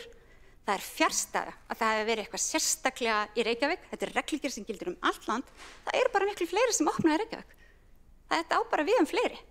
Þannig að ég held að við þurfum að leyfa heilbrigðisráðuneytinu, umhverfisráðuneytinu sem það núna, að skoða þetta. Það verið að skoða þessar sviðsmyndir, það verið að reyna að einfalda þetta og snúa ofan af þeim einföldunarleiðangrum sem hefur verið farið í á undanförnum árum, sem hafa allar skilað okkur með meiri flækju og meiri kostnað og meiri vandamál. Og það mögulega það sem að margir sem að reyna að opna einhverja starfsstaði að tala um. Og þú þarft að fara til margra aðila, þú þarft að leita hingað og þangað. Það auðvitað bara mjög pirrandi, ég get bara mjög vel skilja það. að ég var með kjötvinnslu og þurfti bæði að fá heilbrigðiseftirlitið til að taka út hluta og eitthvað matvælaeftirlitið til að taka út eitthvað annað. Ég skil alveg að þeim finnst það flókið. Þannig ég held að ég veit af hverju þessi tillaga sprottin fram og hún sprottin fram af því að núna undanfarið hafa þessi veitingahús ekki fengið þá afgreiðslu og ekki þann hraða. Mér finnst ósanngjarnt að kenna heilbrigðiseftirlitinu það þar sem að þau hreinlega vöruðu við því að það yrði niðurstaðan ef að ráðherra myndir setja þessa gullhúðun á reglugerðina. Í engu öðru Evrópuríki var sett svona fyrirvari. En ráðherra Sjálfstæðisflokksins ákvað að það væri mikilvægt að setja inn þarna 4 vikur og gott og vel, en þá skal hann líka taka ábyrgð á því. En núverandi ráðherra hefur tekið þetta tilbaka, þetta verður ekki áfram, þannig að fólk mun ekki þurfa að bíða í 4 vikur með fullbúin veitingastað áður að þeir geta hafið störf. Og við bara hvetjum fólk til þess að hafa skoðanir á þessu og senda inn umsóknir, en fólk þarf ekki 4 vikur til þess og það mjög dýrt fyrir aðila sem eru á opna staði. Þetta eru breytingar á reglugerð hollustuhætti og þarna verið að breyta þessu og ég tel bara ástæða til þess að þakka ráðherra fyrir skjót viðbrögð við þessu þegar á það var bent af því að það verið gerð til með breyting hér á reglugerð hollustuhætti og það verið bætt inn ákvæði breytingu á handhafa starfsleyfis að það krefjist ekki auglýsingar ef einhver fær starfsleyfi og það þurfi ekki að bíða í 4 vikur. En slíkt ákvæði var áður í reglugerð en var fellt út í ríkisstjórn, fyrir ráðherra. En nú það ákvæði komið inn og eins þetta sem ég var að ræða varðandi starfsleyfisskyldu samkvæmt lögum hollustuhætti að þetta tilkynningaskyldur atvinnurekstur enda treystu við fólki sem að fara í atvinnurekstur og það ber alla ábyrgð á sínum atvinnurekstri og sínum veitingahúsarekstri og það þarf að uppfylla mjög ströng skilyrði og þess vegna þurfi ekki 4 vikna umsóknarfrest, auglýsingafrest á umsóknartíma vegna þess að fólk opnar ekki veitingastað á þess að vera búið að setja upp innra eftirlit, það opnar ekki veitingastað á þess að vera búið að tryggja það. Það ekkert hræðilegra fyrir fólk sem rekur veitingastað en uppkomið matareitrun. Og það tekið út eftir sem áður á heilbrigðiseftirlitinu. Ég held því að það sé margar betri leiðir til að styrkja og bæta heilbrigðiseftirlit. Ég held að einu þeirra væri að við stæðum með því fagfólki sem að þó sérhæfði sig í þessu mikilvæga samstarfi. Útvistun ekki sú leið að mínu mati og ég legg til að við samþykkjum ekki þessa áskorunartillögu. En ég vísa líka til þess að þetta málefni á borði ráðherra og það verið að skoða framtíðar fyrirkomulag heilbrigðiseftirlit á landinu og ég held að séu margar leiðir þar sem hægt að fara til þess að spara, einfalda og gera betur. Borgarstjóri hefur lokið við mál sitt, einn hefur óskað eftir því að veita andsvar og það borgarfulltrúinn Hildur Björnsdóttir. Forseti, ágæta borgarstjórn, ég vil byrja á að ávarpa biðtíminn sem borgarstjóri vísar til. Þessi auglýsingatími, hann kom ekki við sögu fyrst í reglugerð ráðherra Sjálfstæðisflokks frá árinu 2004, heldur þvert á móti kom þessi auglýsingatími fyrst inn í löggjöf frá árinu 2017 á vakt Vinstri grænna í ráðuneytinu. Rétt skal vera rétt. Það rétt að núverandi ráðherra hefur gengið vasklega fram að undanförnu og á hann hróskili fyrir það. Og ég ekki komin hingað til að benda fingri á nokkurn mann heldur til að fjalla vandamálin í þeim kerfum sem við berum ábyrgð á og ræða lausnir og mér finnst vont að sjá borgarstjóra súpa hveljur yfir þeirri staðreynd að sú sem hér situr endurómi margítrekaðar kvartanir veitingamanna gagnvart heilbrigðiseftirlitinu. Kvartanir undan óvinveittu og ósveigjanlegu kerfi. Þeim finnst þessi, og borgarstjóra virðist finnast þessi umræða slíkur dónaskapur og vegna hennar verðskuldi starfsfólk heilbrigðiseftirlits afsökunarbeiðni. Og ég spyr, eru þetta kveðjur borgarstjóra til veitingamanna sem margir hverjir hafa orðið fyrir gríðarlegu fjártjóni að undanförnu vegna samskipta sinna við heilbrigðiseftirlitið. Þetta hefur verið mikið til umfjöllunar í fjölmiðlum að undanförnu og mætti nefna mörg dæmi en það alveg ljóst að við þurfum að gera betur og sorglegt að borgarstjóri sýni ekki meiri skilning og vilja. Borgarfulltrúinn hefur lokið við það að veita andsvar. Svarar þá andsvari borgarstjóri Heiða Björg Hilmisdóttir. Já, forseti, ágæta borgarstjórn. Það auðvitað allt annað að tala kerfi og eitthvað kerfi sem þú mátt breyta heldur en að segja að starfsfólk í ákveðinni skrifstofu sé ekki vinnveitt fólki sem þangað kemur. Og það sagði borgarfulltrúinn. Það upplifði ekki að starfsfólkið okkar væri vinnveitt og það væri betra að það væri fólk sem að starfaði hjá einkaaðila sem sinnti því það væri vinnveitt fólk. Þetta auðvitað ekki kannski með nákvæmlega orðum borgarfulltrúans, en það leggja ekki ræður neitna hér algjörlega nákvæmt á orði á minnið. En þetta var inntakið. Það var það að við þurftum að einkavæða heilbrigðiseftirlitið svo fólk myndi mæta vinsamlegu, ég skrifaði þetta niður, óvinvætt, já, starfsmenn Reykjavíkur væri óvinveittir. Nei, við getum ekki sagt svona, kæra fólk. Við getum breytt kerfinu, ég skal vera með því. Og ég fór yfir það hér áðan að það hafa verið margar tilraunir gerðar til þess á síðustu árum, af síðustu ríkisstjórnum að breyta og einfalda kerfinu, en það hafa flækta. Og ég held að þessi einstaka tillaga hér myndi bara gera það líka. Og þess vegna er ég algjörlega á mótinni og mér finnst hún illa ígrunduð og ég myndi draga hann tilbaka. Borgarfulltrúinn hefur lokið við að svara andsvari og veitir þá andsvar öðru sinni borgarfulltrúinn Hildur Björnsdóttir. Forseti, ágæta borgarstjórn, hér eru ég og borgarstjóri ekki fyrsta sinn algjörlega ósammála og ef að borgarstjóri myndi líta á greinagerðina þá sér hún að þar er talað rétt eins og í ræðu minni óvinveitta þjónustu. Sem er nákvæmlega það sem veitingamenn hafa ítrekkað kvartað undan. Ég er algjörlega ósammála því að tillagan sé illa ígrunduð. Þetta er ekki fyrsta sinn sem að hugmyndir að útvista heilbrigðiseftirliti koma við sögu. Það er fjallað í skýrslu ráðherra frá október 2023. Þessar hugmyndir er fjallað í greiningu Samtaka iðnaðarins frá janúar 2024 og jafnframt í greiningu Viðskiptaráðs Íslands frá í ágúst 2024. Það er augljóst að ef við leysum krafta frjálsrar samkeppni úr læðingi þá munu allir njóta góðs af. Borgarfulltrúinn hefur lokið við að veita andsvar öðru sinni og svarar þá andsvari öðru sinni borgarstjóri Heiða Björg Hilmarsdóttir. Já, forseti, ágætu borgarfulltrúar, það er auðvitað fallegt að hafa þá trú að þegar maður einkavæðir eitthvað þá leysist úr krafti læðingur, einhver óskaplegur sköpunarkraftur og allt verður miklu betra. Það er bara ekki trú sem að ég deili með borgarfulltrúanum. Það þýðir ekki að ég sé á móti einhverjum einkarekstri, bara þvert á móti.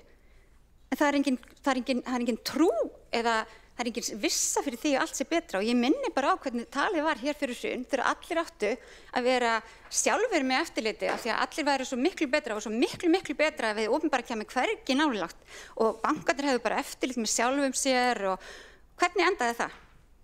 Það er ekki alltaf allt betra þú veist einkavætt. Það er það ekki. Þetta er bara trú og þetta er barnaleg trú. Ég get alveg skilja þessi gaman að trúa þessu. En ég hef bara trú á opinberu starfsmönnum og ég ber mikla virðingu fyrir opinberu starfsmönnum. Rétt eins og þeim sem að vinna í fyrirtækjum, sérstaklega virðingu fyrir þeir sem opna veitingastaði, því að það þarf mikið hugrekki og dugnað til og mér finnst mikilvægt að við svörum þeim fljótt og við stöndum með þeim og við eigum að bæta kerfið og gera betur.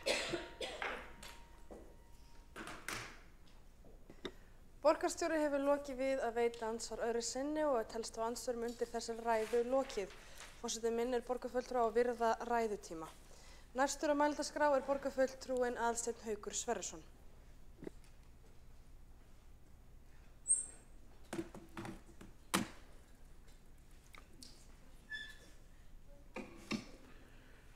Forseti, kæru borgarfulltrúar, við ræðum hér í dag mikilvægt málefni sem varðar heilbrigðiseftirlit borgarinnar, starfsemi sem hefur bein áhrif á lífsgæði íbúa og öryggi umhverfis okkar.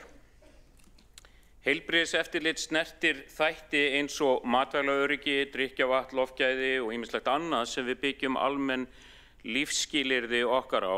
Í grunninn gegnir það hlutverki að tryggja heilnæmt og örugt borgarumhverfi. Sú ábyrgð er mikil og krefst traust og faglegra vinnubragða. Eiginleikar sem eru best tryggðir þegar starfsemin er óháð hagsmunaárekstrum.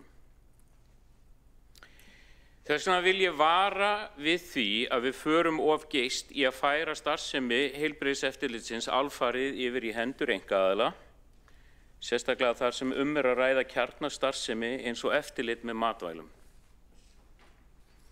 Þar verður opinber ábyrgð, gagnsæi og jafnrétti að ráða för og hagsmunir markaðarins geta aldrei komið í stað almannahagsmuna þegar kemur að heilsu fólks. Það er einmitt sú afstaða sem endurspeglast í meginreglum opinbers heilbrigðiseftirlits á öllum Norðurlöndum. Þótt umræður hlutverk einkaaðila í heilbrigðisþjónustu eða jafnvel ýmsum þáttum eftirlits séu til staðar, er kjarninn í hollustu og umhverfiseftirliti á sveitarfélagsstigi almennt áfram á ábyrgð hins opinbera. Í Danmörku, Noregi, Svíþjóð og Finnlandi er þessi grunnþjónusta tryggð af ríkinu eða sveitarfélögum, þar sem áherslan er lögð á að óháð eftirlit sé í höndum aðila sem alfarið lausið við hagsmunaárekstra. Það er einmitt til að tryggja að almannahagsmunir séu alltaf í fyrirrúmi. En það er ekki þar með sagt að við eigum að loka allar hugmyndir breytingar og það er ljóst að það er hægt að gera miklu betur þegar kemur að þjónustu borgarinnar í þessum málaflokki. Við heyrum skýrt ákall fyrirtækjanna í borginu bætta þjónustu. Þess vegna er það eðlilegt að við skoðum með opnum huga hvort einhver verkefni, sérstaklega þau sem ekki feli í sér heilsufarslega áhættu, megi leysa með öðrum hætti. Dæmi það gæti verið afmörkuð umsýsluverkefni eins og afgreiðsla einfaldra starfsleyfa fyrir rekstraraðila þar sem áhættan er lág og þar sem staðlað verklag er fyrir hendi. Slík útvistun af afmörkuðum skilgreindum og oft tæknilegum verkefnum þar sem hætta er lítil er ekki óþekkt á Norðurlöndum. Lykilatriði er að hið opinbera heldur áfram yfirstjórn og ábyrgð á eftirlitinu í heild sinni og sér til þess að gæði og jafnræði sé tryggt óháð því hver framkvæmir verkefnið. En þær verða að byggjast á vönduðu mati og tryggja áframhaldandi jafnræði, gæði og faglegt sjálfstæði. Við þurfum einnig að horfa til stærri myndarinnar.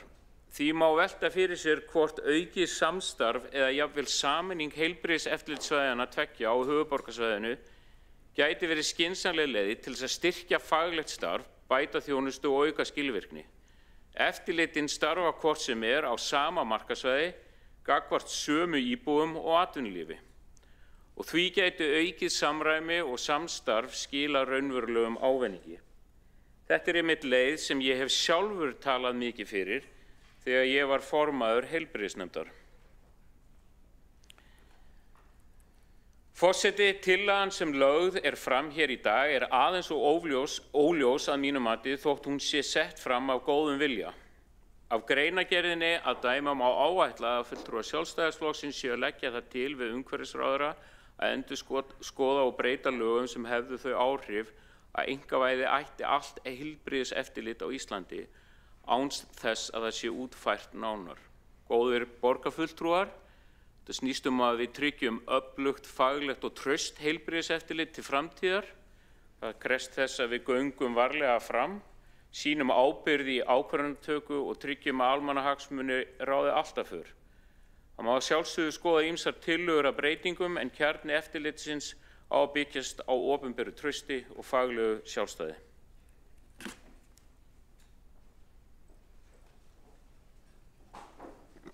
Borgarfulltrúin hefur lokið við mál sitt. Næst á mælendaskrá er borgarfulltrúin Alexandra Brím.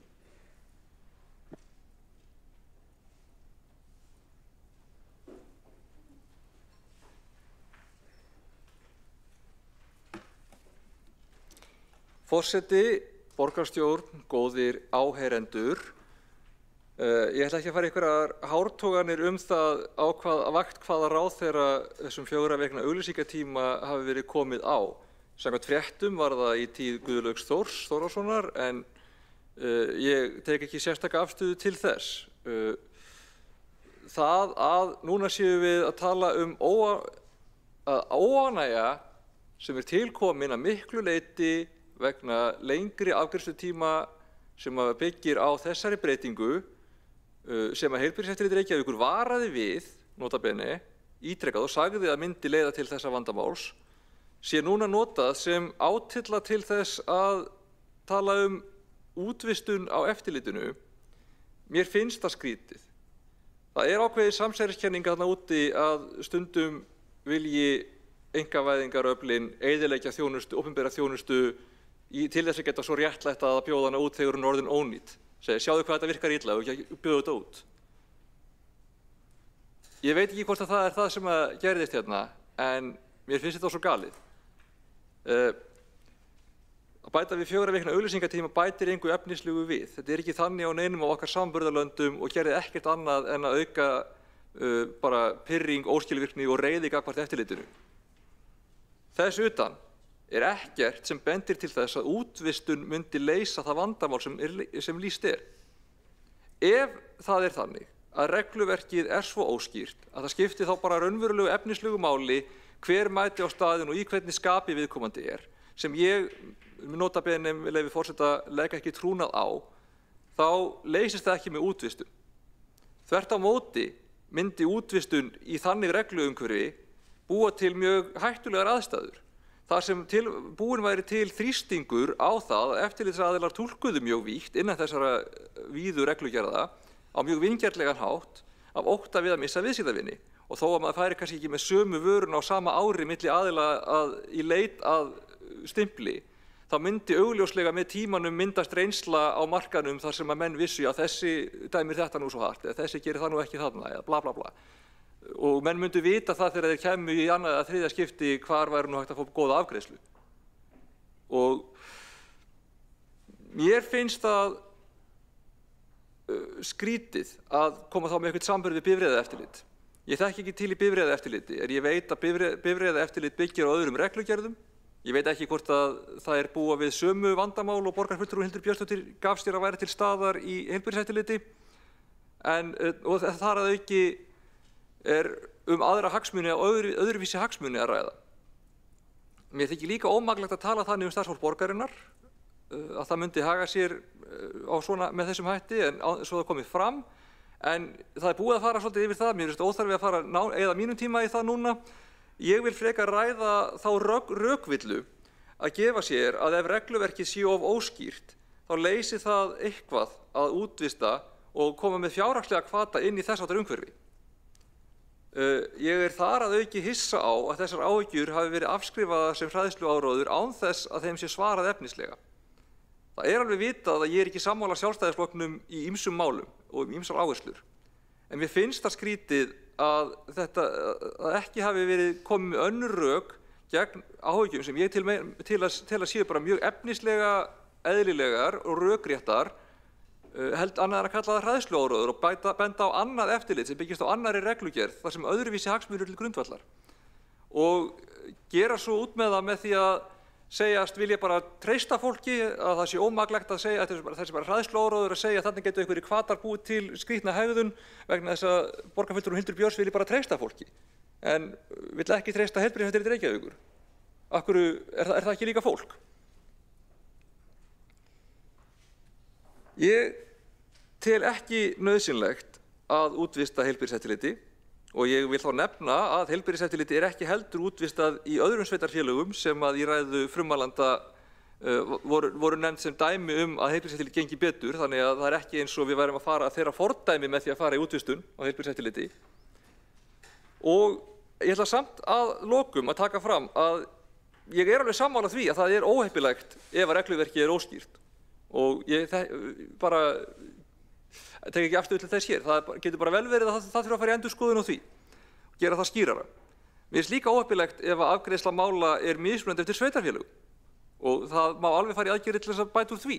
Til dæmis með því að ríkið taki beinlínis yfir einhverja hluta af heilbrigðiseftirlitinu eða þá með sameiningu heilbrigðiseftirlita á höfuðborgarsvæðinu til þess að samræma verklag og aðferðafræði.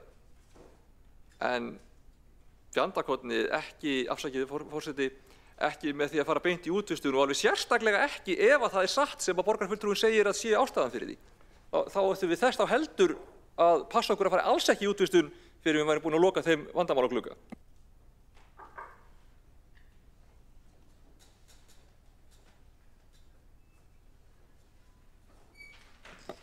Borgarfulltrúinn hefur lokið við mál sitt, einn hefur óskað eftir því að veita andsvar og það borgarfulltrúinn Hildur Björnsdóttir. Forseti ágæta borgarstjórn svo ég svari því hér öðru sinni þeim, hvað ég að segja, hvað vísvitandi eða ekki ruglingi sem hér á ferðinu að ráðherra Sjálfstæðisflokks hafi gefið út reglugerð sem lagði á 4 vikna auglýsingatíma starfsleyfa þá er það bara rangt og vísa ég hér á það sem ég með fyrir framan mig á Alþingisvefnum frumvarp til laga breytingu á lögum hollustuhætti og mengunarvarnir sem kemur inn á löggjafarþingi 2016-17 frá þáverandi umhverfis- og auðlindaráðherra og þar talað þennan 4 vikna auglýsingatíma sem varð að lögum á þessu þingi og þá hefur því verið svarað. En hér hefur hvergi verið talað að þessi 4 vikna auglýsingatími og ég hef ekki gert hana umtalsefni í minni ræðu eða okkar tillögu eða greinagerð. Það var fulltrúar meirihlutans gert. Hér erum við meira að vísa í umræðuna sem sprettur úr þessum veruleika að undanförnu. Veruleika veitingamanna og slæmri reynslu þeirra af að glíma við heilbrigðiseftirlit Reykjavíkur. Það kann að vera einhverju leyti vegna þess að regluverkið flókið en þjónustan takið eftir líka sögð vera óvinveitt og við teljum að með því að bjóða út heilbrigðiseftirlit að þá megi virkja hvata einkaframtaksins til að gera betur, til að einfalda ferla, innleiða nýja tækni og bæta þjónustuna. Borgarfulltrúinn hefur lokið við að veita andsvar. Forseti minnir borgarfulltrúa að virða ræðutíma og svarar þá andsvari borgarfulltrúinn Alexandra Brím. Forseti, já, væntanlega pirringurinn og reiðin sem núna að sjóða upp úr að miklu leyti vegna þess að þessi langi biðtími hefur tilkomin og hann væntanlega að miklu leyti út af þessari reglugerðarbreytingu þó að það sé ekki farið yfir það sérstaklega í tillögu Sjálfstæðisflokksins þá mjög augljóst að sú breyting stór áhrifavaldur í því að fólk ósátt og það auðvitað espir upp allan annan pirring sem að kann að vera til staðar þegar að fólk þarf að sitja með veitingastaðina sína vikum saman á þess að geta opnað á af ástæðum sem að engum ljósar. Ég held að við fögnum öll því að þessum 4 vikna auglýsingatíma hafi verið slaufað og ég bara skil ekki af hverju útvistun á þessu stigi máls ætti að gera eitthvað annað heldur en að búa til einmitt hvata til þess að túlka reglurnar vítt og túlka þær vingjarnlega á hátt sem að gæti verið brotið í bága við markmiðið með heilbrigðiseftirliti. Borgarfulltrúinn hefur lokið við að svara andsvari. Veitir það andsvar öðru sinni borgarfulltrúinn Hildur Björnsdóttir. Forseti, ágæta borgarstjórn, ég velti fyrir mér hvað borgarfulltrúinn hefur verið en ég geti vísað í umræðu frá árinu 2019 þegar við báðar vorum borgarfulltrúar undir fyrirsögninni Bútasaumur í borginni. En þar voru veitingamenn og kaupmenn í borginni sammála að ferlið við að koma á fót fyrirtæki í borginni væri gríðarlega þungt í vöfum og sagði í fréttinni að fyrirtækjaeigendum bæri saman að samráðsleysi borgarinnar í tengslum við framkvæmdir væri baggi á rekstrinum, á köflum væri ómögulegt að ná tali á starfsmönnum borgarinnar til að fá svör eða úr málum greitt og tala var við framkvæmdastjóra Joe & the Juice á Íslandi sem rekur 9 veitingastaði á landinu á þeim tíma, kannski fleiri núna og hann sagði farir sínar ekki sléttar. Og hann sagði mun flóknara að opna stað hér í Reykjavík heldur en í Skandinavíu og ég talaði líka við annan veitingamann hér í borginni sem lýsti því hvað mun auðveldara væri að opna veitingastað í stórborginni London heldur en hér í Reykjavík og þá augljóslega eitthvað mikið að.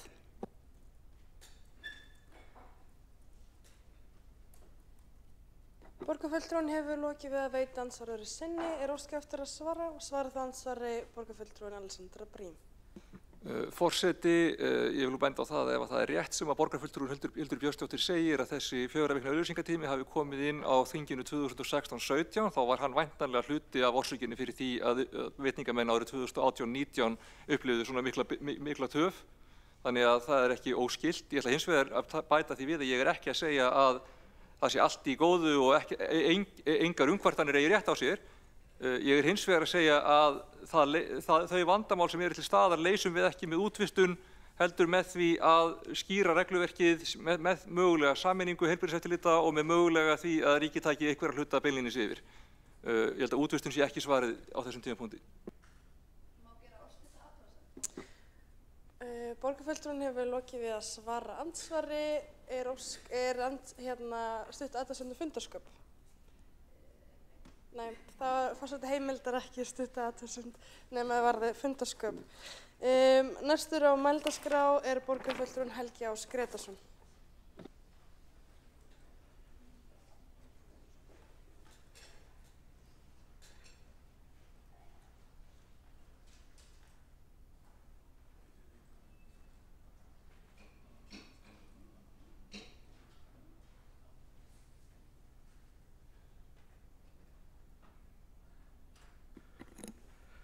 Forseti, ágæta borgarstjórn. Ályktunartillagan sem að hér til umræðu, hún leiðir eingöngu af sér að það verði breytingar á lögum svo að sveitarfélögin gefist kostur að bjóða út lögbundið heilbrigðiseftirlit. Það yrði því ákvörðun hvers sveitarfélags fyrir sig að gera það. Þannig að það ekki verið að tala að Reykjavík per se muni gera það, bara að þetta sé einn valkostur í stöðinni við að gera heilbrigðiseftirlit betra og skilvirkara. Þetta finnst mér nú vera undirstöðuatriði. Svo vegna þess að hér hefur verið að vísa mikið í breytingar á lögum og reglum varðandi heilbrigðiseftirlit, þá vil ég bara koma nokkrum staðreyndum á framfæri varðandi þróun laganna. Það verður að hafa í huga að það var í raun og veru á löggjafarþinginu 2016 til 17 sem að þáverandi ráðherra yfir málaflokknum lagði fram frumvarp sem varð síðan á lögum 66/2017 og tilefni og nauðsyn lagasetningarinnar stafaði af því að það var búið að gera athugasemdir meðal annars frá eftirlitsstofnun EFTA til Íslands, þar sem að tiltekin tilskipun hafi ekki verið innleidd í íslenskan rétt. Þannig að þessi lög 66/2017 þau breyttu meðal annars lög númer 7/1998 hollustuhætti og mengunarvarnir. Í þessari lagasetningu fólst að það var tekið upp svona tvöfalt kerfi, hann sem að starfsemi gat verið starfsleyfisskyld og svo skráningarskyld. Eins og kemur fram í greinargerð með frumvarpinu sem að lá að baki lögum 66/2017, þá var það síðan í valdi ráðherra að ákveða nákvæmlega hvaða atvinnugreinar yrðu eingöngu skráningarskyldar.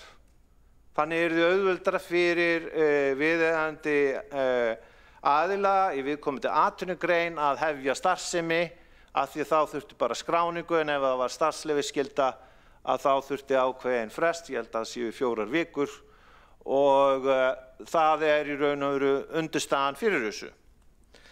Nú, það sem gerist síðan að reglugerð í raun og veru ekki sett þessi atriði sem eins og kannski reiknað var með. Það var reiknað með í frumvarpinu að það fljótlega eftir að lögin eru sett.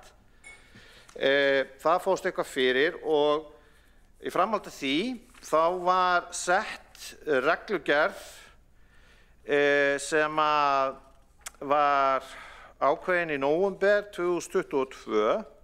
Þar sem að ég held 47 atvinnugreinar voru færðar úr því að vera starfsleyfisskyldar í skráningarskyldar. Og svo var ætlunin náttúrulega held ég að þróa það áfram. Og í því felst að það náðist allt þetta regluverk í þessum geira. Það felur alltaf í sig mikið samstarf ráðuneyta, Sambands íslenskra sveitarfélaga, Samtaka atvinnulífsins og annarra stórra hagsmunaaðila. Þannig að þetta gerist aldrei í tómarúmi. Niðurstaðan þannig að þessari reglugerðarbreytingu 2022 var sú að einfalda en ekki flækja. Það hefði hins vegar, eins og nú komið fram, þurft að ganga lengra í þeim efnum og að einhverju leyti var það gert með reglugerð sem var sett árið 2024. Núverandi ráðherra yfir málaflokknum hefur talað að einfalda hlutina enn frekar og ég held að það sé að mörgu leyti bara jákvætt. En ég vildi bara koma þessari forsögu á framfæri vegna þess að því hefur verið haldið fram að sögumyndin sé einhver önnur, bæði hér í þessum borgarstjórnarsal í dag, svo í fjölmiðlum. Ég held að aðalatriðið sé að þeir sem að koma ákvörðunartöku í þessum málaflokki að eftirlitið sé unnið faglega, að það sé skilvirkt, að það sé ódýrt og þetta sé eins einfalt og kostur er. Að því eigum við að stefna. Tillaga Sjálfstæðisflokksins hér í dag, hún eingöngu að óska eftir því að unnið verði að breyttri löggjöf svo að sveitarfélögin sem að starfrækja síðan þessa starfsemi hafi fleiri valkosti úr að velja þegar verið að ákveða hvernig haga skuli heilbrigðiseftirliti eins til dæmis hér í Reykjavík en líka á öðrum umdæmum.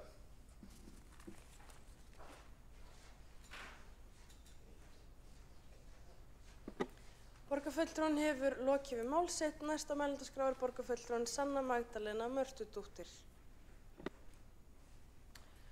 Forseti og borgarstjórn og öll sem að fylgjast með, líkt og hefur verið farið yfir í fyrri ræðum hér í dag heilbrigðiseftirlitið, þá það að sinna mjög mikilvægri þjónustu á sviði eftirlitsmála sem mikilvæg fyrir samfélagið í heild sinni. Og það ekkert leyndarmál að mér hugnast ekki útvistun á þessari þjónustu og það margar ástæður fyrir því. Við vitum að meginmarkmið einkafyrirtækja að hámarka fjárhagslegan hagnað og það rímar auðvitað bara illa við þá almannahagsmuni sem heilbrigðiseftirlitsaðilum ber að gæta.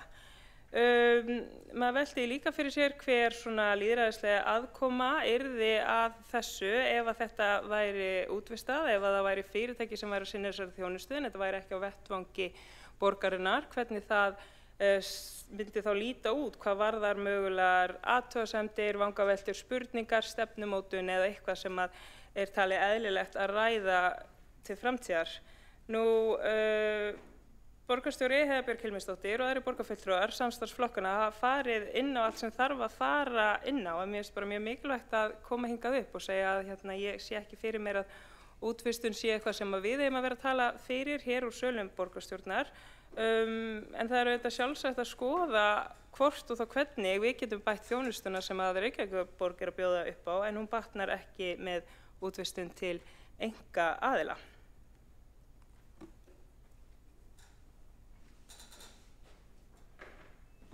Borgarfulltrúinn hefur lokið við mál sitt. Næstur á mælendaskrá borgarfulltrúinn Friðjónsson sem ekki í salnum. Hann að koma.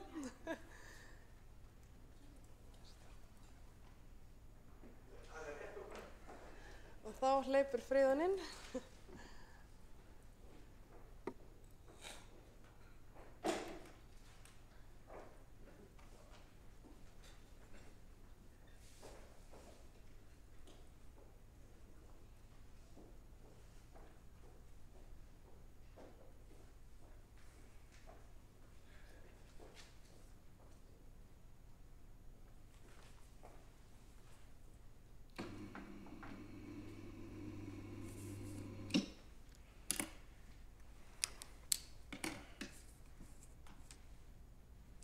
Forseti,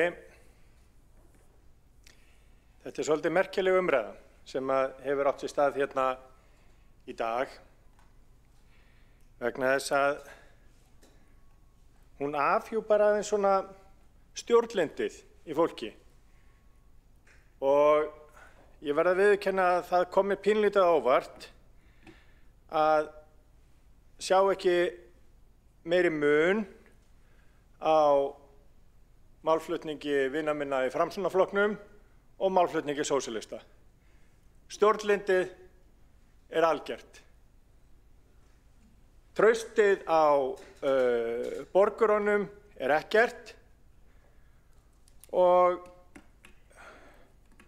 svona tilhneigingin er alltaf að þetta hljóti nú að vera bara best að láta opinbera starfsmenn sjá allt saman.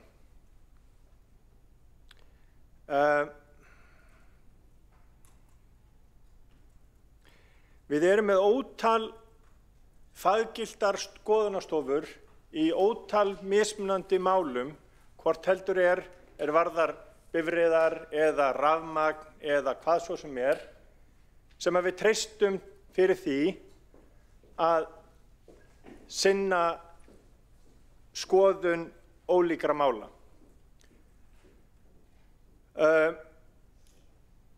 Og þó að borgarstjóri sé núna að labba á salnum að þá finnst mér það verra vegna þess að hún minntist hérna á í sinni ræðu og bar saman heilbrigðiseftirlit og heilsugæslu. Og henni eins og okkur öllum hlýtur að vera kunnugt það að til eru einkareknar heilsugæslur og þær eru reyndar þær vinsælustu á höfuðborgarsvæðinu. Og þær njóta trausts og þær njóta vinsælda. Það er nefnilega ekki þannig að þegar að fólk, og það sýnir svolítið skrýtna heimsmynd og sýn á hlutina, að vantreysta alltaf þeim sem að eru að starfa á eigin reikning. Að alltaf að halda að þeir séu einhvern veginn að svindla og ætla að gera sér, ætla að vera með einhverjar, ætla að fara stystu leiðirnar til þess að græða pening.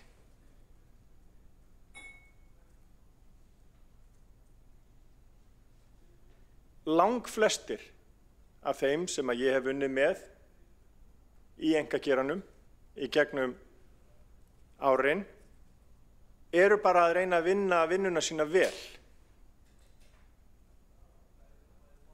Og ótal fyrirtæki og eiginlega flest fyrirtæki fara ekki stystu leiðina til þess að græða sem allra mest. Heldur vegna þess að fólk sem er að standa í viðskiptum veit það að það þarf að gera hlutina vel til þess að viðhalda trausti og til þess að viðhalda því, til þess að viðhalda viðskiptum.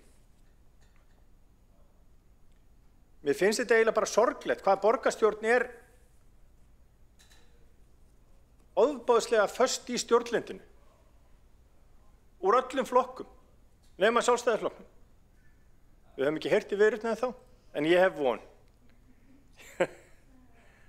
En miðað við hvernig Viðreisn talar á þingi, að þá, þar sem hann er orðinn vinstrisinnaðasti flokkurinn á þingi, að þá er svo sem ekkert við miklu að búast. Það var áhugavert viðtal sem að oddviti okkar Sjálfstæðismann í borgarstjórn var með í hlaðvarpi sem kom í morgun við Róbert Aron Magnússon og Jakob á Jómfrúnni, þar sem að þeir voru að tala hvernig það er að vera veitingamaður hérna í Reykjavík. Og mikið vildi ég að borgarfulltrúar myndu hlusta á þetta viðtal og þetta spjall. Vegna þess að það kemur í ljós. Og til dæmis eins og Róbert hefur opnað veitingastæði í London þar sem að umhverfið er allt annað. Og það er stórfurðulegt að við, þessi litla borg, þar sem við eigum að hafa stuttar boðleiðir, þar sem við eigum að geta látið hlutina ganga vel, séum í síðasta sæti. Í reynsluheimi þeirra sem að hafa unnið á ólíkum stöðum. Vegna þess að allar tölvurnar okkar segja nei. Alltaf. Það er ekki bara þessi 4 vikna frestur sem við höfum verið að ræða Þetta er í mörgu öðru í þessu ágæta borgarkerfi okkar. Hluti að vanda sumra veitingastaða hefur verið hversu seinn byggingafulltrúi er að koma í sínar úttektir. Þannig að við þurfum að taka okkur taki. Þessi tillaga okkar sjálfstæðismanna, ályktunartillaga og áskorun á ráðherra snýst það að okkur verði eins og okkar ágæti borgarfulltrúi Helgi Áss Gretarsson kom inn á þann að sveitarfélaginu verði gefinn kostur á að bjóða út lögbundið heilbrigðiseftirlit. Og það þarf ekki endilega að þýða allt saman. Það þarf ekki endilega að þýða alla þætti þess sem að heilbrigðiseftirlitið sinnir. Svona til þess að róa hrædda framsóknarmenn. Við gætum til dæmis boðið út heimsóknirnar, við gætum boðið út skoðanirnar, við gætum tekið út settið faggildar skoðanastofur og fengið þeim þetta hlutverk. En láti stjórnsýsluhlutann vera áfram hjá borginni. Ég myndi vilja ganga alla leið, en ég átta mig á því að við þurfum stundum að gera málamiðlanir. Þannig að mér finnst það sorglegt hvað borgarstjórn föst í tíma sem að svona þessi tími sem að við sem erum eldri ólumst upp í, þegar að ríkið var alltumlykjandi og við áttum eina útvarpsstöð og eina sjónvarpsstöð og engum var treystandi til þess að gera nokkuð skapaðan hlut. Þetta virðist vera fast í þjóðarsál sumra, eða þjóðarsálinni, og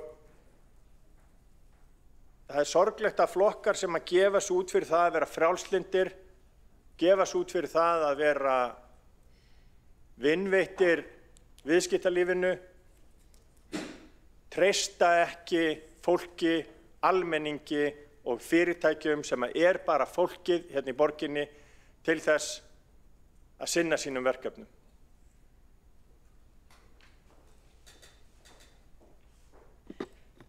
Borgarfulltrúinn hefur lokið við mál sitt, einn hefur óskað eftir því að veita andsvar og það borgarfulltrúinn Aðalsteinn Haukur Sverrisson. Forseti, ég vil þakka borgarfulltrúanum Friðjónsinni fyrir að róa mína taugar, sko. Ég var orðinn mjög áhyggjufullur það, þau voru að tala bara einkavæðingu af bara Guðs náð úr Valhöll, sko. En sko, ég tók þetta sérstaklega fram í ræðu minni að ég væri alveg opinn fyrir því að það væri skoðaðar ákveðnir hlutir. Þannig að ég held að, sko, hann vill meina að ég sé svo fjarlægur honum í hugsun, ég held að við séum mun nær í hugsunum heldur en hann vill gefa mig kredit fyrir. Borgarfulltrúinn hefur lokið við að veita andsvar og svarar þá andsvari borgarfulltrúinn Friðjón Friðjónsson. Forseti, ég held að við getum auðvitað náð saman við sjálfstæðismenn og framsóknarmenn, kannski á næsta kjörtímabili, til þess að gera þetta með góðum hætti. Ég vona bara að Framsóknarflokkurinn ná inn í borgarstjórn, svo hann geti verið með okkur í þessum breytingum.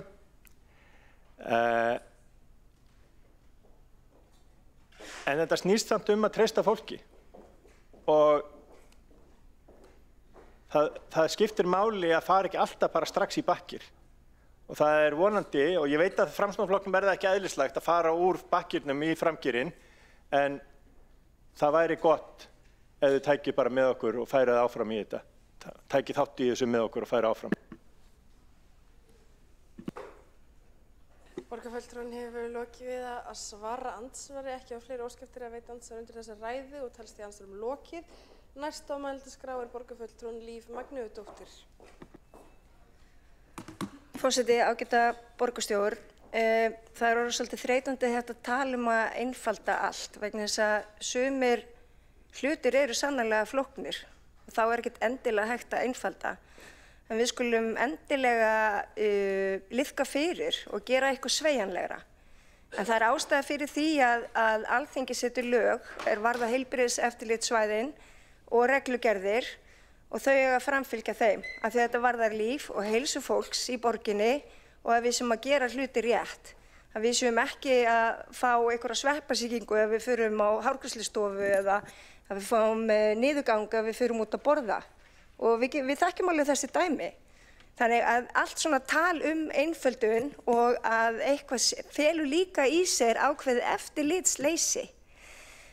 Og svo hugsa maður líka til þess, hér var talað að það væri hægt að einkavæða einhverja einstaka þætti úr heilbrigðiseftirlitinu, þó það væri kannski ekki stigið fullt skref í áttina að einkavæðingu. Og þá segi ég, hvað það sem verður einkavætt? Jú, það verður það sem hægt að græða á. Það er það sem hægt að efnast á. Það er það sem skilar einhverjum hagnaði. Og hver tekur síðan allan hinn skítinn? Jú, það eru sveitarfélögin.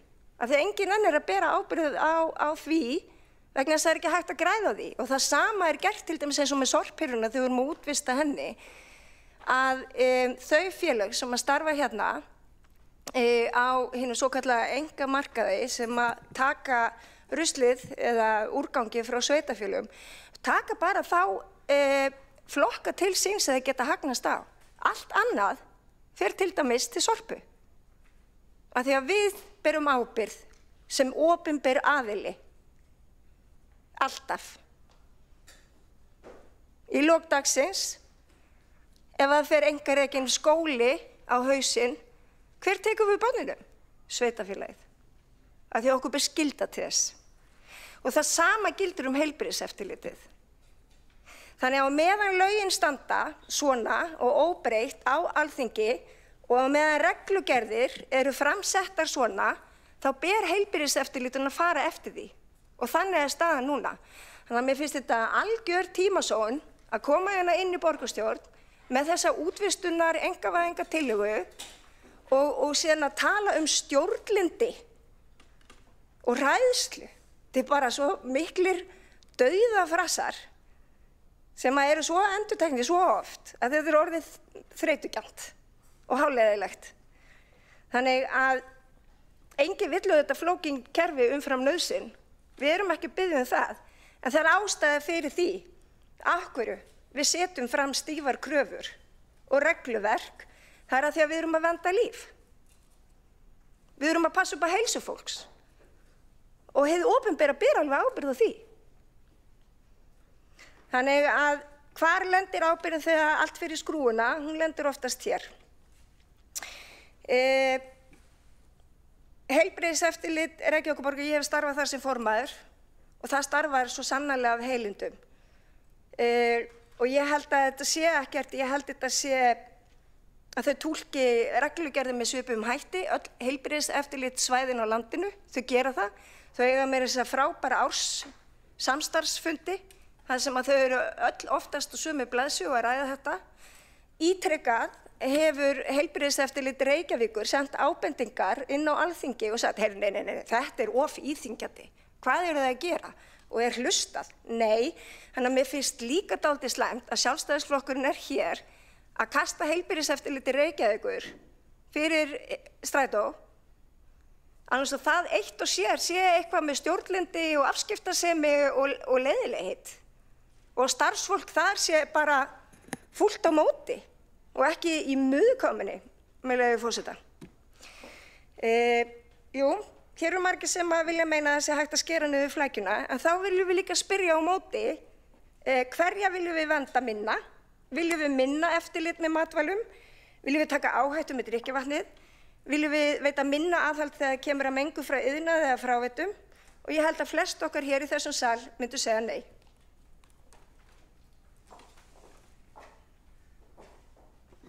Borgarfulltrúinn hefur lokið við mál sitt. Næstur á mælendaskrá er borgarfulltrúinn Kjartan Magnússon.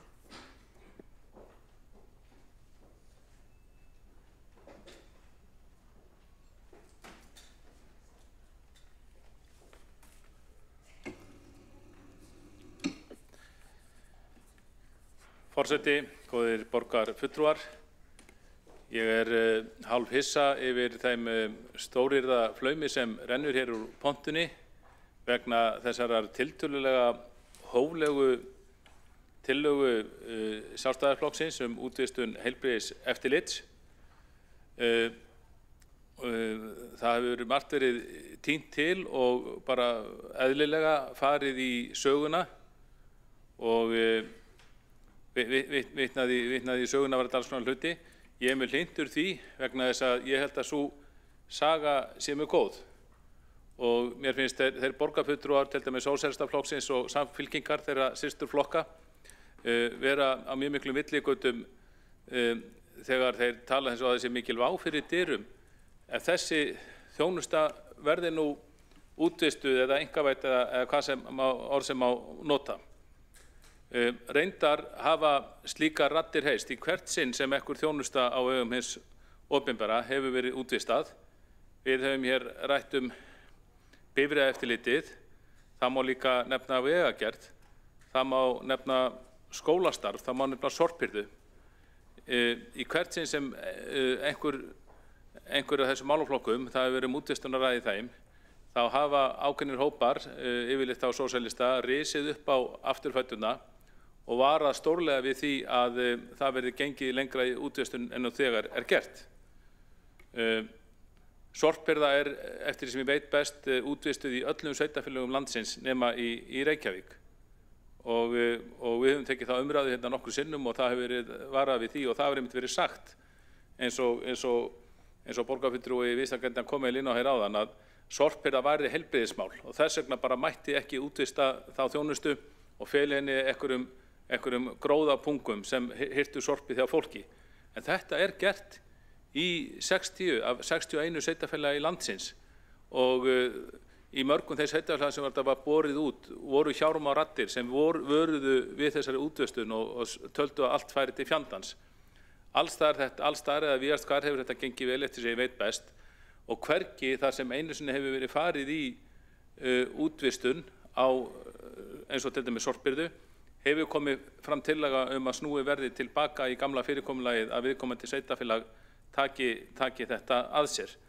Og hið sama á þetta við vegagerð og hitt og þetta. Þegar við sjálfstæðismenn vorum hér í meirihluta og sömdum við einkaskóla, þá vöruðu Vinstri grænir mjög í því og Samfylkingarmenn sátu hjá yfirmann rétt. En þetta var gert og ég held að allir sé nú sammála að þetta gangi vel og meira þess að þessi meirihluti, hann nýlega búinn að semja við sjálfstætt rekna skóla eða einkaskóla sem náttúrulega ákveðin útvistun í sjálfu sér og vil ég bara hrósa honum fyrir það. Nú hvað heilbrigðiseftirlitið varðar, þá held að sé nú ekkert launungamál að við borgarfulltrúar, ég held að flestir borgarfulltrúar bara eins og ég höfum lent í að fá margar kvartanir vegna þess yfir seinagangi og yfir ýmsum atriðum sem farið yfir í greinargerð með tillögunni. Ég hef sjálfur tekið að mér nokkur sinnum að ræða við heilbrigðiseftirlitið mál sem mættu ganga betur og það hefur orðið þess áskynja að kannski að skipulagið mætti vera betra. Starfsmennirnir þeir benda á það að þeir séu fáliðaðir, það sé mikið að gera, þetta er svona gangi hægt þó að þeir séu allir að vilja gerðir og ég efast ekkert að þeir eru allir að vilja gerðir og þá hef ég auðvitað fengið að heyra það sko að þeir hafi ekki fengið, þeir fá ekki heimildir til að ráða þá starfsmenn sem þeir telji sig þurfa að ráða. Þeir séu ekki eins og borgarstjórn sem gat fjölga sjálfur sér 50% á einu bretti og var fjölga úr 15 í 23. Þetta er svona pillar sem við fengið að heyra.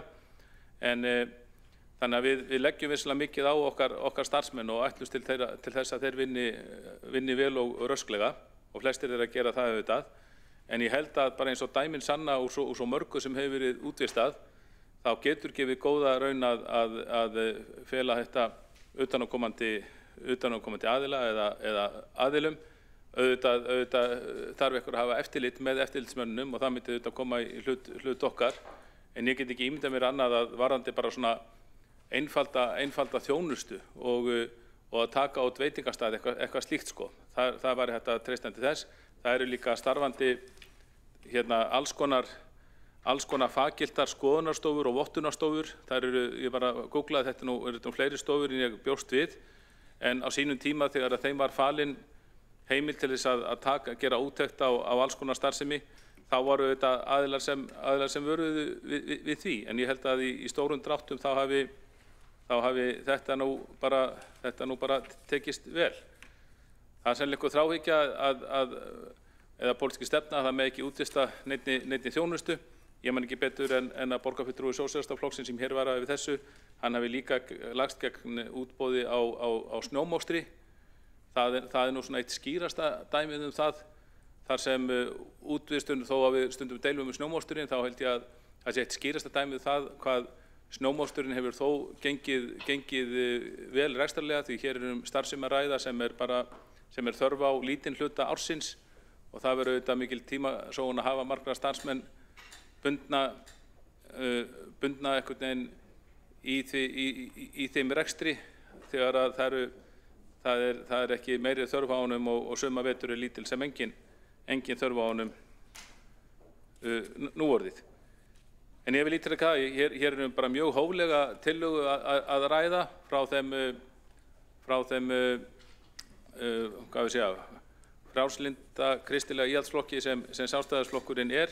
Það er eingöngu verið að skora á ríkið eða ráðherra að gera breytingar, þannig að breyta regluverki, þannig að okkur gefist kostur á bjóð lögbundið heilbrigðiseftirlit ef okkur býður svo við að horfa.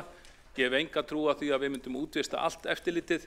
Það er auðvitað farið í það sem yrði kannski einfaldast og auðveldast, og þá er auðvitað tekinu það umræði hér í borgarstjórn. Þannig að þetta er nú bara verið að tala heimildina til þess að við fáum aðeins meiri völd til þess að ráða okkar rekstri, og ég hef mjög bágt með að skilja af hverju nokkur borgarfulltrúi getur verið á móti því að skora á ríkið að veita okkur þessa heimild.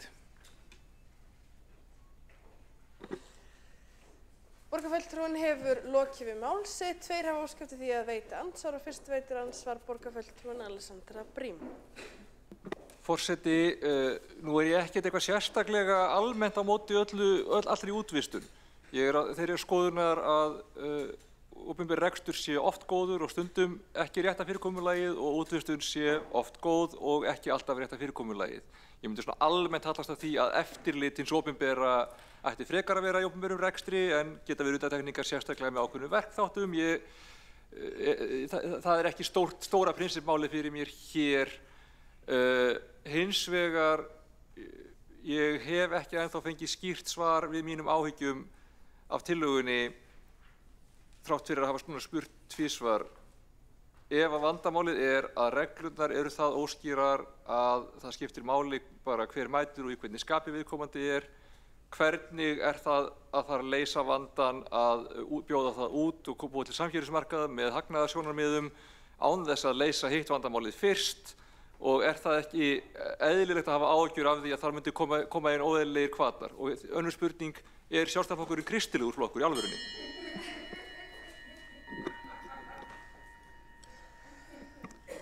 Borgarfulltrúinn hefur lokið við að veita andsvar, og svarar þá andsvari borgarfulltrúinn Kjartan Magnússon. Já, forseti, góði borgarfulltrúar, ég geta minnst satt fyrir sjálfa mig að ég aðhyllist kristið siðferði og vona sem flesti gerir það í borgarstjórn.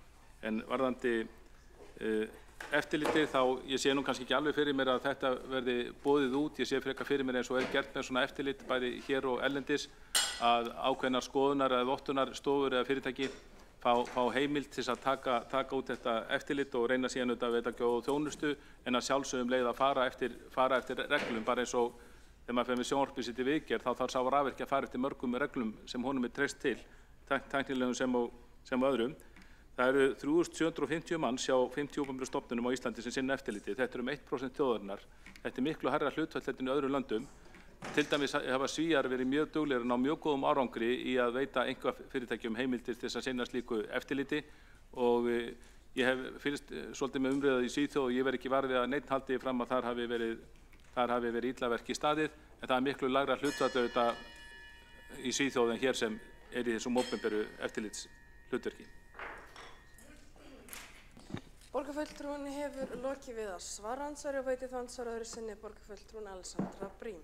Forseti, ég hef ennþá ekki fengið svar við spurningunni, ef að regluverkið er of vítt og of háð túlkun hverju sinni, hvernig er það ekki vandamál að koma með hagnaðarsjónarmið og samkeppni viðskiptavini sem eru að fá fá eftirlit inn í það umhverfi, án þess að laga fyrst það regluumhverfi. Borgarfulltrúinn hefur lokið við að veita andsvar öðru sinni og svarar þá andsvari öðru sinni borgarfulltrúinn Kjartan Magnússon. Ég ekki viss ég skilji spurninguna alveg. Ég svo sem hélt ekki sérstaklega fram að reglugerðar umhverfið væri of vítt, en það er svolítið aukaðri í þessu máli. Náttúrulega reglugerðar umhverfið, reglugerðar frumskógurinn mjög þéttur á í Íslandi, en í öðrum tilvikum hefur tekist ágætlega að veita einkaaðilum sem eru hagnaðardrifnir leyfi til þess að sinna eftirliti og það hefur tekist vel. Það hefur aukist samkeppni viðskiptavini en það er samt ekkert slegið ákveðnum kröfum. Ég fer alltaf með til dæmis minn bíl í skoðun hjá einkarekinni skoðunarstofu og get bara fullyrt að það eru engu minni kröfur gerðar þar en voru hjá hinu gamla góða bifreiðaeftirliti á sínum tíma. Borgarfulltrúinn hefur lokið við að svara andsvar öðru sinni og telst á andsvarum undir þessi ræðu lokið. Næstur á mælendaskrá er borgarfulltrúinn, forseti gleymdi sér aðeins, næst veitir andsvar borgarstjóri Heiða Björg Hilmisdóttir. Já, forseti, ágætu borgarfulltrúar, það er auðvelt að fyrirgefa það. Það var tvennt sem ég hjó eftir í ræðu borgarfulltrúans, reyndar eiginlega þrennt, því að það var margendurtekið að hér væri fólk að mót öllum einkarekstri og að við vildum bara allt væri í opinberum rekstri. Við getum reyndar sýnt mjög mörg dæmi þess að það er ekki einhver sérstök trú þess meirihluta sem að hér starfar. Það getur verið alls konar ástæður fyrir því að hlutir séu boðnir út ef að markaðurinn er til þess tilbúinn og ef að verkefni er það vel afmarkað og hentugt til þess. Við höfum til dæmis aukið útboð í akstri almenningsvagna og við höfum verið að ganga til samninga við bæði einkarekna grunnskóla og einkarekna leikskóla, þessi meirihluti, og verið að tryggja þeirra starfsgrunn og svo mætti lengi telja.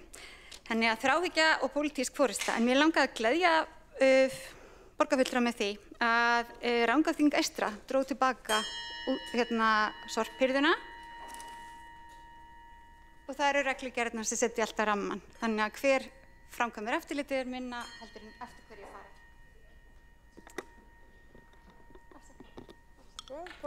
Borgarstjóri hefur lokið við að veita andsvar. Svarar þá andsvari borgarfulltrúinn Kjartan Magnússon.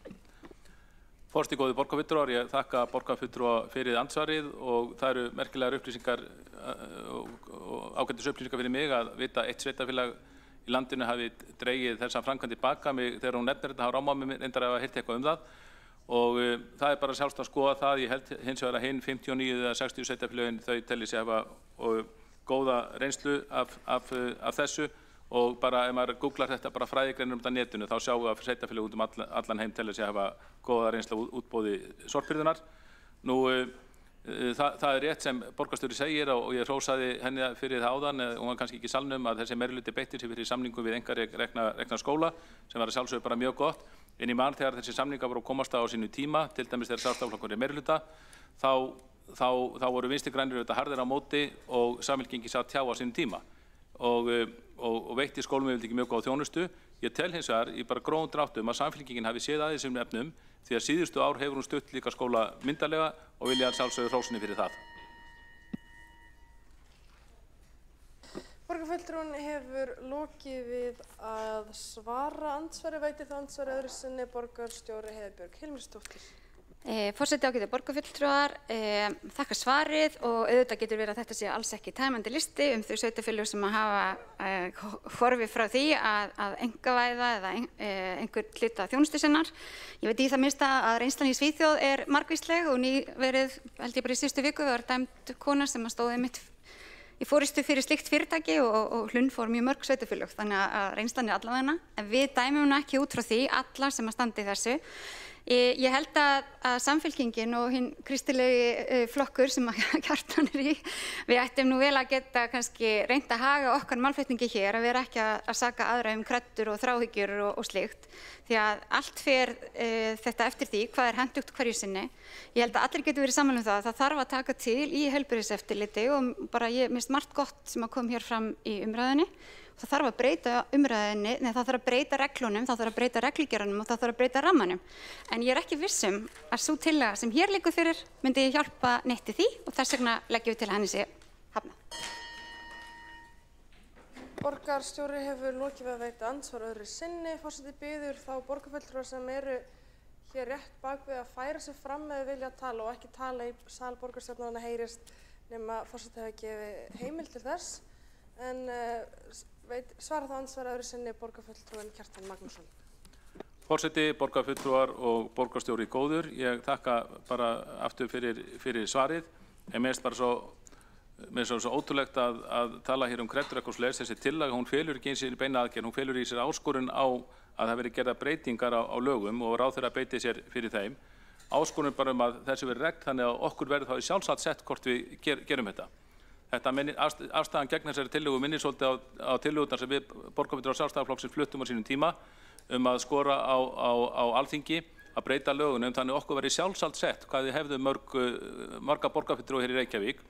En Samfylkingin beitti sér alltaf fyrir því að þær tillögur voru svæfðar eða felldar til þess að ná fram því baráttumáli sínu að borgarfulltrúum í Reykjavík yrði fjölgað 53% úr 15 í 23. Því miður minnir sú kredda svolítið á þessa kreddu ef það á að vera á móti svona hóflegri tillögu sem einungis felur í sér að við fáum ríkari heimildir til að haga þessari starfsemi eins og við kjósum. Borgarfulltrúinn hefur lokið við að svara andsvar öðru sinni og telst þá andsvörum undir þessar ræðu lokið. Næstur mælendaskrá borgarfulltrúinn Helgi Ás Grétarsson.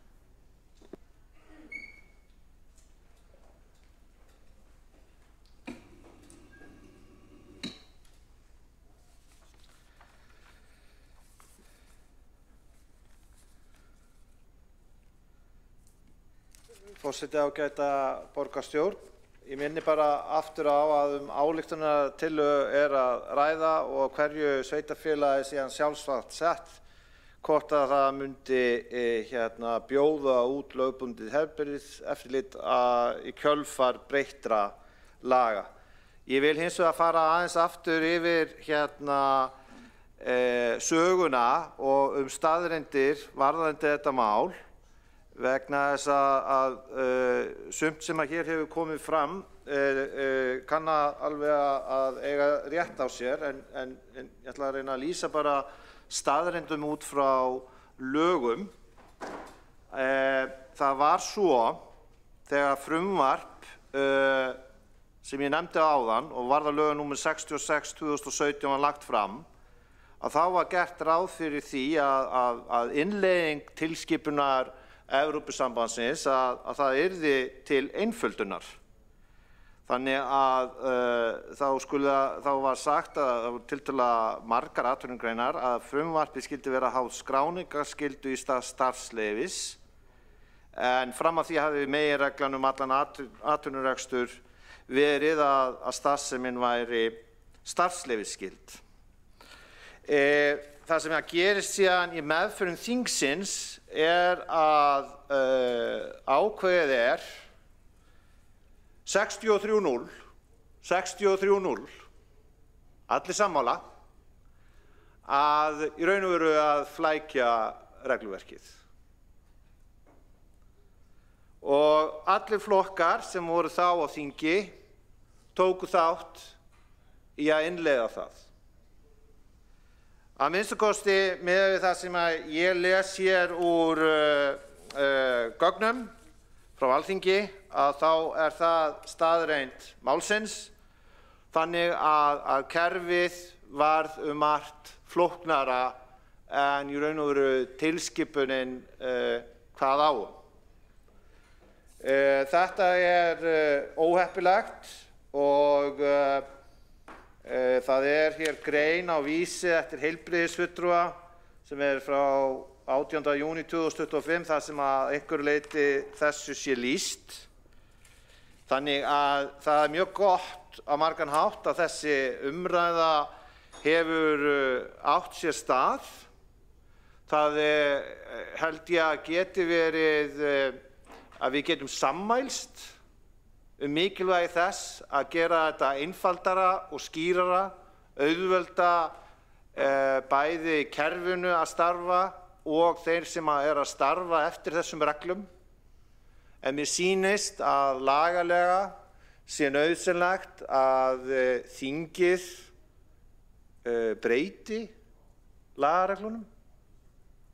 Að það sé staðreynd að það hafi í raun og veru verið gerð mistök, 63-0, sem sýnir aftur að þegar stjórnmálamenn eru algjörlega sammála og greiða allir atkvæði á sama veg, þá kann vel að vera að málið til lengdar sé ekki gott.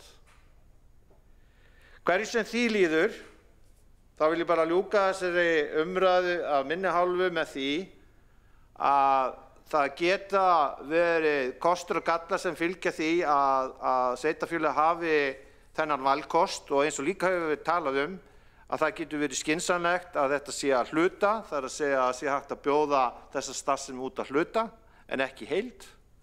Hér skipt bara mestu máli að vera opinn fyrir alls konar lausnum og til þess að leysa málin og tillagan hér í dag, hún gengur einfaldlega út á það að auka sjálfsákvörðunarrétt sveitarfélagana svo að það sé möguleiki í stöðunni að bjóða þessa starfsemi út eftir því sem hentar á hverjum stað og á hverjum tíma.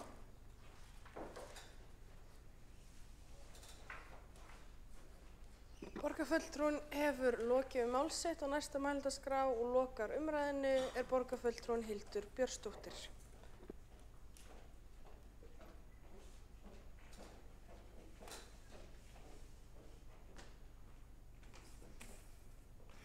Forseti, ágæta borgarstjórn, ég þakka umræðuna hér í dag sem hefur margt verið dýnamísk. Hér hafa fulltrúar meirihlutans komið upp hver á fætur öðrum og talað 4 vikna auglýsingatíma starfsleyfa, eins og tillagan snúi að þessum auglýsingatíma eða sé sérstaklega sett fram sem viðbragð við þessum auglýsingatíma. Það auðvitað ekki rétt. En það gott að heyra að við virðumst vera hér inni sammála að þessi 4 vikna auglýsingatími starfsleyfa sé ekki góður og ég ætla að fagna því og hrósa sérstaklega heilbrigðiseftirliti Reykjavíkur fyrir að hafa einmitt skilað inn athugasemd og gagnrýnt þennan auglýsingatíma þó athugasemdin hefði auðvitað mátt berast fyrr eða einmitt þegar að auglýsingatíminn var settur í löggjöf árið 2017. Nú borgarfulltrúi Líf Magnúsdóttir kom hér upp áðan og sagði að heilbrigðiseftirlit landið allt væru almennt að túlka regluverk með sama hætti. Og því vil ég fá að mótmæla og benda einmitt sérstaklega á téðan auglýsingatíma sem hér hefur aðeins verið til umfjöllunar hjá meirihlutanum. En sýslumannsembættið á höfuðborgarsvæðinu hefur einmitt bent á það að heilbrigðiseftirlit Reykjavíkur eina heilbrigðiseftirlit á höfuðborgarsvæðinu sem hefur tekið upp á því að fara fram á að starfsleyfi séu auglýst í 4 vikur og gefa sér svo 4 vikna tíma til að fara yfir framkomnar athugasemdir. 8 vikna tafir á útgáfu starfsleyfa. Nágrannasveitarfélög hafa ekki tekið upp á því að vinna eftir þessum auglýsingatíma. Það má auðvitað ræða hvort það sé eðlilegt, þar sem að tíminn skilgreindur í lögum og reglugerðum, en þetta veruleikinn. Nú, veruleikinn líka sá að óánægju með starfsemi heilbrigðiseftirlits hefur gætt árabil. Umræðan ekki nýja nálinni eins og ég kom inn á áðan. Hún spratt upp á dögunum, hún spratt líka upp í miklu mæli árið 2019, áður en nokkur var farin að tala 4 vikna auglýsingatíma og gagnrýnin hún snýr að kerfinu. Hún snýr ekki að starfsfólkinu sem slíku, sem starfar inn í þessu kerfi, sem auðvitað manngert kerfi og við höfum tækifæri til að breyta.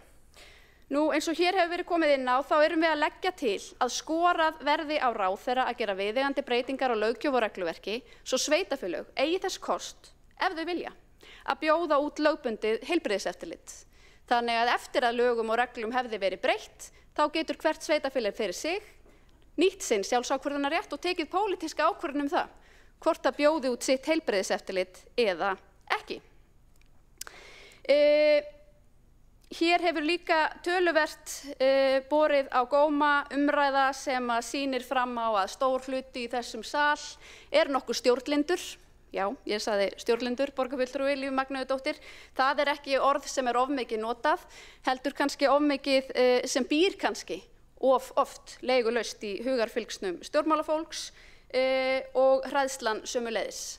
Tillaga okkar, hún einmitt nokkuð frjálslynd, við trúum á frelsið og já, við trúum á einkaframtakið og hér kom borgarstjóri líka upp og talaði í hálfgerðum gríntón að við sjálfstæðismenn trúðum svo mikið á mátt einkaframtaksins. Já, við gerum það og við erum stolt af því.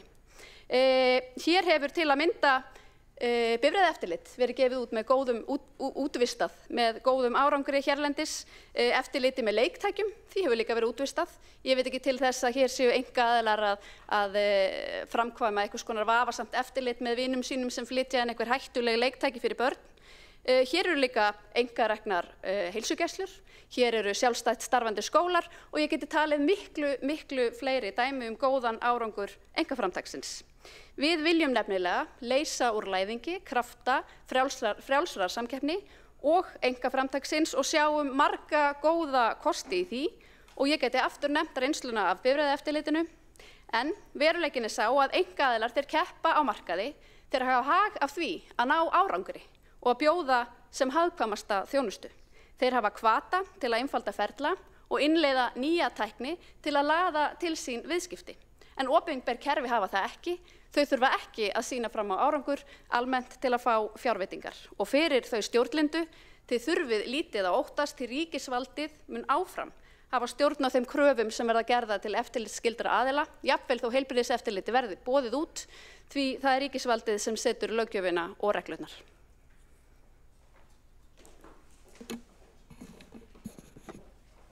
Borgarfulltrúinn hefur lokið við mál sitt og telst á umræðum þetta mál lokið og við göngum til atkvæða. Nei, ég var að biðja andsvar. Nei, afsakið, forseti.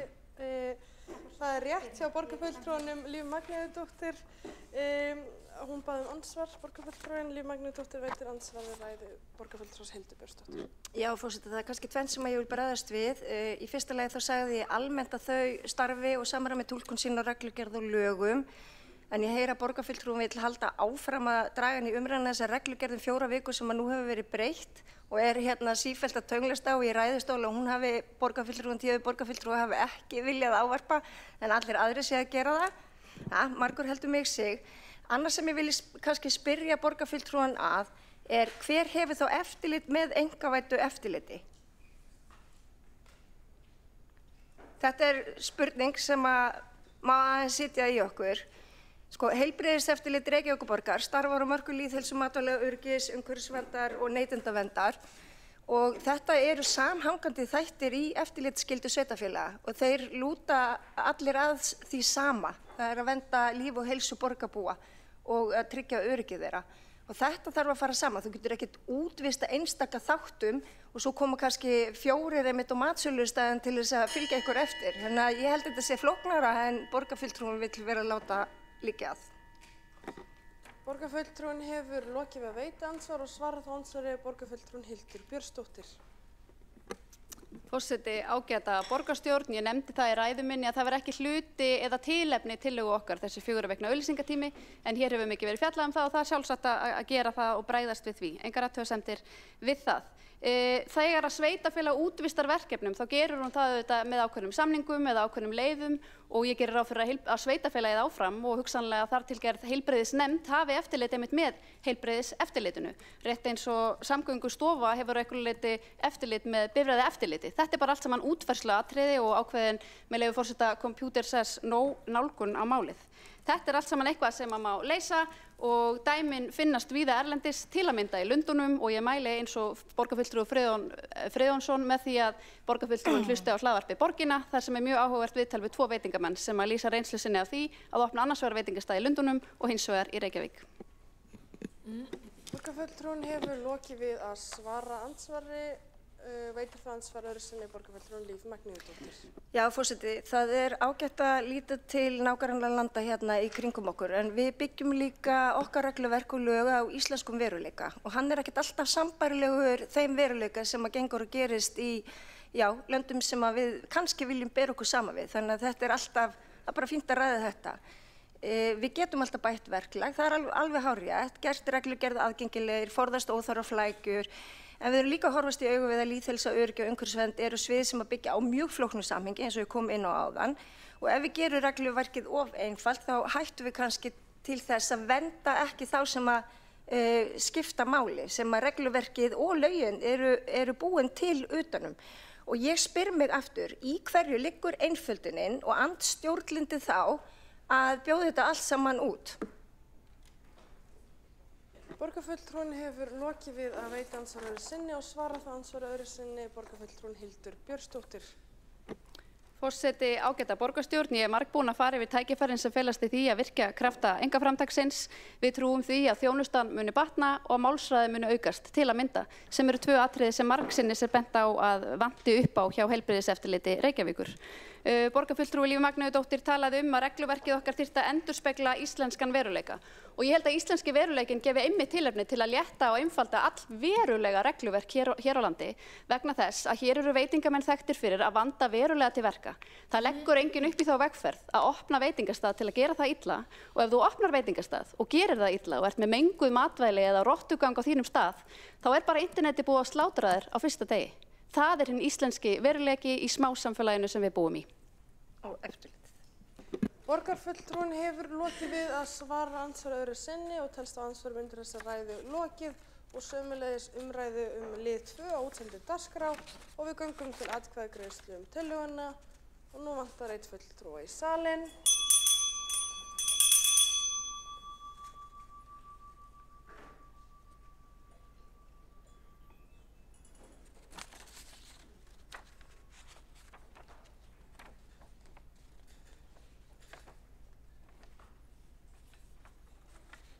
Þá salurinn full mannaður og við göngum til atkvæðagreiðslu lið 2 á útsendri dagskrá. Það ályktunartillaga borgarfulltrúa Sjálfstæðisflokksins útvistun heilbrigðiseftirlits. Þeir sem eru samþykkir umræddri tillögu vinsamlegast gefi þess merki og þau sem á móti kunna að vera. Og tillagan felld með atkvæðum meirihlutans, Sjálfstæðisflokkurinn með og aðrir sitja hjá. Og forseti gerir 10 mínútna kaffi hér. Já.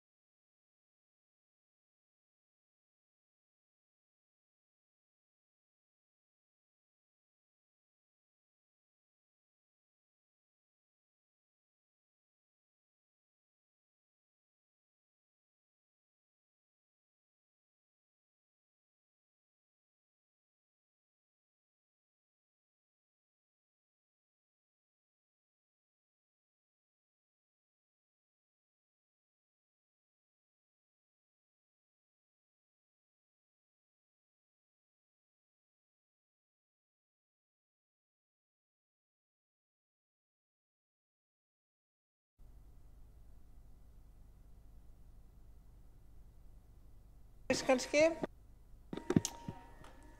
Þá fundi borgarstjórnar framhaldið og göngum við til næsta liðar.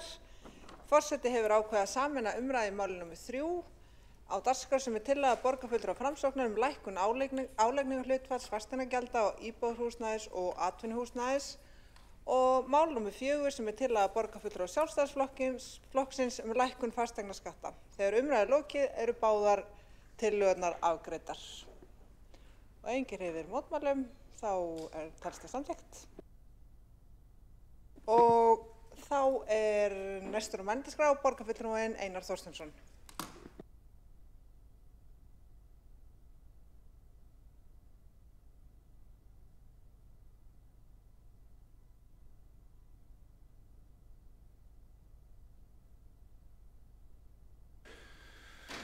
Forseti, ágæta borgarstjórn,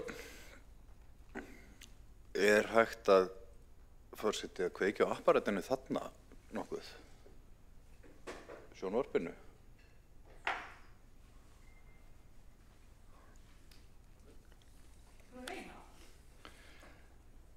Hef ég bara ræðuna og við sjáum hvort að takist að kveikja sjónvarpinu. Við leggjum hérna fram tillögu lækkun fasteignaskatta á heimili og fyrirtæki í Reykjavík og ég ætla að lesa tillöguna. Það var gerð örlítil breyting eins og forseti fór yfir hér í upphafi fundar í dag, en tillagan í kjarna sínum þessi. Lagt til að borgarstjórn samþykki að fela fjármála- og áhættustýringarsviði að undirbúa tillögu að breytingu á fjárhagsáætlun Reykjavíkur þar sem álagningarhlutfall fasteignagjalda á íbúðarhúsnæði og atvinnuhúsnæði lækki, þannig að hækkun fasteignamats hafi ekki áhrif til hækkunar gagnvart íbúum og fyrirtækjum og tekjur borgarsjóðs af fasteignagjöldum hækki ekki á milli áranna 2025 og 2026.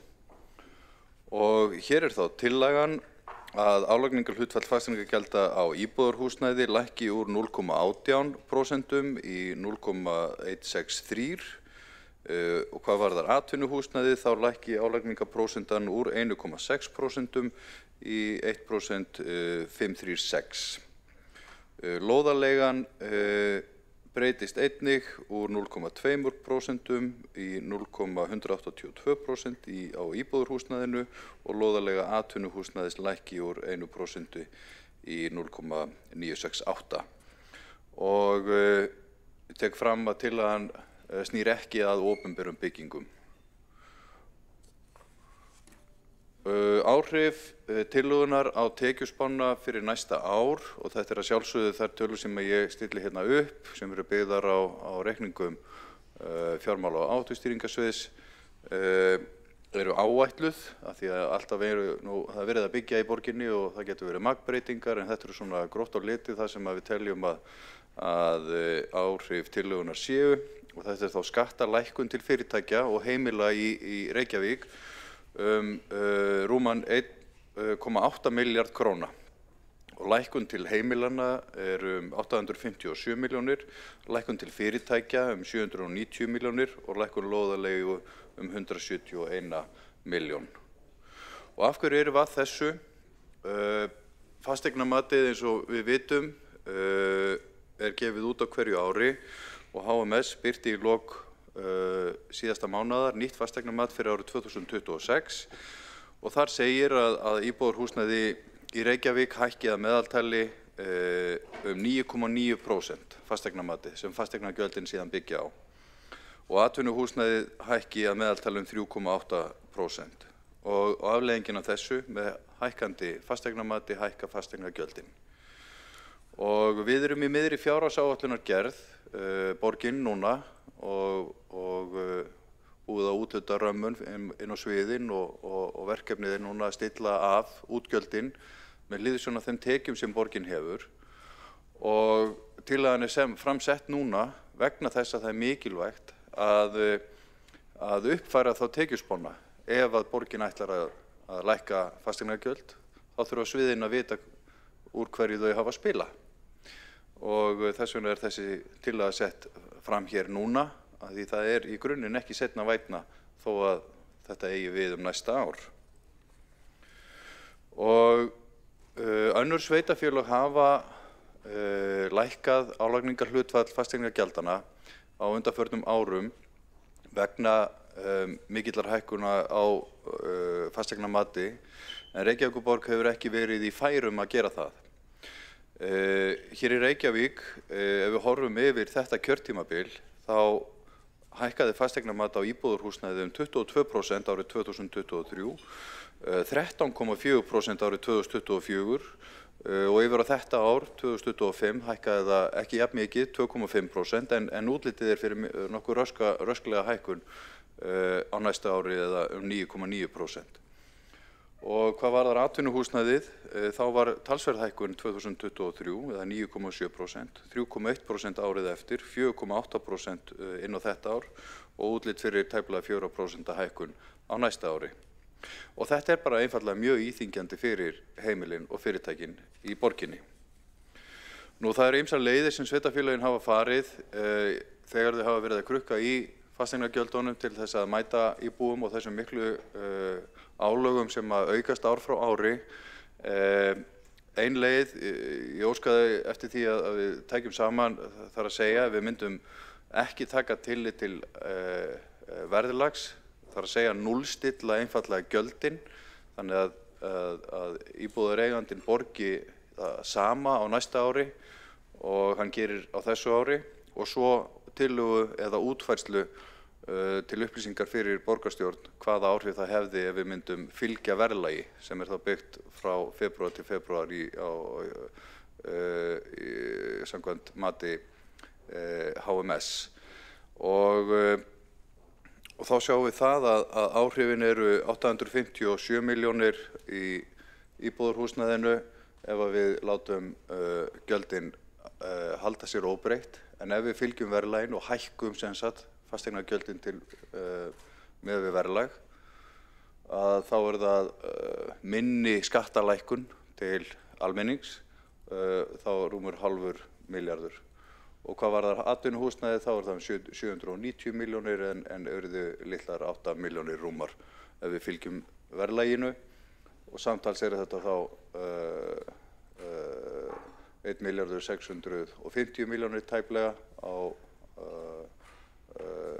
við núllstillinguna ef að gjöldin eru óbreytt, en hálfur milljarður ef við fylgjum verðlaginu. Lóðarleigan, tökum það sömuleiðis. Hér það eru 170 milljónir eða 47 milljónir, og ég stilli þessu hérna upp vegna þess að ég átta mig á því að meirihlutin hér í borgarstjórn væntanlega ekkert að fara að samþykkja þessa tillögu óbreytta. Eðlilegast að þetta hluti af fjárhagsáætlunargerð og það væri ekki óeðlilegt að það yrði þó tekið vel í hana, af því að það eru veigamikil sjónarmið sem að styðja að það verði farið í þessa átt, en eðlilegt væri að vísa henni þá til borgarráðs og við fengjum þá frekari greiningar frá fjármála- og áhættustýringarsviði og getum valið á milli sviðsmynda.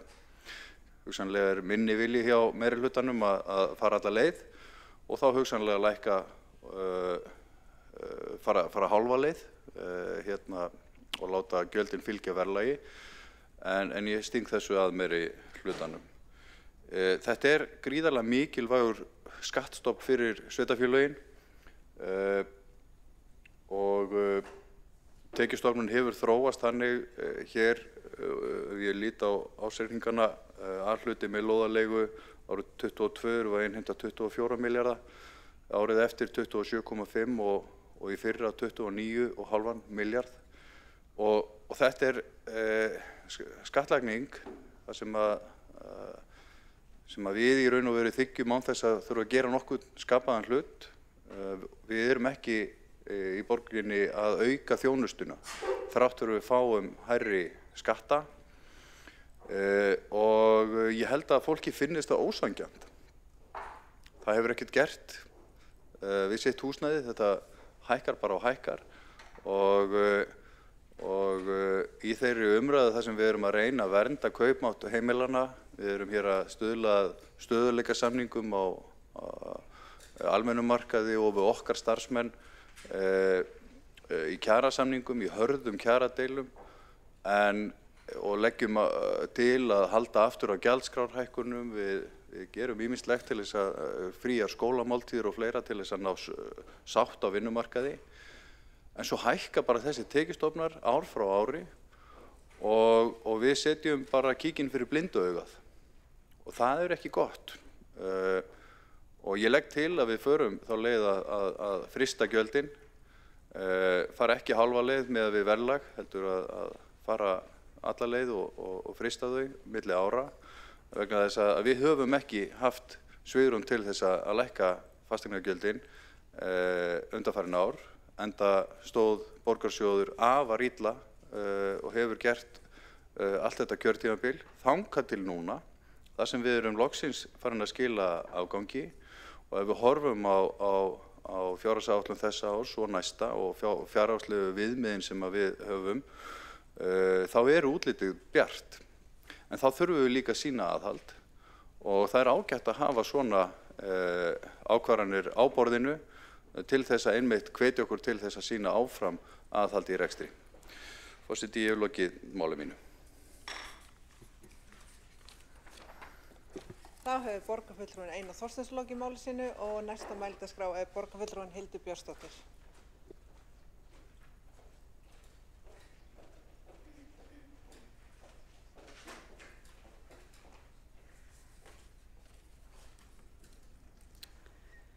Forseti, ágæta borgarstjórn, ég mæli hér fyrir tillögu okkar sjálfstæðismanna lækkun fasteignaskatta í Reykjavík. Og tillögu okkar gengur út á það að lækka álagningarhlutföll fasteignaskatta á atvinnuhúsnæði og íbúðarhúsnæði við gerð fjárhagsáætlunar fyrir árið 2026 með þeim hætti að tekjur borgarsjóðs af álögðum fasteignagjöldum hækki ekki milli áranna 25 og 26. Í þessu felst eins konar frysting fasteignagjalda og hugsunin sú að bregðast við hækkun fasteignamats sem kynnt var á dögunum og við viljum fela fjármála- og áhættustýringarsviði að útfæra nánar ný álagningarhlutföll til samræmis við ofanritað. Nú eins og almennt þá spretta tillögur ekki úr tómarúmi en heildarmat fasteigna á Íslandi hefur tekið gríðarlegum breytingum á kjörtímabilinu. Matið hækkaði 19,9% árið 2023 og þetta mat fyrir 2023 var einmitt kynnt á vordögum 2022 þegar við hér öll vorum í sveitarstjórnarkosningum. Og við sjálfstæðismenn stigum strax inn í þá umræðu og bentum á að nauðsynlegt væri fyrir sveitarfélögin að einmitt frysta fasteignaskattana. Fasteignaeigendur myndu þarna óhjákvæmilega verða fyrir gríðarlegum skattahækkunum í kjölfar á þessu hækkaða fasteignamati og það yrði að bregðast við. Nú fasteignamatið hækkaði svo aftur árið 2024 11,7% og enn öðru sinni 4,3% árið 2025. Og nú á dögunum fengum við fasteignamat fyrir næsta ár, 2026, sem leiðir af sér 9,2% stiga hækkun milli ára. Þannig að ef við skoðum þetta heilt yfir þá frá upphafi þessa kjörtímabils hefur heildarmat fasteigna á Íslandi hækkað tæp 62%. Það eru gríðarlegar hækkanir. Nú, hækkanir á fasteignamati hafa undanliðin ár óhjákvæmilega leitt til skattahækkana á heimilin og reiknað hlutfall af fasteignamati. Þannig að þegar fasteignamat tekur hækkunum þá óhjákvæmilega hækkar krónutala fasteignaskatta. Nú borgarfulltrúar Sjálfstæðisflokks hafa ítrekað á yfirstandandi kjörtímabili lagt til lækkanir á álagningarhlutföllum svo bregðast megi við hækkandi fasteignamati. Við gerðum það fyrst 21. júní 2022 sem var einmitt fyrsti fundurinn á þessu kjörtímabili. Fyrsta tillaga okkar sjálfstæðismanna á þessu kjörtímabili var einmitt að frysta fasteignaskattana. Við lögðum það aftur til við fjárhagsáætlun 11. nóvember 2022, 7. nóvember 2023, 5. nóvember 2024. Við lögðum til lækkun fasteignaskatta á atvinnuhúsnæði 4. febrúar 2025 og aftur í dag 24. júní 2025. Því miður þá hafa fyrstu tillögurnar 5, það vissulega ekki búið að afgreiða þá 7. sem hér til umfjöllunar í dag, þær hafa aldrei hlotið brautargengi og fulltrúar ríkjandi meirihluta hverju sinni hafa talið nauðsynlegt að fella þær vegna þess að þeir hafa talið nauðsynlegt að sækja auknar tekjur úr vösum fasteignaeigenda í Reykjavík til að bæta rekstur borgarinnar.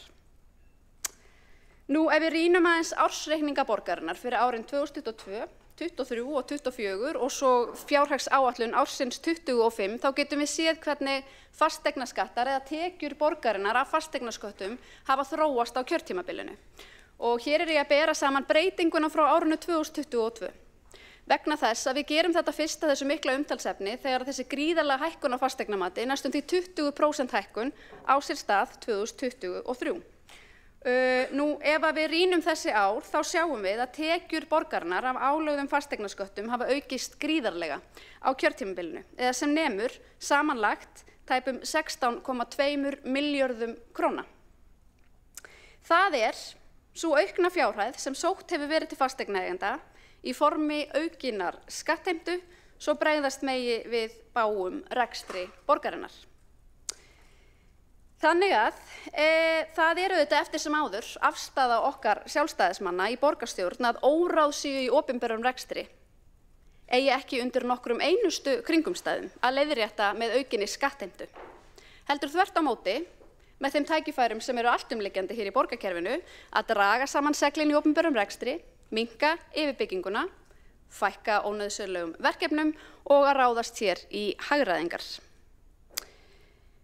Nú, samkvæmt nýbirtri tölfræði frá Húsnæðis- og mannvirkjastofnun þá mun fasteignamat íbúðarhúsnæðis í Reykjavík sérstaklega hækka 9,9% árið 2026 og fasteignamat atvinnuhúsnæðis hækka 3,8%. Og eins og ég nefndi áðan, ef við breytum ekki álagningarhlutföllunum, þá hækkar krónutala fasteignaskatta með samsvarandi hætti á bæði heimilin í borginni og fyrirtækin. Þannig að fasteignaeigendur verða óhjákvæmilega fyrir 4. skattahækkuninni á kjörtímabilinu enda hækkar krónutala fasteignaskatta samhliða hækkun fasteignamats. Og við höfum sagt það að eina skynsamlega viðbragð sveitarfélags við svo gríðarlegum hækkunum á fasteignamati samsvarandi lækkun á skattprósentu. Og í upphafi þessa kjörtímabils, þegar við gerðum þetta fyrsta umtalsefni, þá stigu öll nágrannasveitarfélögin inn í þessa umræðu og þau lækkuðu með einhverjum hætti sín álagningarhlutföll til að bregðast við þessari gríðarlegu 20% hækkun á fasteignamati. En Reykjavíkurborg sá ekki ástæðu til þess. Nú, við teljum þetta eina skynsamlega viðbragði vegna þess að augljóslega þá kostar það sveitarfélag ekki meira að þjónusta fasteignaeigendur þó fasteignamat hafi hækkað. Nú, það auðvitað þannig að sú vinnuregla og þær aðferðir sem notaðar eru til grundvallar útreikningum á fasteignamati auðvitað meingallaðar.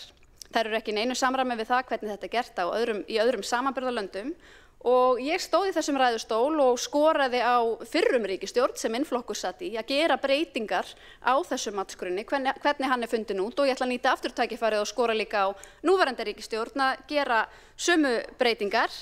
En með hliðsjón af framanrituðu þá leggja borgarfulltrúar Sjálfstæðisflokks til að borgarstjórn samþykki að lækka álagningarprósentu fasteignaskatta á bæði atvinnuhúsnæði og íbúðarhúsnæði við gerð fjárhagsáætlunar þannig að tekjur borgarinnar af álögðum fasteignasköttum hækki ekki milli áranna 25 og 26. Þá hefur borgarfulltrúin Hildur Björnsdóttir lokið máli sínu og einn hefur óskað að veita andsvar. Það borgarfulltrúin Líf Magnúsdóttir. Ágæti forseti, mér finnst að við þurfum að horfa heildrænt á þessa umræðu því ef við tökum til dæmis skattalækkanir í Kópavoginum sem dæmi þá hafa þær vissulega komið sér vel fyrir kannski einhverja en þær hafa líka komið sér illa fyrir marga vegna þess að sá aur sem að þá sparast í þessar skattalækkanir Kópavogsbæjar, hann hefur reynda bara farið í að greiða þjónustugjöld. Þjónustugjöld í Kópavogi til að mynda fyrir leikskólaþjónustu hafa hækkað 30% á 3 árum, svo ég nefni það.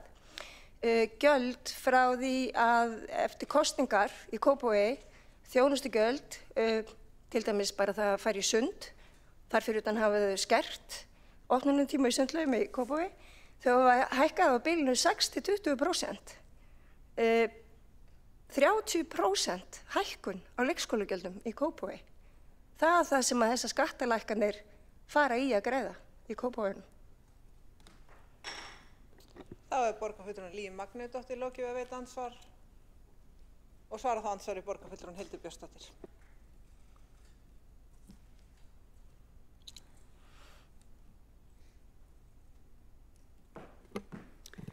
Forseti, ágæta borgarstjórn, ég vil byrja á að nefna hversu ótrúlega ósanngjörn skattheimta í rauninni fasteignaskatta vegna þess að fólk getur orðið fyrir gríðarlegri hækkun á fasteignamati sinnar eignar einungis á grundvelli þess að eitthvað hús í götunni sem þú býrð við selt á fúlgur fjár á yfirverði og þá hækkar fasteignamat allra annarra við götuna og skattana leið. Þetta er ósanngjörn skattheimta. Við auðvitað ráðum ekki hvernig fasteignamatið er fundið út og þess vegna skora ég á viðeigandi aðila að gera það. En við getum líka brugðist við. Það er ótrúlegt að hér sé sætt færis til að gagnrýna þjónustugjöld fyrir leikskóla í Kópavogsbæ. Það hefur verið gerð gagnger breyting á leikskólaumhverfinu í Kópavogi sem hefur leitt til þess að ekki hefur þurft að loka leikskólum Kópavogsbæjar einn einasta dag frá því breytingar voru gerðar. Til samanburðar, og þá er ég hér með tölfræði frá nýjum sviðsstjóra skóla og frístundasviðs sem segir mér að síðasta árið voru 3640 börn send einhvern tímann heim vegna lokunar á leikskólum, vegna þess að þjónustan, hún er ekki nægilega góð. Þá er borgarfulltrúin Hildur Björnsdóttir lokið að svara ansvari og veiti þá ansvar öðru sinni borgarfulltrúin Líf Magnúsdóttir. Ágæti forseti, þetta er bara allt önnur umræða en ég er líka bara að benda á það hvernig stjórnvöld geta velt sinni skattalækkun samt yfir á íbúa í formi hækkaðra þjónustugjalda og það er ósanngjarnt, finnst mér. Þá er borgarfulltrúin Líf Magnúsdóttir lokið að veita ansvar öðru sinni og svara þá ansvar öðru sinni borgarfulltrúin Hildur Björnsdóttir. Forseti, ágæta borgarstjórn, hér ber borgarfulltrúin saman epli og appelsínur eða einmitt skattheimtu annars vegar og þjónustugjöld hins vegar. Skattar af fasteignum, það að fasteignamat hækki leiði ekki til þess að þjónustuþörfin aukist eða það sé neitt sem réttlæti að fasteignaeigendur borgi hærri skatta. Hins vegar leikskólagjöld þjónustugjöld og kostnaðarþátttaka foreldra almennt gríðarlega lág, hún mjög lág í Reykjavík og mér hefur þótt sérkennilegt hvernig meirihluti eftir meirihluta hér í borgarkerfinu, sérstaklega vinstriflokkarnir, hafa lagt allt kapp á það að bjóða ódýrustu leikskólana sem þó eru með verstu þjónustuna, fjölmarga lokunadaga og lengstu biðlistana og við þurfum að bæta þetta og það að hnýta í sveitafélag sem hefur verið að gera vel í þessum efnum og að bæta sína þjónustu, það er mjög sérkennilegt.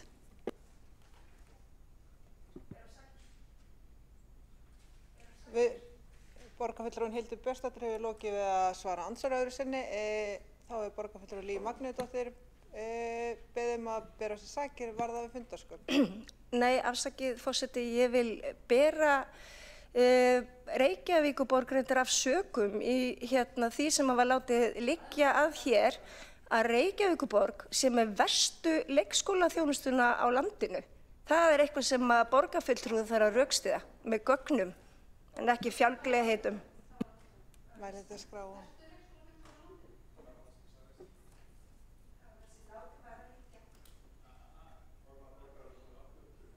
Forseti biður hljóð. Þá telst andsvör lokið undir þessar ræðu og næsta mælendaskrá er borgarstjórinn Heiða Björg Hilmarsdóttir.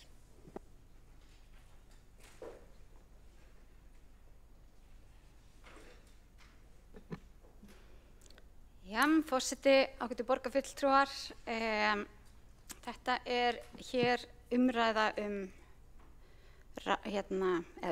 tillögur að lækka fasteignaskatta eða fasteignagjald. Ég ákvað að taka það saman í minni ræðu, þessar tvær tillögur. Þetta er auðvitað, eins og hefur komið fram, annar af stærstu tekjustofnum sveitarfélaga, það er fasteignaskattur.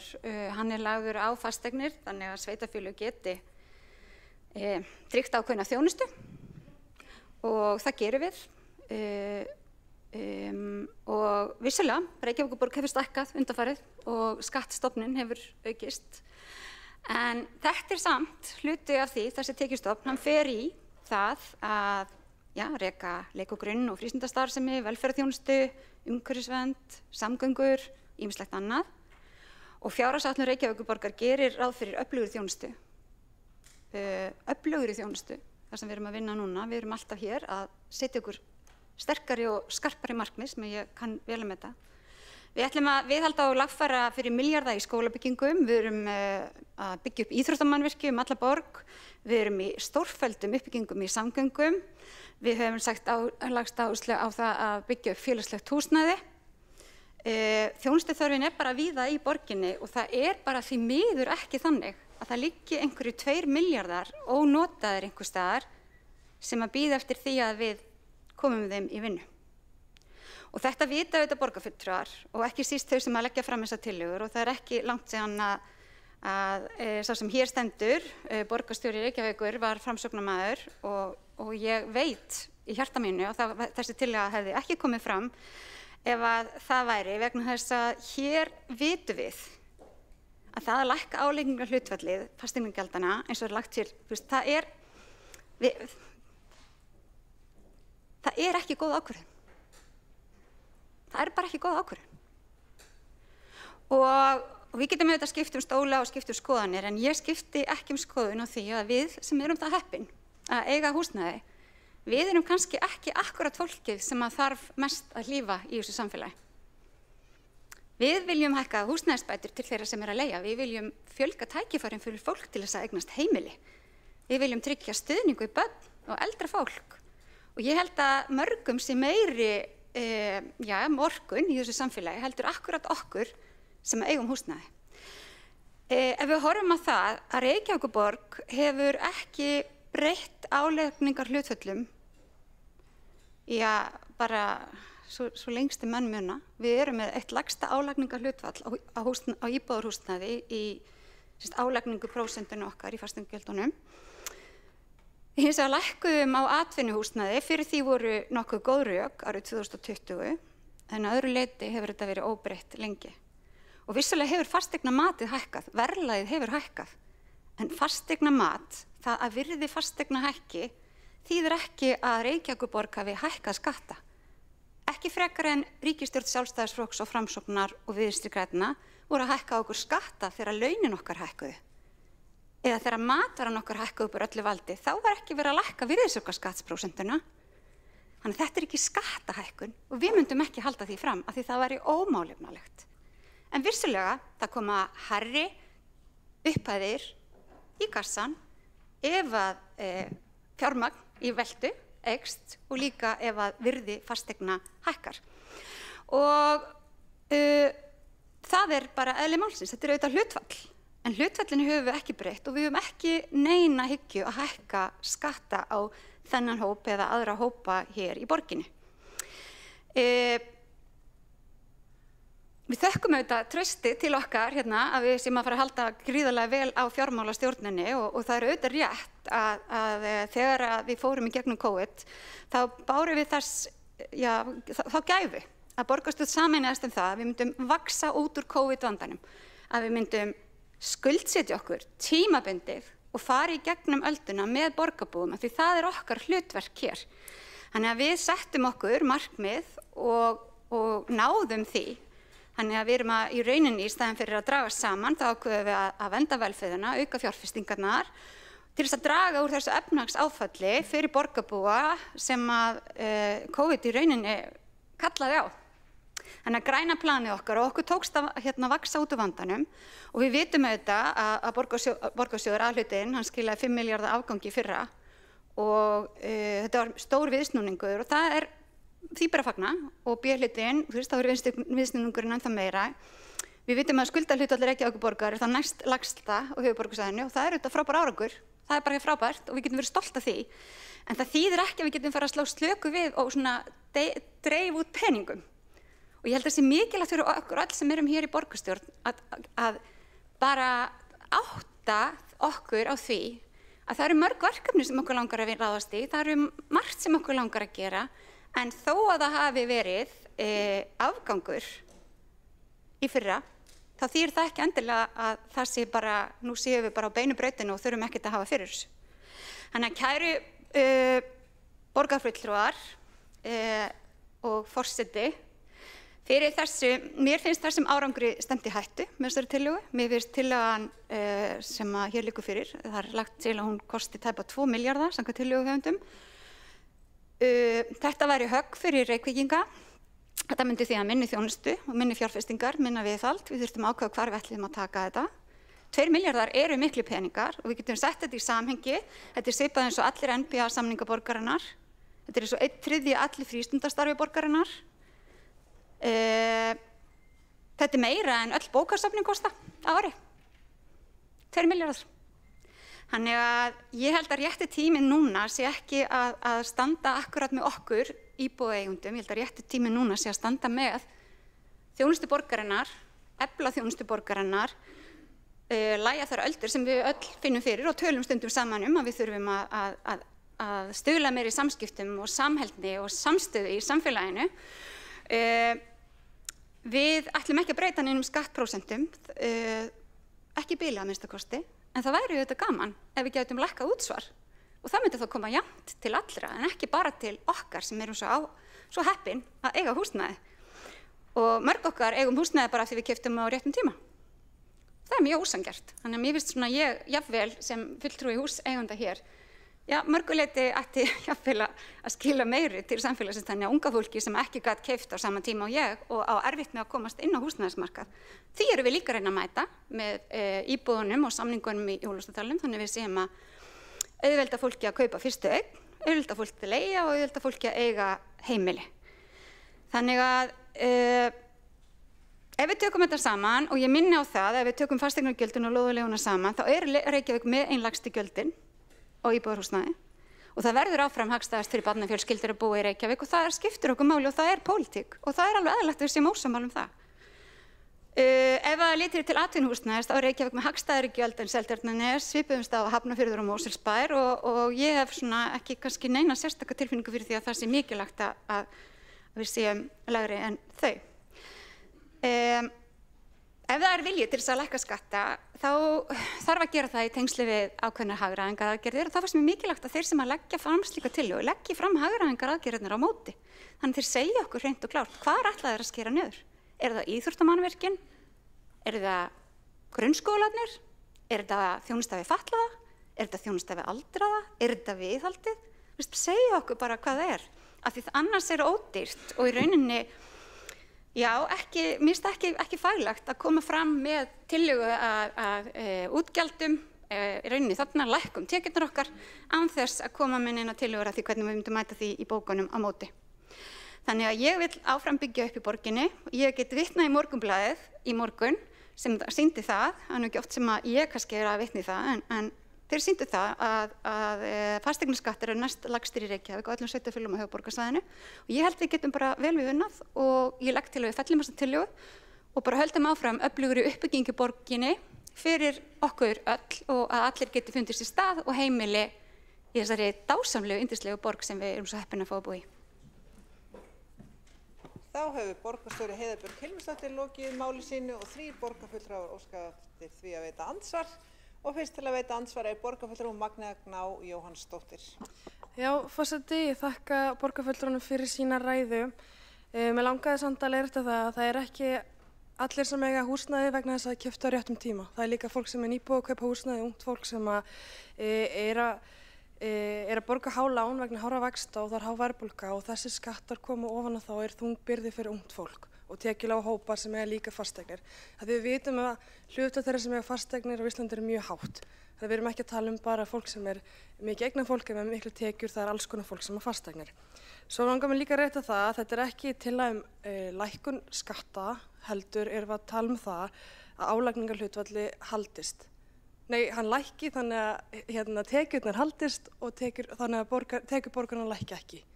Þannig að álagningarhlutfalli lækkar, tekjurnar standi í stað. Þannig að það þarf ekki að hagræða í rekstri fyrir því. Og svo langar mér að spyrja, hversu langt með gangi því að hækka fasteignaskatta er svo 60% hækkun sem átt sér stað á síðustu árum ekki nóg? Hvar er punkturinn settur við þessa hækkun? Þá hefur borgarfulltrúin Magnea Gná Jóhannsdóttir lokið að veita andsvar og svara það andsvari borgarstjórinn Heiða Björk Hilmisdóttir. Já, forseti, ágætu borgarfulltrúar. Þakka borgarfulltrúanum Magneu Gná Jóhannsdóttur fyrir að koma inn á afslættina því það er auðvitað mikilvægt að hafa það í huga að þeir sem það eru ákveðnir afsláttarkjör á fasteignagjöldum og fólk getur sótt það og kannski mætti koma því til vina okkar í ríkinu þeirra sem hafa verið að þróa húsnæðis og þessi lán fyrir fyrstu kaupendur og aðra að þar mættu kannski vera afslættir eins og fyrir öryrkja, eldra fólk og aðra. Við höfum verið með þessa afslætti og veitt þá til þeirra sem það þurfa og mér finnst það mikilvægt. Það eru heimildir til þess, það er ekki heimildir til þess að gefa öðrum afslætti og við þyrftum þá að fá þær. Tekjur standi í stað, okkur náttúrulega að fjölga, þannig að húsnæðið er líka, það er fleira að hyggja, þannig að tekjur standi í stað með ef hvað, og hækkunin hefur að sjálfsögðu ekki verið 80%, það þarf að taka með verðbólgu. Þá hefur borgarstjóri Heiðbjörg Hilmarsdóttir lokið svar andsvara og veitir það andsvar öðru sinni, borgarfulltrúin Magnea Gná Jóhannsdóttir. Já, forseti, þakka borgarstjóra fyrir andsvarið. Ég bara leiðrétti, ég sagði 60% síðustu ár, en mér vantar svar við spurningunni hvað er punkturinn sem á að sitja við skattahækkunar. Þetta hefur hækkað án þess að við höfum eitthvað gert eitthvað. Við vitum alveg hvernig fasteigna skattar eru reiknaðir, það fer til fasteignamati og fasteignamat hefur hækkað verulega vegna þess að fasteignir hafa hækkað í verði. En hvar ætlum við að setja línuna? Má það hækka 110%? Hversu eðlilegt er langt og hversu langt má ganga á fólk og heimili í borginni þegar kemur þessum fasteignarsköttum? Það er spurningin sem átt að svari. Þá hefur borgarfulltrúin Magnea Gná Jóhannsdóttir lokið að veita andsvari öðru sinni og svar þá andsvari öðru sinni borgarstjóri Heiðbjörg Hilmarsdóttir. Stuttasvarið er, það hafa ekki verið neinar skattahækkanir í Reykjavík. Prósentunum hefur ekki verið breytt, en vissulega hefur verið mikil verðbólga, þannig að laun fólks hafa hækkað. Verðlag hefur hækkað, fasteignavirði okkar hefur hækkað. Það er ókostur, einn af ókostunum við að búa á Íslandi. Það er það að við búum í mjög óstöðugu efnahagslegu umhverfi. Þannig að þó að eitthvað hækki í krónum, ég menna möndlupókin minn er búin að hækka 500 krónur, það er samt ekki, ég veit að það er innkaup, það er verðlag, þannig ég þarf líka að taka verðlagi með. Þannig að hækkun umfram verðlag er sára lítil í sjálfu sér. En auðvitað, ég tek alveg undir það og það kom fram í ræðu Hildar Björnsdóttur áðan og það má vel fara yfir hvernig fasteignamat er unnið. En mér finnst það ekki beint tengjast prósentunni sem að Reykjavíkurborg leggur á og við höfum ekki heldur, við höfum ekki verið að hækka prósentuna þó að fasteignaverð haldi ekki í við það eða sé ekki að hækka. Þá hefur borgarstjóri Heiðbjörg Hilmarsdóttir lokið að svara andsvar öðru sinni og næstu til að veita andsvar er borgarfulltrúin Einar Þorsteinsson. Forseti, ég er alveg forviða á þessum útúrsnúningum hjá borgarstjóra. Mér langar að spyrja borgarstjóra, hvað heitir það annað en skattahækkun ef að mánaðarlegar afborganir heimilanna hækka 20% á milli ára? Hvað heitir það þá ef það er ekki skattahækkun? Gjaldstofninn heitir fasteignaskattur.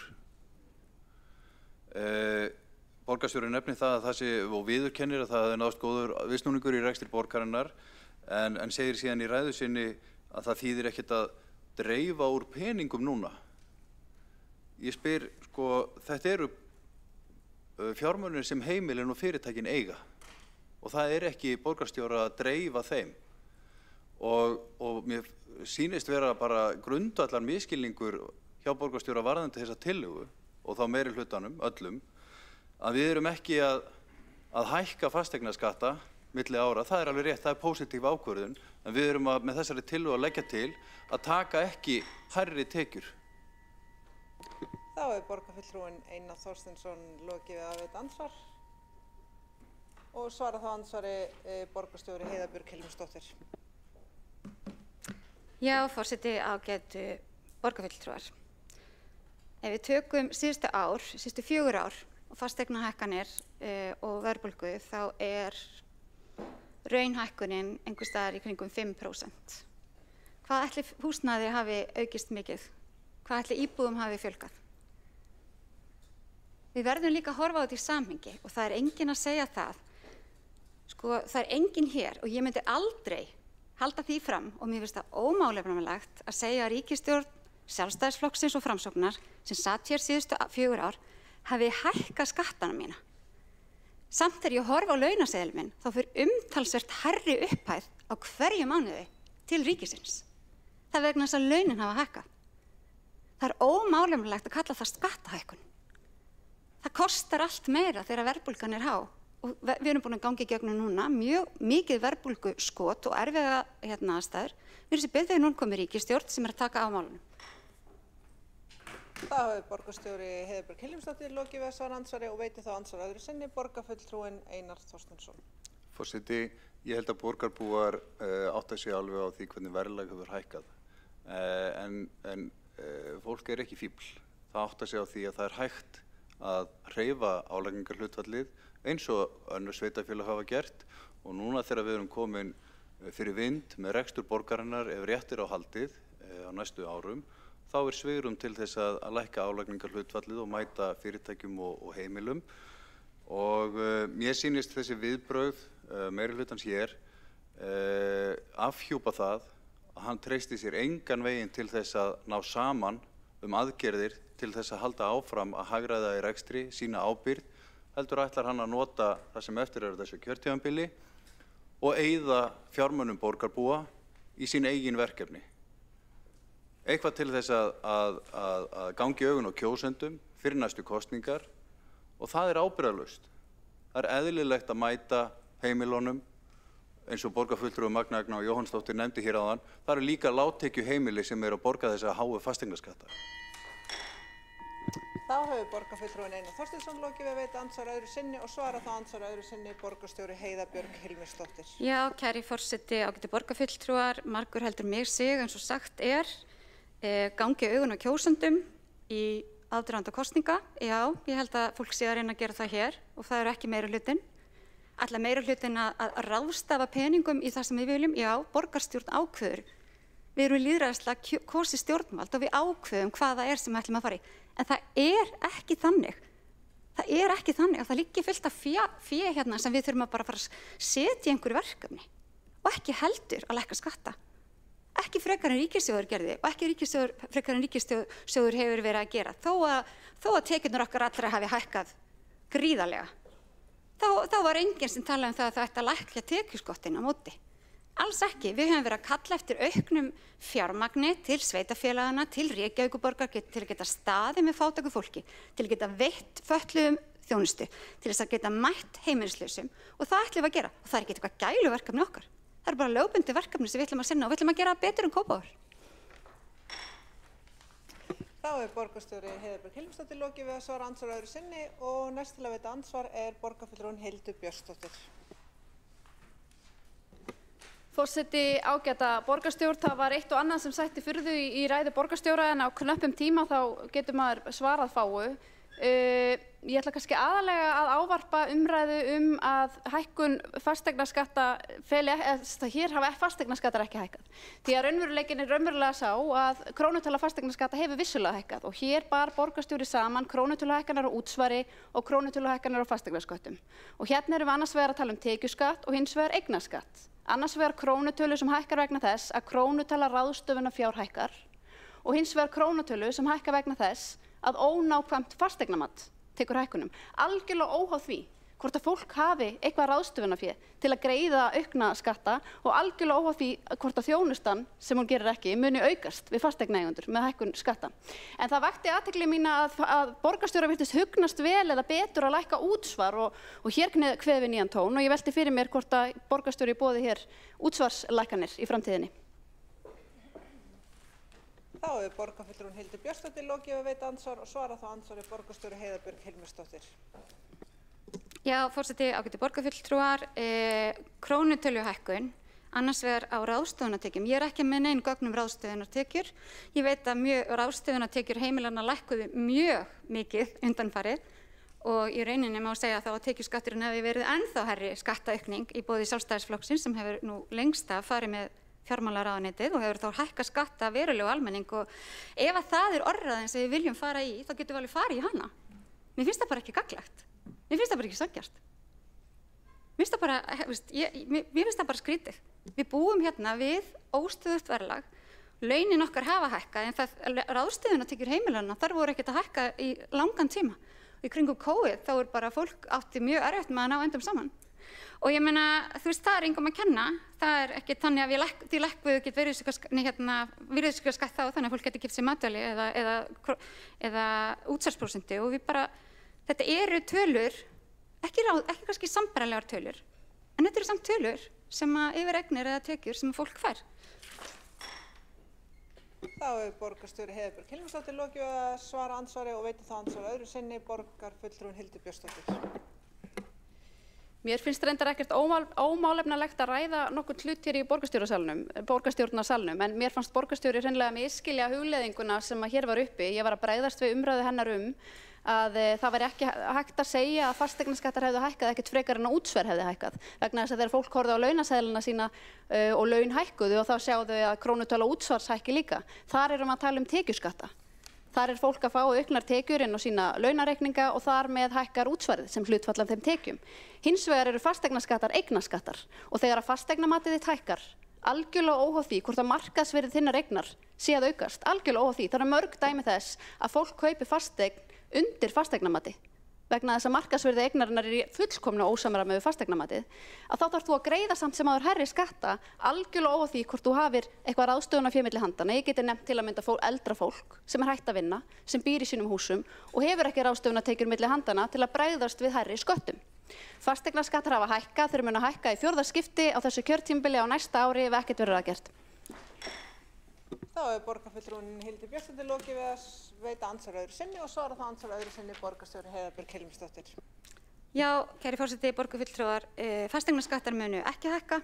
Það verður engin ákvörðun tekin það að hækka þá þó við höfum töluvert svigrúm samkvæmt lögum til að gera slíkt. Það stendur það ekki til. Eignaskattur, fasteignamat, ég held að væri full ástæða til þess að skoða fasteignamatið og ferlið í kringum það og það er reyndar eitthvað sem ég setti af stað, vinnu við að skoða mismunandi leiðir sem formaður samband sveitarfélaga og ég vona að þeir fulltrúar hér sem eru í þeirri stjórn bara fylgi því eftir, ég held að það sé full ástæða til þess. Það hins vegar birtist okkur alveg eins við sem eigum húsnæði þegar það er mikil verðbólga og mikil verðlagsbólgnun. Við borgum hærri fasteignaskatta, þeir sem að leigja borga hærri leigu.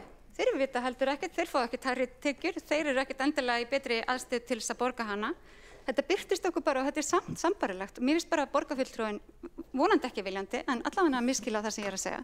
Ég held bara að tala um það að hafa sömu prósentu sé skattahækkun, mér finnst það ekki rétt. Auðvitað má halda því fram og hver og einn ber ábyrgð á sínum orðum en mér finnst það ómaklegt að mér að halda því fram á móti.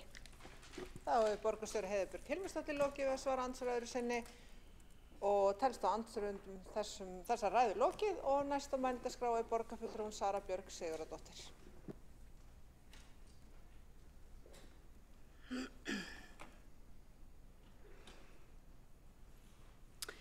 Forseti, ágæta borgarstjórn, við ræðum hérna saman 2 tillögur frá borgarfulltrúum Framsóknarflokksins og Sjálfstæðisflokksins sem tengjast lækkun fasteignagjalda.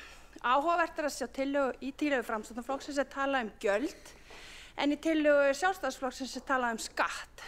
Hvorugur notar orðið tekjur eða talar um mikilvægi tekna fyrir borgarsjóð sem aftur eru notað til að greiða fyrir sameiginleg gæði okkar allra. Báðum hefur verið tíðrætt um rekstur borgarinnar undanfarið, að hann sé í mólum, hans borgarsjóður sé á barmi gjaldþrots, minnka þurfi báknu og það sé mikilvægt að hagræða það. Hvers vegna er þeim svona umhugað að rýra einn helsta tekjustofn sveitarfélagsins tæpa 2 milljarða á ári, sem gera 8 milljarða á einu kjörtímabili. Fyrir hvern vill Framsóknarflokkurinn og Sjálfstæðisflokkurinn niðurgreiða húsnæði? Sveitarfélög á Íslandi eru í einstaki stöðu í samanburði við nágrannalöndin hvað varðar öflun tekna til að kosta þá starfsemi og þjónustu sem við þekkjum. Á meðan að við getum aflað 3/4 tekna til þess að fjármagna starfsemina hér á landi er hlutfallið minna á Norðurlöndunum þar sem það er alltaf þriðjungi, jafnvel helmingi lægra. Það skýrir hvers vegna hlutfall tekna af fasteignum af öllum tekjum er hæst á Íslandi en þeir skipta minna máli annars staðar en á Norðurlöndunum. Vegna þess að þar eiga sér stað millifærslur úr ríkissjóði í meira mæli. Fjármagn í lögbundin verkefni er tryggt í fjárlögum og það má segja að tekjusveitarfélaganna þar komi annars staðar úr samneyslunni. Sem víkjum að tekjustofnum sveitarfélaga sem eru takmarkaðir. Þeir eru 3 frá fasteignum, þeir koma gegnum útsvar og svo eru tekjur í gegnum jöfnunarsjóð. Sem reyndar sniðgengur Reykjavíkurborg eitt sveitarfélag á landsvísu framlag til grunnskóla og barna af erlendum uppruna. Þannig að öll sveitarfélög fá framlög nema Reykjavíkurborg. En við erum að tala hér hóflega gjaldtöku í samanburði við sveitarfélögin í kringum okkur. Hlutfall fasteignagjalda er lægra í Reykjavík en það var fyrir áratug og er með þeim lægstu á landinu. Raunar bara eitt sveitarfélag sem með lægra hlutfall fasteignaskatts á íbúðarhúsnæði en Reykjavík og það mitt gamla bæjarfélag, Kópavogur. Svo má líka nefna það að Kópavogur fær tæplega 1,2 milljarð í framlög til grunnskóla og framlög með börnum og erlendum uppruna. Og ég það myndi heyrast hátt ef sá tekjustofn yrði tekinn af Kópavogi vegna þess að tekjur skipta máli fyrir sjóðstreymi sveitarfélaga, líka í Reykjavík. Það hefur verið pólitískur vilji meirihlutans í Reykjavík allangt skeið að koma til móts við tekjulægstu hópa samfélagsins sem eiga fasteignir. Með öflugum mótvægisaðgerðum fyrir hóp eldra fólks og örorku þegar að vissum skilyrðum uppfylltum. Hægt að sækja afslátt á bilinu 50 til 100% af fasteignagjöldunum og ráða tekjur fólks hve mikinn afslátt hægt að fá. Til að fá fullan afslátt þarf einstaklingur að vera með undir 5,7 milljónum króna í árslaun. Hjón með samanlega tekjur undir 8 milljónum. Í ár áætlað að 600 milljónir króna fari í þennan stuðning. Á kjörtímabilinu þetta tæpir 2,2 milljarðar. Samstarfsflokkarnir standa með tekjulægstu hópum sem þurfa stuðning til að halda og tryggja sitt örugga húsnæði. Efnum að fólk þarf ekki á niðurgreiðslu að halda til að tryggja húsnæðisöryggi. Heilt yfir þá eru fasteignaskattar ekki háir í Reykjavík. Að halda öðru fram með lélegur áráður til að reyna að breiða við þá skýru staðreynd að Reykjavík vel rekið sveitarfélag með sanngjarnar álögur sem sinnir félagslegri þjónustu langt umfram önnur sveitarfélag en nær samt sem áður að reka sér réttu megin við línuna. Tillögur Framsóknar og Sjálfstæðisflokksins snúast fyrst og fremst að niðurgreiða húsnæði fyrir alla hópa samfélagsins, líka þeirra sem hafa efni og ráð til að greiða í samneysluna. Forseti, ágæta borgarstjórn, fyrsta kosningaloforð Framsóknarflokksins og Sjálfstæðisflokksins komið í loftið, 11 mánuðum fyrir kosningar. Flokkarnir ætla að róa í sömu hugmyndafræðilegu átt. Niðurgreiða húsnæði fyrir efnameira fólk á kostnað þeirra tekjulægri og hafna tekjum í borgarsjóð upp á tæpa 2 milljarða króna. Sem fyrrum borgarstjóri og oddviti Framsóknar á borgarfulltrúna vita betur. Ætti að vita betur hversu mikilvægur tekjustofn kemur inn til borgarinnar af fasteignum. Það mikið hægt að gera fyrir tæpa 2 milljarða króna eins og borgarstjóri reifaði hér áðan. 8 milljarðar á einu kjörtímabili. Það skýrt að fulltrúar Framsóknar og Sjálfstæðisflokks vilja auka á ójöfnuð í Reykjavík. Það fréttin úr umræðu dagsins, en það undirliggjandi hræsni sem fylgir tillögum flokkanna hér í dag. Sjálfstæðisflokkurinn hefur talað gegn uppbyggingu óhagnaðardrifins húsnæðis. Vill ekki að samneyslan tryggi húsnæði fyrir tekjulægri hópa, en á sama tíma vill niðurgreiða húsnæði til fólks sem hefur efni á að borga fyrir það. Framsóknarflokkurinn kominn á sama stað í sinni stefnubreytingu? Fyrst hann stokkin borð hugmyndafræðilega bát Sjálfstæðisflokksins eða að ræða popúlískar beitur stjórnmálaflokks sem rær sinn lífróður í skoðanakönnunum. Ég stend með sterkri samneyslu. Ég vil standa með tekjulægstu hópum samfélagsins með þeim mótvægisaðgerðum sem unnið eftir í dag og ég vil ekki rýra tekjur borgarsjóðs. Því mun ég kjósa gegn tillögum hér í dag. Forseti, ég hef lokið máli mínu. Þá hefur borgarfulltrúin Sara Björk Sigurðardóttir lokið máli sínu og einn hefur óskað eftir andsvar, það borgarfulltrúin Einar Þorsteinsson. Forseti, þessi ræða hjá borgarfulltrúanum Sara Björk Sigurðardóttir kemur alls ekki á óvart og í hnotskurn kannski hvers vegna Framsókn og Samfylking hafa ekki átt erfitt með að starfa saman. Ég verð að viðurkenna það að við í Framsókn höfum bara þá skoðun, við erum nú höfundar af því kerfi sem hefur gagnast lágtekjufólki og fyrstu kaupendum og Reykjavíkurborg hefur tekið þátt í að styðja við óhagnaðardrifin húsnæðisfélög og fleira í þeim dúr. Þúsundir einstaklinga og fjölskyldna búa í slíku húsnæði og við stöndum við það. En það afhjúpast hér að þessir flokkar, vinstri flokkarnir hér, treysta sér ekki til þess að taka ákvarðanir í rekstri sem skila bættum rekstri. Þau ætla að reyna að lifa af þetta kjörtímabil á þess að taka nokkrar slíkar ákvarðanir og vilja frekar að meginþorri borgarbúa sem býr í eigin húsnæði borgi brúsann. Og jú, það er skattahækkun og heitir skattahækkun þegar skatturinn hækkar. Af því að við sjáum það að það er hægt að hreyfa við honum og það er hægt að lækka tekjurnar og það er það sem við erum að leggja til. En Samfylkingin er ekki tilbúin til þess. Það hefur borgarfulltrúinn Einar Þorsteinsson lokið við að veita ansvar og svara þá ansvari borgarfulltrúinn Heiða Björg. Nei, Sara Björg Sigurðardóttir. Forseti, ágæta borgarstjórn, er Framsóknarflokkurinn á sama stað og Sjálfstæðisflokkurinn? Er raunverulega hugmyndafræðilega breytingu á þeim árum sem að Framsóknarflokkurinn hefur setið í borgarstjórn? Ég velti þessari spurningu fyrir mér vegna þess að þetta er algjör stefnubreyting, hugmyndafræðileg stefnubreyting sem er að gerast á þessu kjörtímabili fyrir framan augu kjósenda. Og þess vegna spyr ég hvort að þið í Framsókn og þú sem oddviti eða borgarfulltrúi, bara hvernig þið ætlið að útskýra þessa hugmyndafræðilegu breytingu sem er kannski pínu popúlísk í eðli sínu vegna þess að flokkurinn er að róa lífróður í skoðanakönnunum. Það hefur borgarfulltrúinn Sara Björg Sigurðardóttir lokið við að svara ansvari og veitir það ansvar öðru sinni borgarfulltrúinn Einar Þorsteinsson. Forseti, þetta er engin stefnubreyting. Framsókn hefur til áratuga staðið með fólki, launþegum, heimilunum í landinu, fyrst og fremst og alltaf þjónað þeim hópi. Og það vill svo til að meginþorri borgarbúa á sitt húsnæði, býr í því og Framsókn hefur alltaf staðið fyrir það að standa með þessum heimilum og vernda þeirra lífskjör. En það kemur ekki óvart að því að fá þennan tón úr Samfylkingunni sem að alla jafna hefur það sitt fyrsta verk að hækka skatta. Logi Einarsson ætlar að skattleggja Netflixið ykkar. Kristrún Frostadóttir ætlar að skattleggja heita vatnið og nú er umræðum veiðigjöldin. Þetta eru endalausar skattahækkanir og við í Framsókn erum ekki hrifin af því.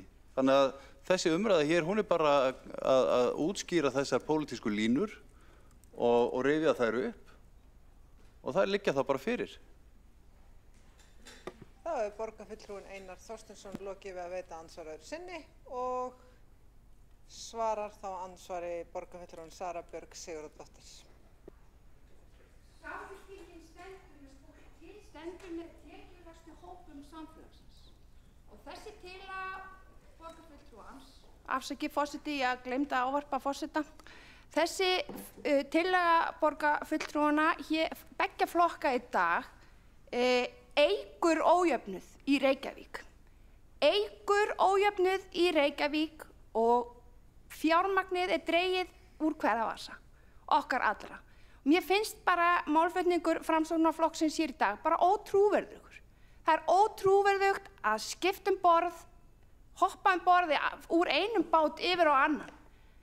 Þetta er bara mjög sérstök nálgun Framsóknarflokksins út af við, sérstaklega þegar skoðanakannanirnar eru botnfrosnar. Þá hefur borgarfulltrúinn Sara Björg Sigurðardóttir byrjaði sækir. Þá hefur borgarfulltrúinn Sara Björg Sigurðardóttir lokið við að svara ansvar öðru sinni og borgarfulltrúinn Einar Þorsteinsson hefur óskað eftir að bera sig sækir. Forseti, ég vil bara bera mig sakir það að hér sé einhverja stefnubreytingu að ræða.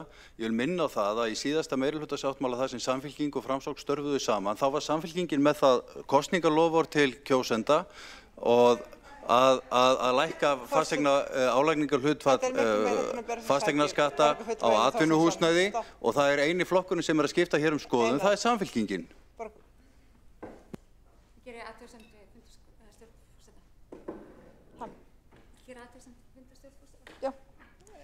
Borgarstjóri Heiða Björg Hilmarsdóttir. Kæri forseti, ágætu borgarfulltrúar, ég bara geri athugasemd við það að fólk geti farið hér í að bera af sér sakir og komið síðan með ásakanir á aðra borgarfulltrúa og flokka sem að þá ekki hafa tækifæri til þess að verja sig og ég geri bara kröfu það að þetta verði ekki leyft því að þetta þetta bara eyðileggur ásýnd borgarstjórnar þessar stuttu athugasemdir sem sífellt eru notaðar í einhverja pólitískar árásir. Það er borgarstjóri Heiðbjörg Hilmisdóttir áminnt forseta að leyfa athugasemdir.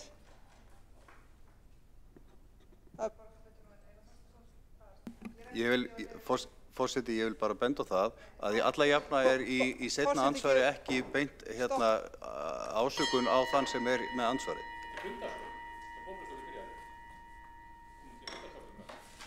Forseti gerir stutt hlé á fundirum.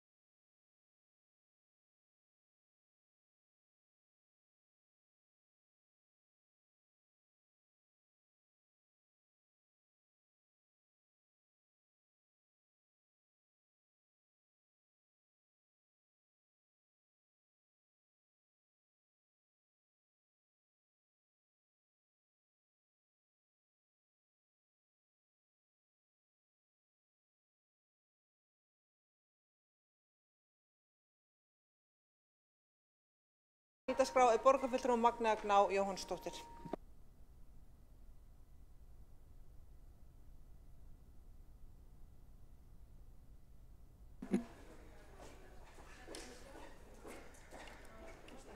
Forseti, ágæta borgarstjórn, við Framsókn leggjum hér fram tillögu lækkun á álagningarhlutfalli fasteignaskatts og vil ég útskýra hvers vegna.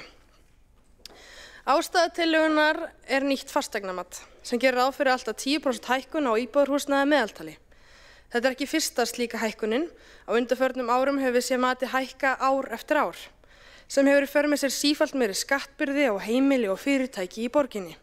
Þessi þróun kemur ofan á aðra þunga bagga eins og háa vexti og þrálóta verðbólgu. Þetta hefur einkar þungt fyrir ungt fólk sem er að kaupa sínu fyrstu fasteign, fjölskyldufólk og lágtekjuhópa sem hafa ekki mikið á milli handana. Við leggjum því til að álagningarhlutfall fasteignaskatts verði lækkað þannig að skattgreiðsla íbúa hækki ekki, þrátt fyrir hækkun á fasteignamati. Með þessu tryggjum við að skattbyrði íbúa haldist óbreytt en tekjur borgarinnar lækka ekki, heldur standa í stað.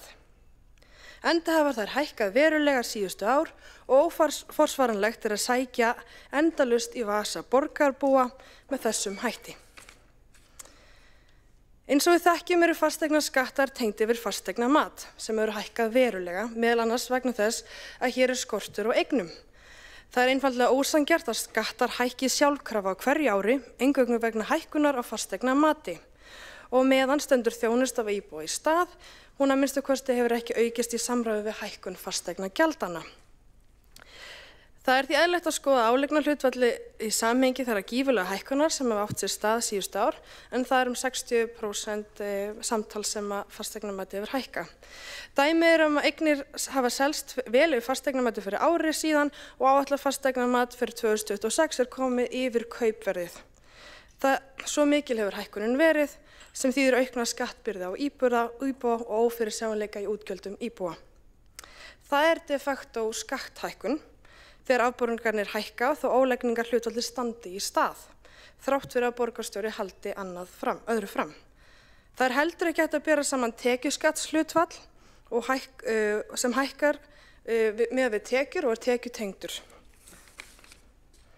Og svo var ég að nefna það því hér var farið út í samanburð við Kópavog að það er eins og að bera saman epli og appelsínur, að tala þjónustugjöld og fasteignagjöld, vegna þess að þegar kemur fasteignagjöldum með lítill fyrirsjáanleiki fyrir íbúa, þegar kemur á sig skattinnheimtu og gjöldin hafa vækkað verulega og það er okkar val að velja það hvort við viljum velta því yfir á þjónustugjöld.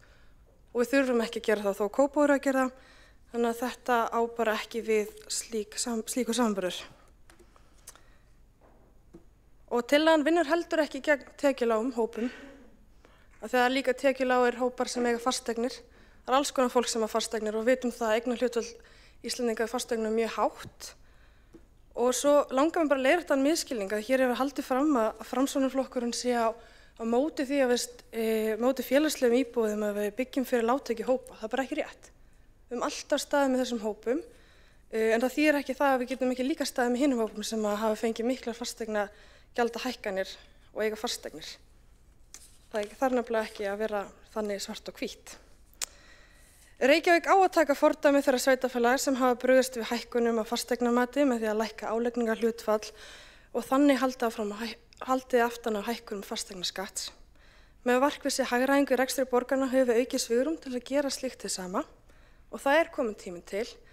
Það er kominn tíminn til að forgangsraða nýju, létta undir heimilunum og fyrirtækjunum í stað þess að auka byrðarnar enn fremur. Og ef það er að lækka álögur á heimilin er kosningalofur, þá er það bara ágætis kosningalofur sem ég er tilbúin að taka undir. Þá er borgarfulltrúin Magnea Gná Jóhannsdóttir lokið máli sínu og næsta mælendaskrá er borgarfulltrúin Alessandra Brím.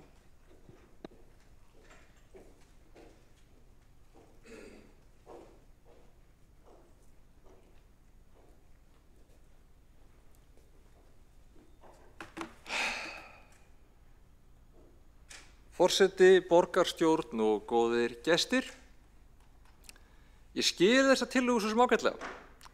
Fólk kannski bara komið í kosningagýrin og hefur kannski ekkert brjálæðislega mikla að tapa með að skella svona fram.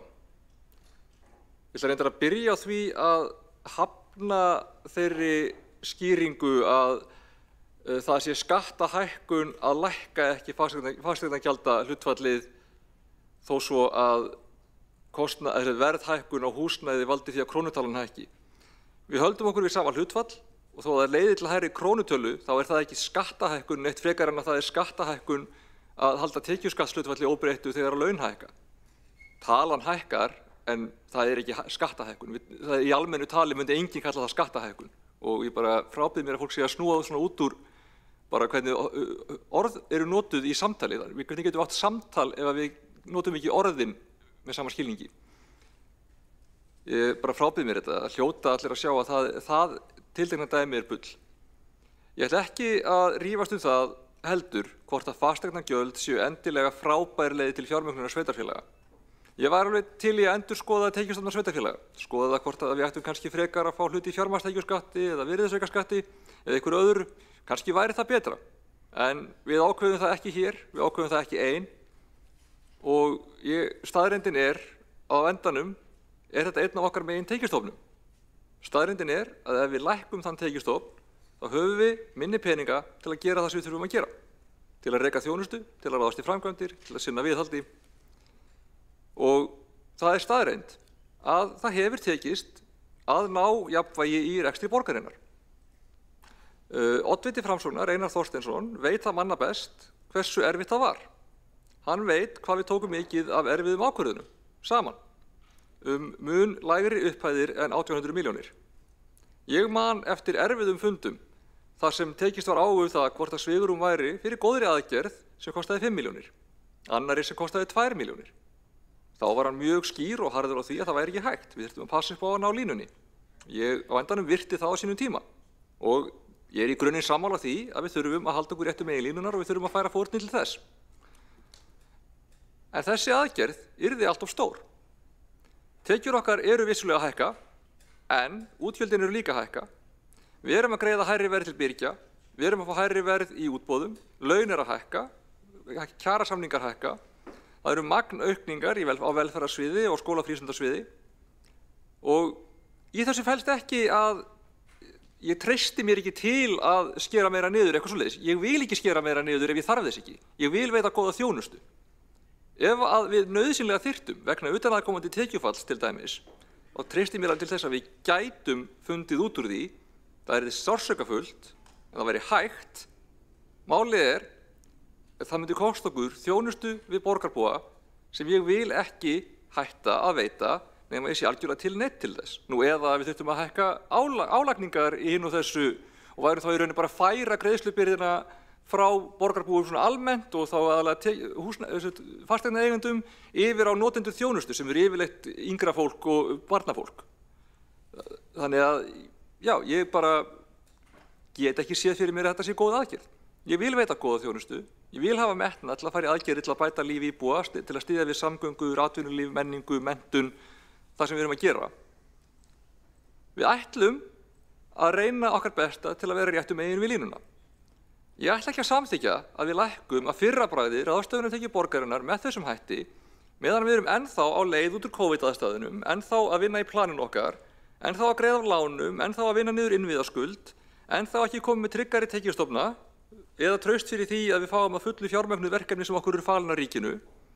Við höfum náð ákveðnum árangri, en það er ekki þarfis að við séum bara eitthvað komin á land, að við getum bara hægt að pæla í þessu.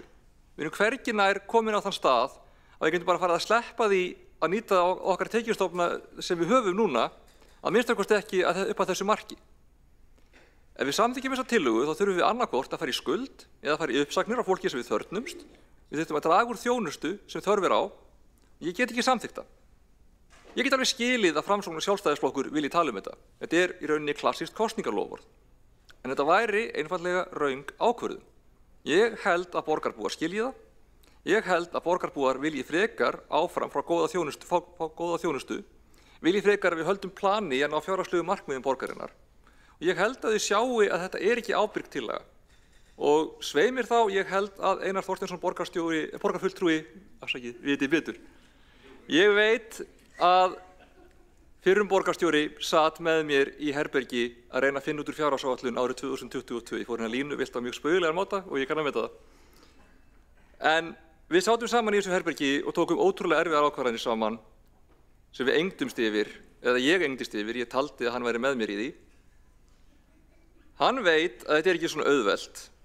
Hann veit að við höfum ekki þetta svigrúm og ég verð að segja nei við þessari tillögu. En ég skil alveg að þessi verði að leggja þetta til. Þá hefur borgarfulltrúin Alexandra Brím lokið máli sínu og 2 hafa óskað eftir að veita andsvar og það er borgarfulltrúin Magnea Gná Jóhannsdóttir. Já, forseti, ég þakka borgarfulltrúnum fyrir sína ræðu.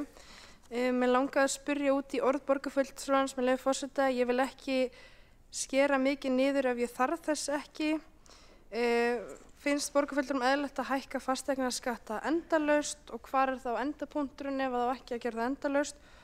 Og svo langar maður að spyrja af hverju þetta röng ákvörðun. Hér er ekki verið að tala tekjulækkun borgarinnar heldur að tekjur standi í stað sem hafa hækkað verulega síðustu ár vegna þess að fasteignamat hefur hækkað verulega vegna þess að meðal annars það vantar fasteignir í Reykjavíkurborg en svo hækkun kannski gagnast ekkert fólki ef það meðan það býr í húsunum, ekki nema að selja og kannski fæstir að selja húsin sína því að þau eru einhvers staðar að búa.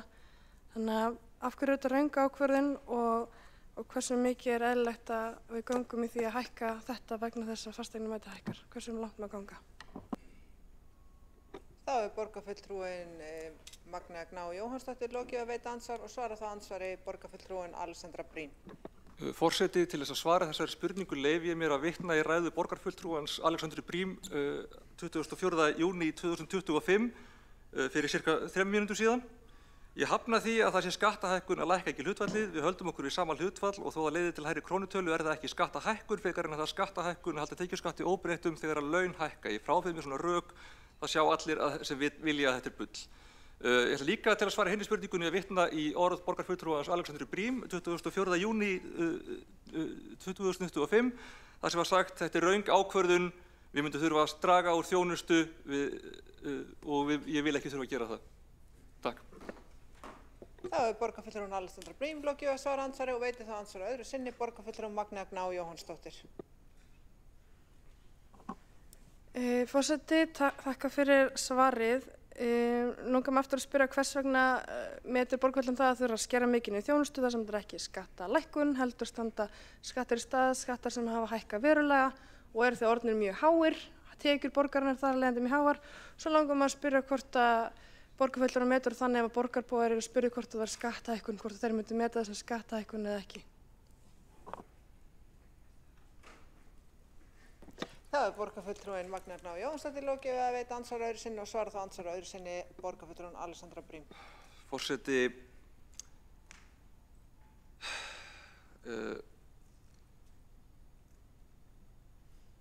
ég bara frábið mér svona rök.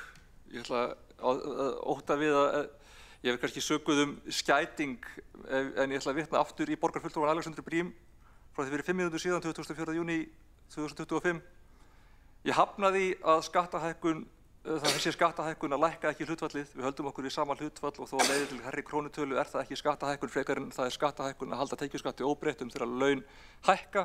Þetta verður ekkert annað svar þó svo ég sé spurð aftur. Þetta er kjaftæði, borgarfulltrúin veit það og borgarbúar vita það að það er ekki skattahækkun að lækka ekki hlutfallið þó svo að krónutalan sem að er greidd sé hækkuð. Fólk skilur þetta alveg. Auðvitað hefur fólk ákveðin, það er kallað á ensku með leyfi forseta motivated reasoning þegar þú getur gefið ákveðið svari þegar ég vona að þurfa að greiða minni peninga en það vita allir að þetta er ekki skattahækkun. Þá hefur borgarfulltrúin Alexandra Brím lokið að svara andsvar öðru sinni og veitir þá andsvar borgarfulltrúin Líf Magneudóttir.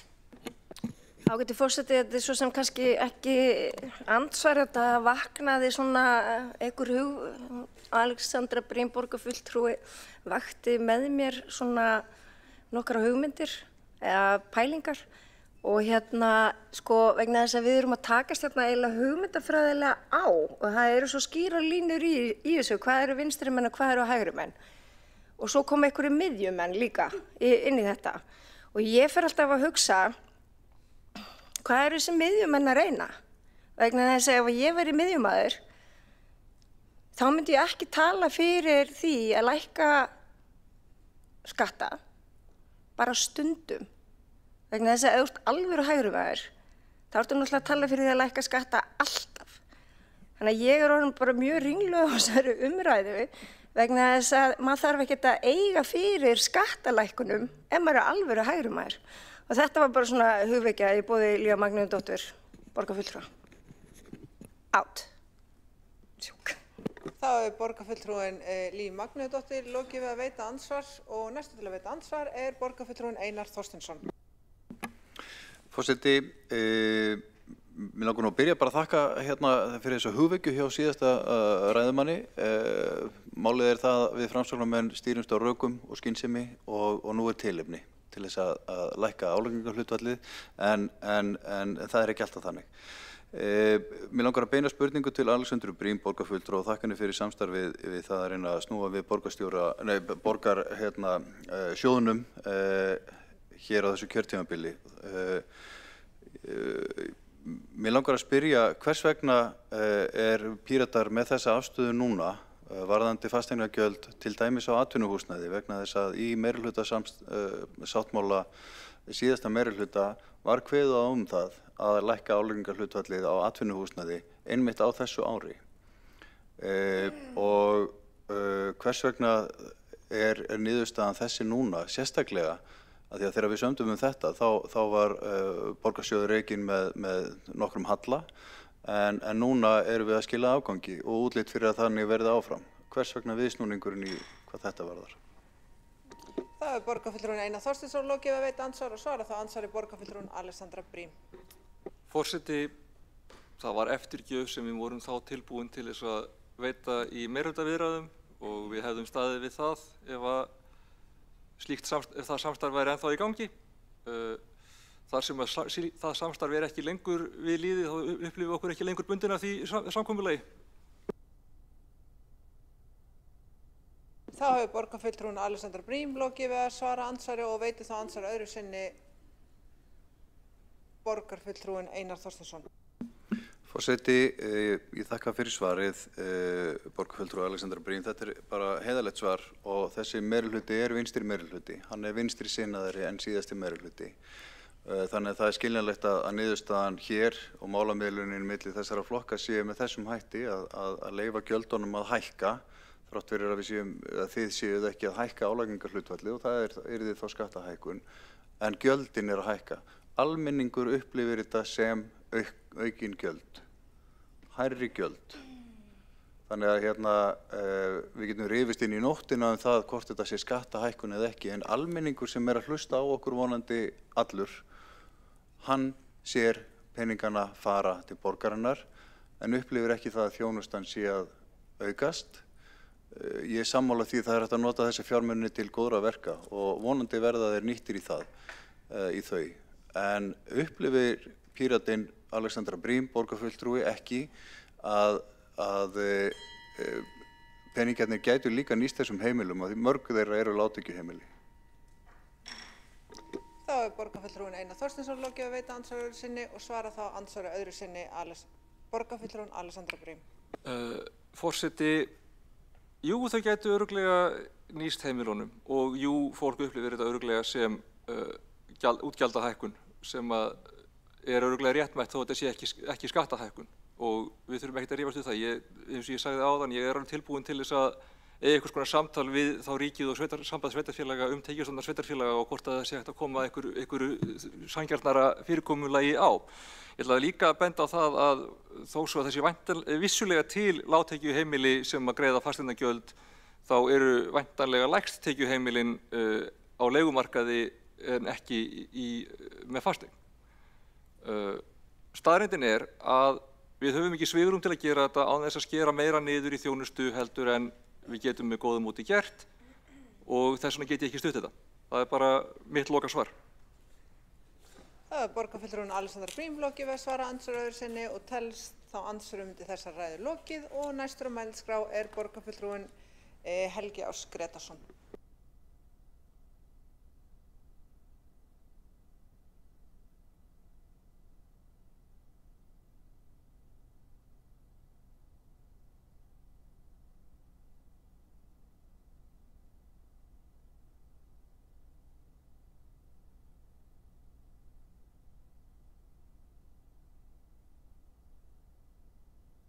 að þáverandi meirihluti féll í febrúar á þessu ári, 2025, þá birti ég grein, ég held að það hafi verið á Vísi sem að bar heitið Fangelsi Framsóknarflokksins. Og við höfum séð það í dag, í þessari umræðu, í hvers konar málefnalegu fangelsi sá ágæti flokkur var í því meirihlutasamstarfi. Vegna þess að hér hafa spunnist mikil og erfið hugmyndafræðileg átök á milli Samfylkingarinnar annars vegar og forystumanna Framsóknarflokksins hins vegar. Við í Sjálfstæðisflokknum höfum hins vegar verið staðföst í því að leggja til lækkun fasteignaskatta og það tiltekið í greinargerð sem fylgir okkar tillögu og hefur að mér sýnist þá sé þetta 7. tillagan á kjörtímabilinu þetta efni. Fasteignaskattar, þeir eru í eðli sínu ósanngjarnir að því leyti að það ekki tekið tillit til tekjustöðu þess sem að skatturinn lagður á. Þetta í raun og veru eignaskattur. Þess vegna, eins og til dæmis borgarfulltrúinn Alexandra Brímar ræðum, hafa verið hugmyndir að breyta fyrirkomulagi varðandi tekjustofna milli ríkis og sveitarfélaga. En það sem að gerist hins vegar, í raun og veru líka að hluta til með skortstefnu Samfylkingarinnar í húsnæðismálum, að verð óhjákvæmilega hækkar ár eftir ár. Við verðum líka að muna það í því samhengi að ein afleiðing húsnæðisstefnu Samfylkingarinnar hér í borginni að mikið af íbúðum á uppbyggingarreitum eru óseldar. Það nýtast ekki venjulegu fólki. Það ekki áhugi eða eftirspurn eftir íbúðunum. Hins vegar fjárfestar sem að hafa fengið að kaupa byggingarétti hér í borginni halda þessum eignum eftir atvikum með langtímalegu eða skammtímalegu og geta notið góðs af hækkun fasteignamats í krafti aukins lánstrausts. Þetta svolítið flókið mál en kjarni málsins þegar við komum að þessum tillögum og þessari hugmyndafræði að þá það stefna Sjálfstæðisflokksins að fjármunir séu betri í höndum einstaklinga í samfélaginu en hjá hinu opinbera. Það kjarni sjálfstæðisstefnunnar. Þess vegna það á margan hátt óeðlilegt að fasteignaskattar á þessu kjörtímabili hafa á verðlagi hvers árs samtals hækkað 16 milljarða og á grundvelli fasteignamats sem að nú nýlega birt, þá mun sú hækkun verða enn meiri. Svo þegar fólk eins og hér í meirihlutanum að tala samanburð á rekstri Reykjavíkurborgar við önnur sveitarfélög, þá finnst mér sá samanburður allur mjög flókinn. Borgin í algjöru sérstöðu sveitarfélaga á landinu. Í því felst meðal annars að borgin að fá núna á undanförnum árum 5 til 6 milljarða ári í arð frá sínum B-hlutafyrirtækjum sem nánast ekkert annað sveitarfélag getur tekið jafn mikið fé út úr. Einnig Reykjavíkurborg að reka eitt stærsta fasteignafélag landsins í formi félagsbústaða.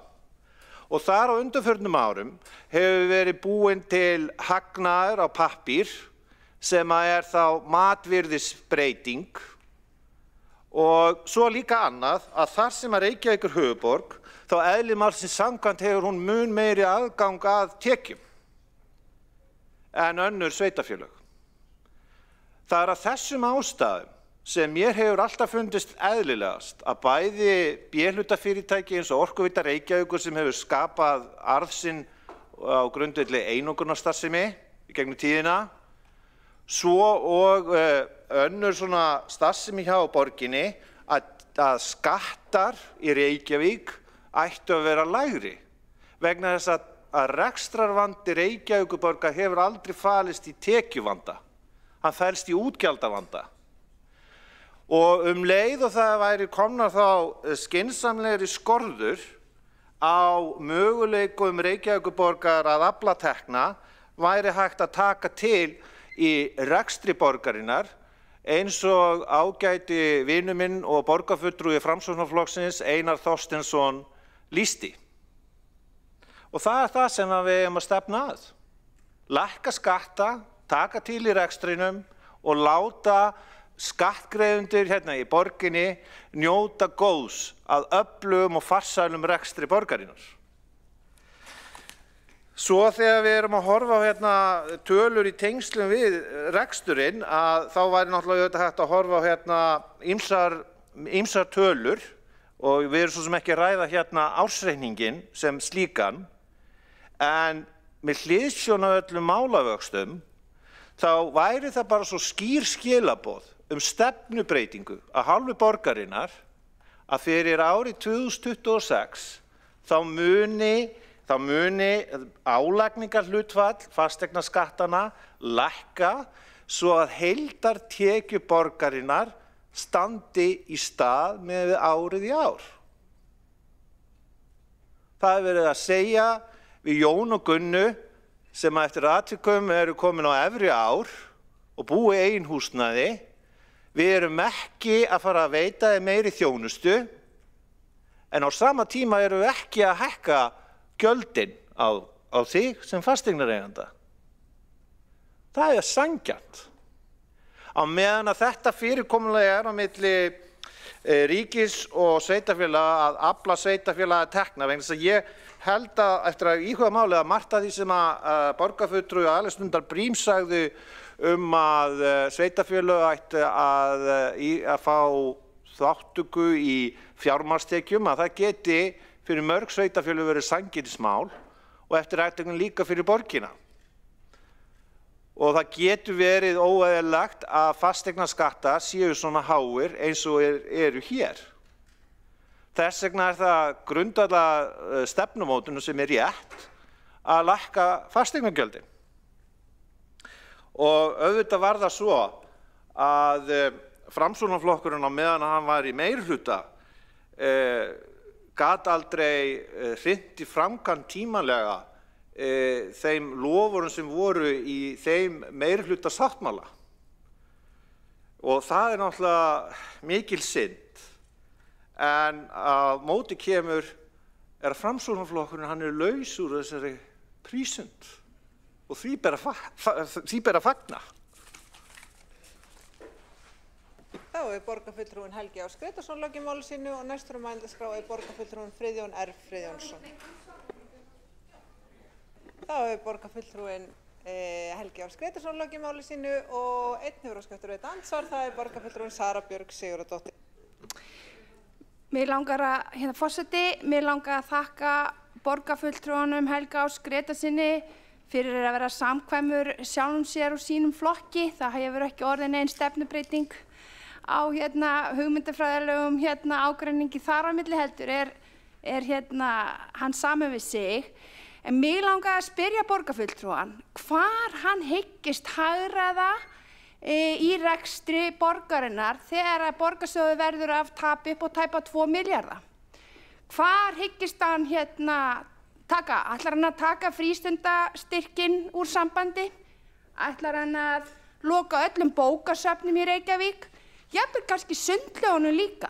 Því að upphæðin sem þarna er undir er mjög há og þess vegna væri gott að vita hvar borgarfulltrúinn sér fyrir sér að draga úr þjónustu, loka starfsemi, jafnvel bara, já, takk.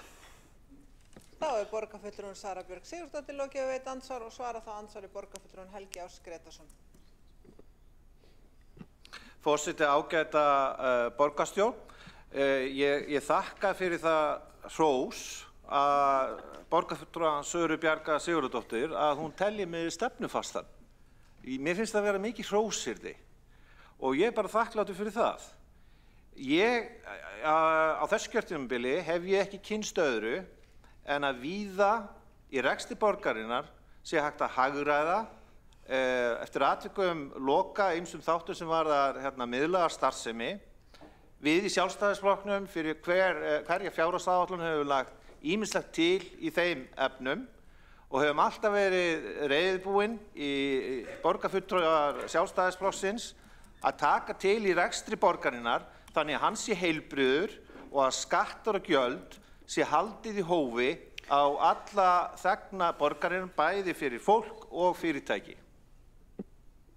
Þá borgarfulltrúinn Helgi Áss Grétarsson lokið við að svara andsvari og veiti þá andsvar öðru sinni borgarfulltrúinn Sara Björk Sigurðardóttir.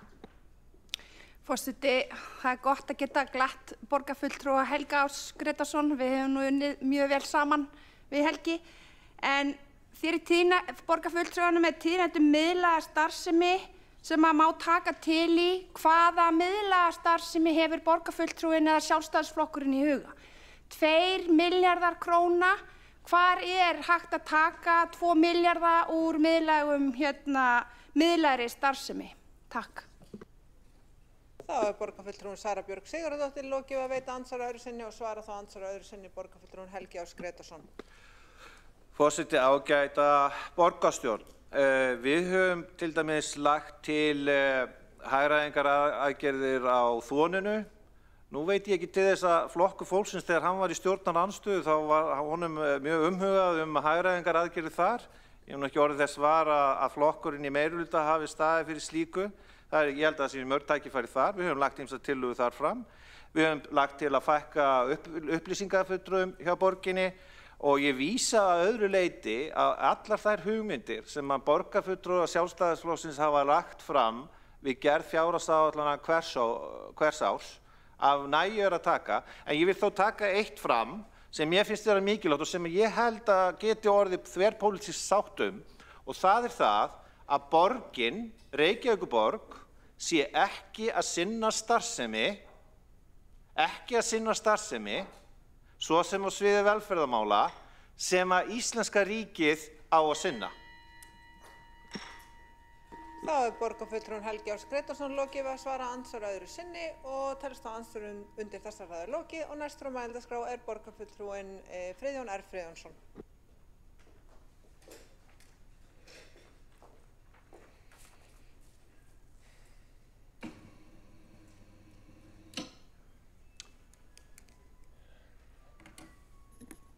Forseti, ég held að það sé ágætt að byrja þar sem að andsvörum síðast sleppti. Þó að borgarfulltrúinn Sara Sigurðardóttir sé farin úr salnum. Það vonandi heyrir hún einhvers staðar í mér. Þessar krónur sem koma núna í borgarsjóð vegna hækkunar á fasteignamati, ef að við höfnum þeim krónum, þá kallar það ekki á niðurskurð í borgarkerfinu nema að meirihluti Samfylkingarinnar hafi gert ráð fyrir því í sínum fjárhagsáætlunum að svo yrði.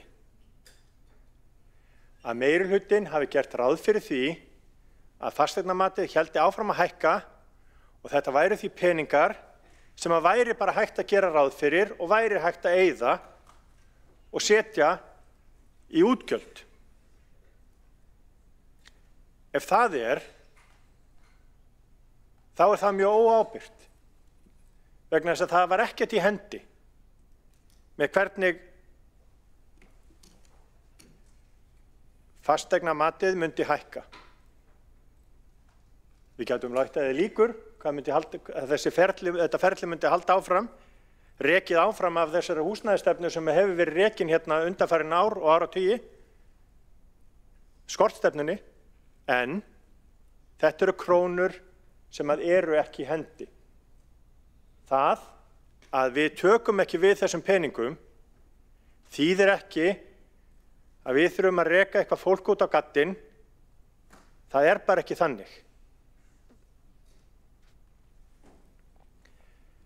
Reykjavíkurborg er með hvað? 200 milljarða í tekjur og útgjöld á hverju ári. Það bil. 194 milljarðar minni mig á síðasta ári í tekjur, samkvæmt opnum fjármálum Reykjavíkurborgar og 200 í útgjöld. Við bíðum þetta spennt eftir það fer ekki alveg saman við þann ársreikning sem að gefa nú upp, en það að Reykjavíkurborg gefi upp misvísandi tölur er ekki nýtt.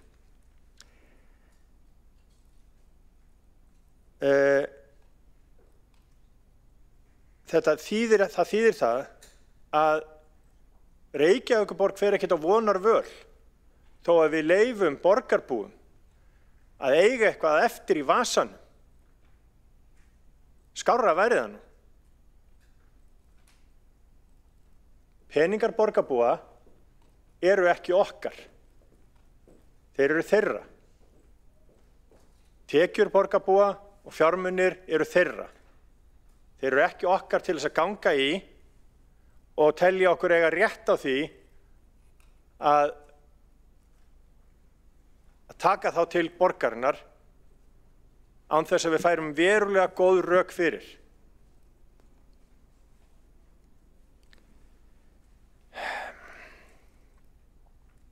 Það var minnst á það áðan að það væri nú líklega lægstu tekjuhóparnir sem að þyrftu að borga minnst. Fólki sem hefði lægstu tekjurnar þyrfti að borga minnst. En það er bara ekki þannig. Það er einmitt þannig að eldri borgarar eru með mun lægri tekjur heldur en þeir sem eru út á vinnumarkaði og þurfa þess vegna að borga hærra hlutfall af sínum tekjum vegna þessara fasteignamatshækkunar. Nema það sé vilji á Samfylkingunni að vera staðföst og stefnuföst og fara bara aftur í þegar að hún var síðast í meirihluta í ríkisstjórn og leggja á sérstaka skatta á þá fólk sem á stóru eignir, sem var til þess að eldra fólk, margt eldra fólk, þurfti að selja húsin sín til þess að borga skattinn, hinn svokallaða stóreignaskatt. Það er kannski ágætt að Samfylkingin sé bara sjálfum sér samkvæm, eins og hún var þegar hún var í ríkisstjórn og hækkaði yfir 100 sinnum skatta á almenning á einu kjörtímabili.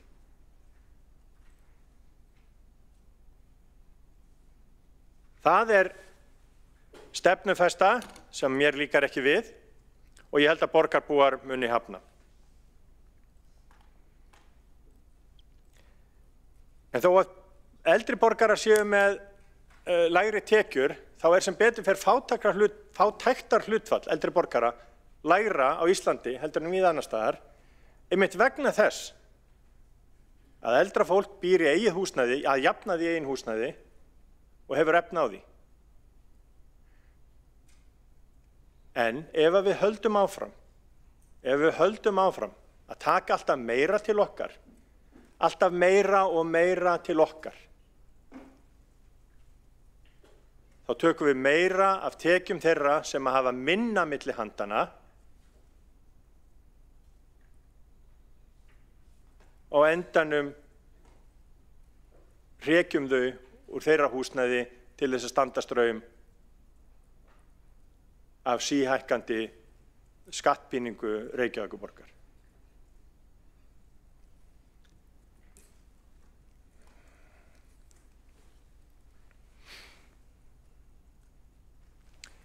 Ég held að við þurfum að gera, eins og ég sagði í síðasta máli sem að við sjálfstæðismenn mæltum fyrir, ég held að við þurfum að bera virðingu fyrir borgurunum, ég held að við þurfum að treysta almenningi og ég held að við eigum að skilja fjármagn almennings eftir hjá almenningi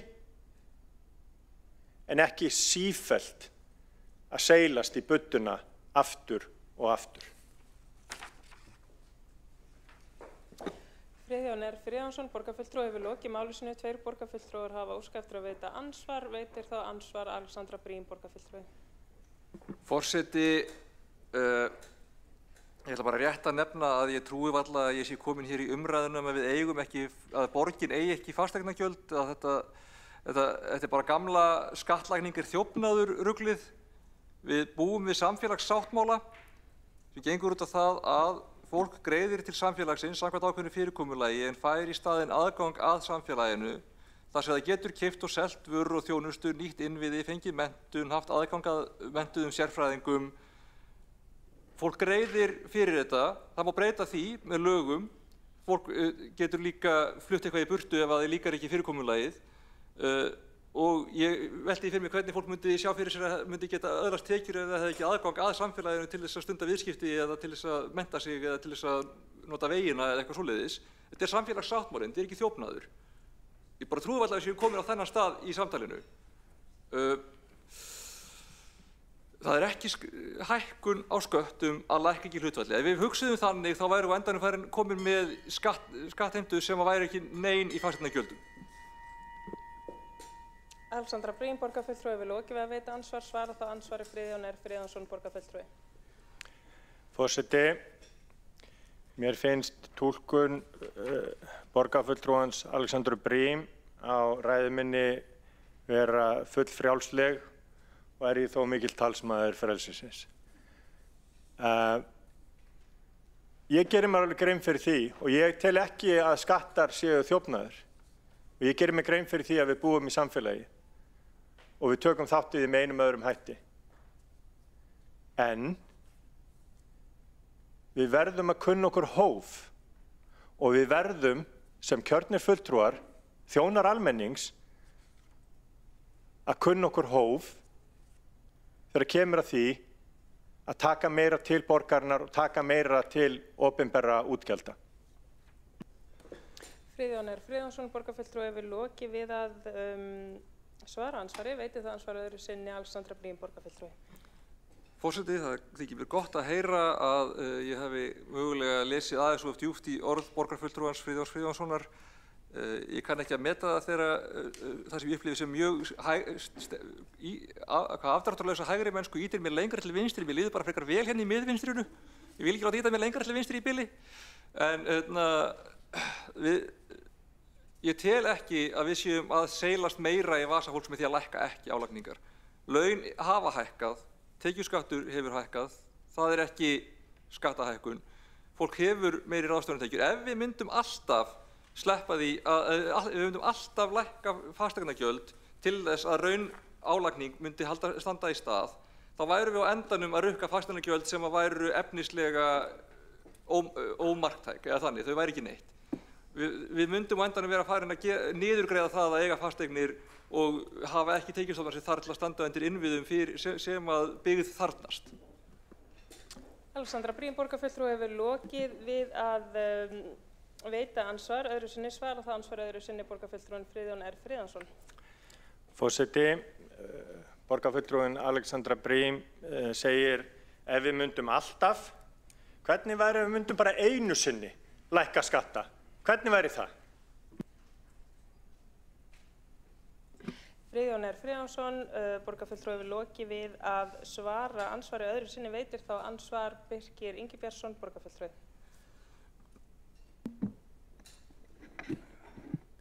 Já, takk fyrir borgarstjórn, forseti og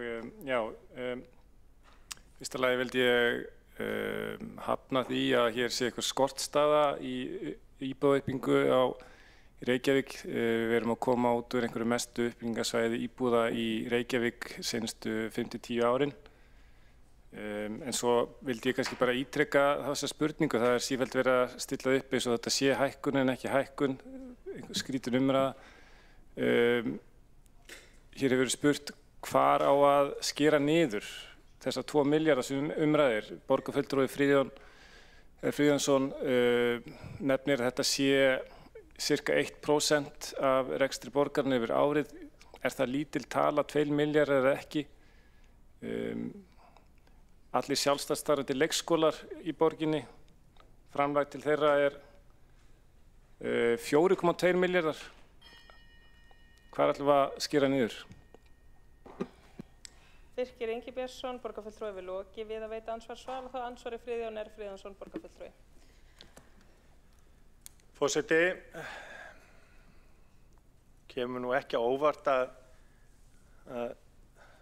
félagi minn Birkir Ingi Björnsson hafni því að hér hafi verið ekki skortstefna, helsta klappstýra húsnæðisstefnu Reykjavíkurborgar undanfarin ár sem hann hefur verið hérna í borgarstjórnarsalnum og á fundum umhverfis- og skipulagsráðs. Það er hins vegar alveg satt að húsnæðisverð hefur hækkað mjög mikið vegna þess að það hefur skort húsnæði, íbúðarhúsnæði fyrir almenning. Og það er ekki hægt að tala gríðarlega húsnæðisuppbyggingu þegar við í fyrra byggðum við hvað? 890 íbúðir það bil, ef ég man rétt. En svo ég komin á henni spurningunni, þá var það nú bara þannig í ræðu minni að ég sagði þetta eru nýjir peningar, við þurfum ekki að skera niður ef við neitum okkur þessa peninga. En auðvitað eigum við að sýna að hagræða í rekstri borgarinnar.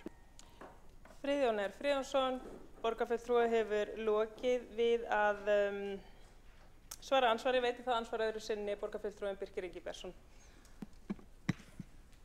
Já, borgarstjórn, ég vil nú bara byrja að þakka félagi mínu Friðjón R. Friðjónssoni fyrir peppi. Ég skal bara glaður vera besta klappstýran fyrir öflug húsnæðisuppbyggingu seinustu 10 ár. En ég ítreka fyrir spurningu hvar á að skera niður. Ég dró bara saman nokkur atriði sem eru þannig kringum 2 milljarða. Vetrarþjónusta 1,9 milljarðar, listaskólar og skólahúsnæði 2,1 milljarðar, sjálfstætt starfandi grunnskólar 2 milljarðar, sérskólar 2 milljarðar, frístundamiðstöðvar 1,7 milljarðar, sundlaugar 2,8 milljarðar, íþróttamannvirki 2,1 og styrkir til samningar menningar 1,9 og þar að borgarleikhúsið 1,5 milljarðar. Þetta er allt verkefni sem við viljum sinna. Hvar ætlum við að skera niður, hvað þjónustu ætlum við að draga úr á móti? Þetta eru miklar upphæðir sem að við viljum bara gjarna koma í verk og viljum gera meira. Takk fyrir. Birkir Ingi Björnsson, borgarfulltrúi, hefur lokið við að veita ansvar öðru sinni, svarar þá ansvar öðru sinni. Friðjón R. Friðjónsson, borgarfulltrúi. Forseti, ég held að hérna grundvallist við sjáum grundvallar mismun á okkur og samfylkingunni þegar kemur að umgengni fé almennings. Við teljum það ekki þannig að væntar tekjur séu komnar í vasann og við getum eytt þeim. Það hærra fasteignamat eru væntar tekjur og þetta er ekki peningar sem við erum búin að eyða og svo í endurtaki við þurfum ekki að skera niður nema að borgin hafi gert ráð fyrir því í sínum fjárhagsáætlunum að fá hærri tekjur vegna hærra fasteignamatts. Ef svo er, þá er það óábyrgt. Friðjón R. Friðjónsson, borgarfulltrúi, hefur lokið við að svara ansvari öðru sinni og næst á mælendaskrá er borgarfulltrúi Magnea Gná Jóhannsdóttir.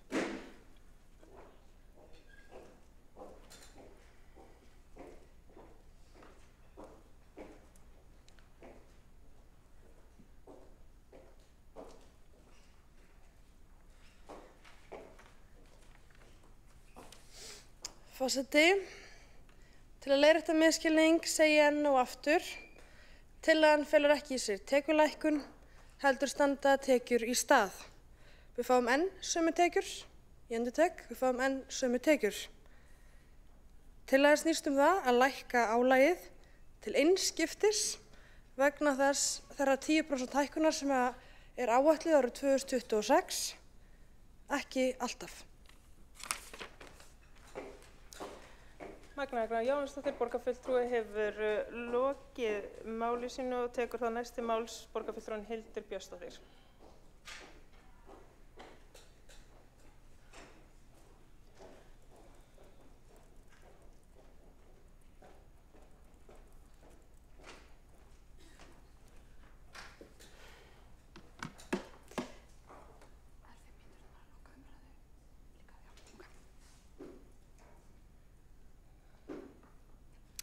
Forseti, ágæta borgarstjórn, ég þakka umræðuna hér í dag tillögur okkar sjálfstæðismanna og tillögu framsóknarmanna lækkun fasteignaskatta.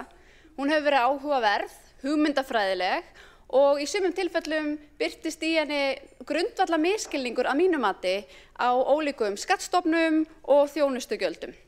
Hér kom fram umræða munin á eignaskatti og þjónustugjöldum og þessu vil ég fá að svara vegna þess að ég fekk ekki tækifæri til þess áðan. Og þar var látið að því liggja að ég hefði sagt leikskólastjónustu borgarinnar þá verstu á landinu. Og það er bara rangt. Ég gerði hins vegar athugasemdir við þá áherslu vinstri manna í Reykjavík að leggja sífellt áherslu á að bjóða ódýrustu þjónustuna óháð því hvort að þjónustan verði kannski sú versta og benti í því samhengi á fjölda lokunardaga og lengstu biðlista á höfuðborgarsvæðinu. Það eru þetta ákveðin veruleiki sem fjölskyldur í Reykjavík þekkja. Við vitum hins vegar öll að það starf sem unnið á leikskólum í borginni almennt til fyrirmyndar og sjálf hef ég bara töluverða reynslu af því. Því það ekki langt síðan ég skráði 4. barnið mitt inn í leikskólakerfið í Reykjavík. Þannig að ég töluverða reynslu og kann ég því fólki sem hefur tekið á móti mínum börnum og öðrum börnum hér í Reykjavík miklar þakkir fyrir. Þegar við gagnrýnum kerfi eins og heilbrigðiseftirlitið áðan eða ágalla á leikskólakerfinu, þá erum við ekki að ráðast að starfsfólki, heldur að kerfinu sem við höfum skapað og sem við getum breytt. Í umræðum birtist jafnframt ákveðin grundvallar misskilningur þar sem fulltrúar meirihlutans virðast einhverjir telja tekjuskatta og eignaskatta að fullu sambærilega. Það er rangt. Tekjuskattur hann byggir á raunverulegri hreyfingu fjármagns, getu fólks til að greiða, tekjur aukast, krónutala útsvars hækkar, tekjur draga saman, krónutala útsvars lækkar. Eignaskattur aftur á móti lagður á eignir, eins og fasteignir, algjörlega óháð því hvort fasteignaeigandi eigi nokkurt laust fé. Og þess finnast raunverulega dæmi að fólk hafi þurft að selja eignir eða slá lán til að geta staðið undir eignasköttum. Og þetta verulega ósanngjarnt, ekki síst fyrir til að mynda eldri borgara eða tekjulágt fólk sem á verðmætar eignir en lítið fé til ráðstöfunar. Það má líka nefna að þeir fjármunir sem notaðir eru til eignakaupa hafa þegar verið skattlagðir í formi tekjuskatta og margir því bent á að eignaskattur sé einhvers konar form tvísköttunar. Við getum líka tekið dæmi af tvennum hjónum með nákvæmlega sömu tekjur en algjörlega ólíka nálgun á það hvernig þeir ráðstafa sínu fé. Annað parið kýs að verja fjármunum sínum í ferðalög og merkjavöru og lífstíl en hitt parið það sker við nögl. Það sýnir ráðdeild og sparar og kaupir sér fasteign. Og úr þeim aðstæðum skapast svo veruleiki að parið sem sýndi ráðdeild þarf skyndilega að bera þyngri skattbyrði heldur en fyrra parið. Og þetta auðvitað ósanngjarnt, en ég skil að vinstri menn þeir eru kannski ekkert mjög sympatískir fyrir umræðu ráðdeild í fjármálum, en það þarf bara svo að vera. En jæja, aftur að merk málsins, frá upphafi þessa kjörtímabils hefur heildarmat fasteigna hérlendis hækkað tæp 62% með tilheyrandi hækkun fasteignaskatta. Og bara á þessu kjörtímabili hefur krónutölu hækkun fasteignaskatta samanlagt hækkað 16,2 milljarða sem notað hefur verið til þess að leiðrétta hér einhvers konar óráðsíu í rekstrinum. Nú, borgarfulltrúin Sara Björg spurði hér áðan hvar við sjálfstæðismenn hegðumst hagræða í rekstrinum til að geta orðið af þeim tæplega 2 milljarða tekjuauka sem kemur í borgarsjóð samhliða hækkun fasteignamats. Takið eftir tekjuauka. Þó vissulega sé hægt að hagræða í borgarkerfinu með margvíslegum leiðum, þá birtist þarna algjör hugsunarvilla. Við erum að tala að tekjur munu aukast á næsta ári. Þannig að spurningin ætti miklu frekar að vera í hvaða ónauðsynlegu verkefni hafi þið ákveðið að ráðstafa þessum fjármunum. Vegna þess að það ekkert sem bendir til þess að við þurfum sérstaklega þessa fjármuni til þess að reka hér okkar lögbundnu grunnþjónustu. En við sjálfstæðismenn höfum ítrekað bent á að hér eru næg tækifæri til að mynda til að selja eignir. Ég gæti nefnt ljósleiðarann, ég gæti nefnt malbikunarstöðina Höfða sem innan fárra ára verður orðin vonandi söluvænleg vara. Ég gæti nefnt fjölmargar fasteignir í eigu borgarinnar og við myndum ekki nota söluandvirði af slíkum eignum til að henda því inn í hítina, til að plástra gatið í rekstrinum. Við myndum greiða niður lán og draga verulega úr fjármagnskostnaði borgarinnar. Það er eitthvað sem raunverulega hreyfir nálina í rekstri Reykjavíkurborgar. Þannig eftir sem áður það afstaða okkar sjálfstæðismanna í borgarstjórn að óráðsíu í opinberum rekstri eigi aldrei að fjármagna með skattahækunum, heldur þvert á móti hagræðingu í rekstri, minni yfirbyggingu, stundum eignasölu og skipulegri niðurgreiðslu skulda og hagræðingum. Hildur Björnsdóttir borgarfulltrúi hefur lokið máli sínu og borgarfulltrúinn Birkir Ingibergsson hefur óskað eftir að veita andsvar. Borgarstjórn, ég langaði að beina spurningum minni til borgarfulltrúa Hildar Björnsdóttir. Sjálfstæðisfólki og framsóknarfólki tíðrætt hugsanavillur og grundvallar misskilning. Þau tala lögbundna þjónustu. Ég spyr hvaða af þessari þjónustu sem kannski ekki lögbundin myndi þið vilja skera niður? Vetrarþjónusta, listaskólar og skólahljómsveitir, sjálfstætt starfandi grunnskólar, sérskólar, sjálfstætt starfandi leikskólar, sundlaugarnar, íþróttamannvirkin, borgarleikhúsið. Þetta er ekki lögbundin þjónusta en þetta eru verkefni sem við erum stolt af að standa undir hér í Reykjavík. Þetta kostar sitt og við eigum að vera stolt af því að geta rekið svona öfluga þjónustu. Takk fyrir. Birkir Ingibergsson, borgarfulltrúi hefur lokið við að veita andsvar. Svara þá ansvari Hildur Björnsdóttir, borgarfulltrúi. Forseti, ágæta borgarstjórn, mér rekur ekki minni til þess að neinn af þeim þjónustuþáttum sem borgarfulltrúi nefndi í sinni upptalningu sé nokkuð sem við viljum skera niður. Og það má vel að merkja að taka fram að tekjur borgarinnar eru auðvitað gríðarlega miklar og 2 milljarðar í aukna fasteignaskatta er ekki eitthvað sem borgin á að þurfa á að halda. Við höfum margsinnis nefnt og í hverja einustu fjárhagsáætlun höfum við kynnt margar hugmyndir af því hvernig við getum tekið hér til í rekstrinum. Við viljum til að mynda útvista fleiri verkefnum. Við höfum gagnrýnt mjög þjónustu- og nýsköpunarsvið og talið að þar sé hægt að skera verulega niður. Það er gríðarlegur starfsmannafjöldi, mikil tækifæri til þess að draga saman seglin og útvista jafnvel verkefnum og ég nefndi hér áðan tækifærin í mikilli eignasölu og við myndum nota afurðirnar, ólíkt því hvernig farið með söluandvirði Perlunnar. Við myndum nota afurðirnar til að greiða hér niður skuldir sem myndi draga verulega úr fjármagnskostnaði í rekstri borgarinnar. Hildur Björnsdóttir, borgarfulltrúi hefur lokið við að svara. Ansvari veitir þá ansvar öðru sinni Birkir Ingibergsson, borgarfulltrúi. Já, borgarstjórn, aftur, mér finnst þessi grundvallar misskilningur sem í loftinu vera sá að ef þessar auknu tekjur sem fylgja hækkun fasteignamats myndi ekki skila sér til borgarinnar, þá þarf að draga úr þeim þjónustuliðum sem við viljum sinna. Og mér finnst þessar tillögur sem hafa komið hérna fram í dag frá Framsóknarflokki og Sjálfstæðisflokki vera loft, það er ekkert annað bakvið, þau hafa ekki getað sett neitt niður sem að þau telja á móti því sem að myndi kosta þessa ca. 2 milljarðar sem ræðir og mér finnst það bara sorglegt að þetta sé sett svona upp og kalla eftir einhverjum raunverulegum tillögum, ekki bara lækkum fasteignaskatta. Það þarf að vera eitthvað meira en bara það. Takk fyrir. Birkir Ingibergsson, borgarfulltrúi hefur lokið við að veita ansvar öðru sinni. Svarar þá ansvari öðru sinni borgarfulltrúin Hildur Björnsdóttir. Forseti, ágæta borgarstjórn, það birtist nefnilega algjör grundvalla hugsunarvilla í þessari umræðu. Útsvar hér í Reykjavík, það eykst ár frá ári.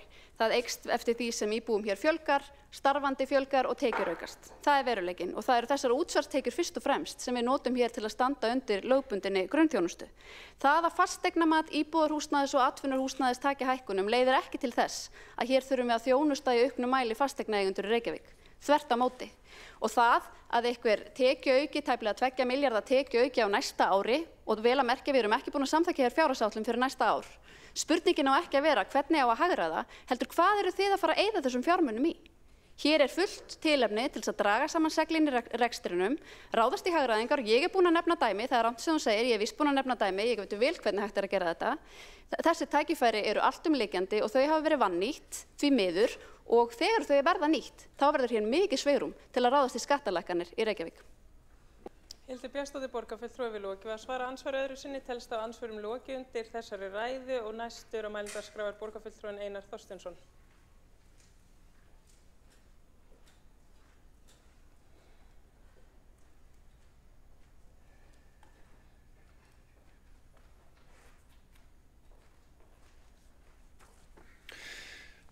Forseti, ágæta borgarstjórn, mér langar að þakka fyrir þessa umræðu. Hérna birtist skýr pólitískur ágreiningur, vinstri meirihlutans og Framsóknar og reyndar minnihlutans alls. Og skattfylkingin, sem þessi meirihluti held ég þetta heita, einfaldlega getur ekki séð af skattekjum. Ef það eru í boði, þá eru þær hirtar. Og mér eiginlega blöskrar hvernig rætt þá sem eiga fasteign hér í þessum sal. Það eins og það sé bara einn hópur sem eru breiðu bökin og eigi það skilið að sætta sig við það að fasteignagjöldin hækki 20% og útgjöldin hækka ár frá ári. Alexandra Brím, borgarfulltrúi, hafði þó hugrekki til þess að segja auðvitað upplifa íbúar þetta sem útgjaldaaukningu. Auðvitað. Það sjá það allir. Hvað við að rífast það hvort þetta sé skattahækkun eða lækkun? Einu sem við vitum það að upphæðin á reikningum, hún hækkar. Og við erum að segja, við ætlum ekki að láta hana hækka á næsta ári. Og ætlum ekki að taka meira. Við ætlum bara að láta þetta standa í stað. Og ég í ræðu minni hér stilti mér þessu upp 2 leiðum. Fyrir borgarstjórn til þess að vega og meta hvort væri skynsamlegra að fara í ef að meirihlutin vill ekki fara alla leið og hækka þá bara með tilliti til verðlags. En spurt hvernig á að hagræða fyrir þessu. Borgin á allt öðrum stað heldur hún var hérna bara fyrir 2 árum. Samkvæmt okkar fjárhagslegu mælikvörðum og fjárhagsáætlun þá sem samþykkt fyrir þetta ár eigum við að eiga 10,5 milljarð í handbært fé í árslok. Viðmiðið kveður á að við eigum að eiga 8 milljarða eða meira. Það það sem ég á við þegar ég segi við eigum fyrir þessu. Auðvitað vitum við að það eru fjölmörg tækifæri til þess að hagræða í rekstrinum. Ég dreg ekkert úr því, ég alveg sammála því, við getum notað þessa peninga í góð mál. En í þessu grundvallast bara munurinn á þessum flokkum, sumir vilja einfaldlega að breiðu bökin, bara allir þeir sem eiga fasteign. Ég meina, hvað þekkið þið margar ungar fjölskyldur sem að fóta sig á vinnumarkaði með börnin í leikskóla og tiltölulega lágum launum og að berjast við það hver einasta mánaðamót að ná endum saman. Þið talið þetta fólk eins og þetta séu breiðibökin, bara því að þau eru ekki á leigumarkaði. Fyrirgefið þið, fyrir hvern þið að vinna? Við eigum að vinna fyrir alla borgarbúa, ekki bara þá sem út frá einhverju svona pólitískri kredduhugmyndafræði eru bara aðalmarkmiðið ykkar. Við eigum að þjóna öllum. Og af því að borgarfulltrúi Sara Björg Sigurðardóttir var að hafa áhyggjur af því að Framsókn var að skipta skoðun í þessum málum í einhverju skætingsræðu. Allar þær félagslegu íbúðir sem hafa verið byggðar hér upp í gegnum óhagnaðardrifna húsnæðisbatteríið byggja á samvinnulögum sem að við Framsóknarmenn settum í samstarfi við aðra flokka á þinginu. Og við beitt okkur fyrir því að byggja hérna upp óhagnaðardrifið húsnæðissamfélag fyrir lágtekjufólk sem vilja vera á leigumarkaði. Og það eru þúsundir fjölskyldna sem að búa í þannig íbúðum í dag. Þannig að ég gef ekkert fyrir svona ræður. Og talandi að skipta skoðun. Í síðasta meirihluta samþykkti Samfylkingin og Píratar að lækka fasteignaskatta á atvinnuhúsnæði. Á þessu ári þá átti það að koma til framkvæmda. En þessir flokkar núna, í samvinnu við sósíalista, sem flokkurinn sem lengst til vinstri í íslensku stjórnmálum, en virðist ráða för hér, þá afstaðan nei. Það ekki hægt að fylgja fordæmi annarra sveitarfélaga hérna í kringum okkur sem að held ég ekki í neinni hægri hugmyndafræði að lækka álagningarhlutfallið niður að verðlagi eða aðeins fyrir neðan það, heldur bara vegna þess að þau eru þarna til þess að þjóna fólkinu og vernda afkomu þeirra og standa með þeim. En það ætla þessi skattfylking ekki gera. Einar Þorsteinsson, borgarfulltrúi, hefur lokið máli sínu. 2 borgarfulltrúar hafa óskað eftir að veita andsvar. Veiti það andsvar Helgi Ás Grétarsson, borgarfulltrúi. Forseti, ágæta borgarstjórn. Ég ætla að byrja á því að þakka borgarfulltrúanum Einari Þorsteinsssyni fyrir þessa innblásnu ræðu. Mikið hefði nú verið gaman að heyra þessa ræðu þegar hann var sjálfur í meirihluta. En betra er seint en aldrei og batandi manni er best að lifa. Og að Framsóknarflokkurinn standi í brjóstfylkingu fyrir lækkun skatta, það er einhver mesta hugljómun sem ég hef fengið hér í dag og bara takk fyrir mig. Helgi Ás Grétarsson, borgarfulltrúi, hefur lokið við að veita ansvar. Svarar þá ansvari Einar Þorsteinsson, borgarfulltrúi. Forseti, þetta ansvar þarf ekki að vera langt. Ég held að Framsókn og Sjálfstæðisflokkur hafi lækkað skatta hér síðustu áratugi bara í góðri samvinnu og þetta þurfi ekki að vera tíðindi en jú, nú er tími til þess að skila tilbaka til fólksins í borginni sem er bara allt saman venjulegt fólk og en horfir á gjöldin hækka ár frá ári og það er ósanngjarnt og við eigum að sýna því skilning og betur færa á því að þessi meirihluti myndi í það minnsta vísa þessari tillögu til borgarráðs og láta vinna hana þar áfram og gera eitthvað með hana í næstu fjárhagsáætlun. Einar Þorsteinsson, borgarfulltrúi, hefur lokið við að svara ansvari. Veit þá ansvar öðru sinni borgarfulltrúin Helgi Ás Grétarsson. Já, forseti og ágæta borgarstjórn. Það er satt, Sjálfstæðisflokkur og Framsóknarflokkur hafa oft unnið vel saman og það er fyllsta ástæða til þess að vera bjartsýnn ef þessi flokkar ná saman við að stjórna bæði landi og öðrum sveitarfélögum og fagna í þeirri framtíðarsýn borgarfulltrúans Einars Þorsteinssonar. Helgi Ás Grétarsson, borgarfulltrúi, hefur lokið við að veita ansvar öðru sinni. Svarar þá veitir þá ansvar borgarfulltrúin Alexandra Briem. Forseti, já, ég vildi kannski ekki bara benda borgarfulltrúanum Einari Þorsteinssyni á það sem kom fram í andsvörum hérna áðan að við gerðum meirihluta samkomulag með Framsókn og við Píratar hefðum staðið við það út kjörtímabilið. Það hefði verið mögulega ekki verið rétt ákvörðun en við hefðum staðið við það og þá værum við að samþykkja að fara í þá lækkun sem var samið. En ég veit ekki hvort það kemur borgarfulltrúanum óvart en þegar að maður rífur samkomulag þá getur maður ekki gert lengur kröfur á grundvelli þess samkomulags. Ég skil af hverju hann gerði það.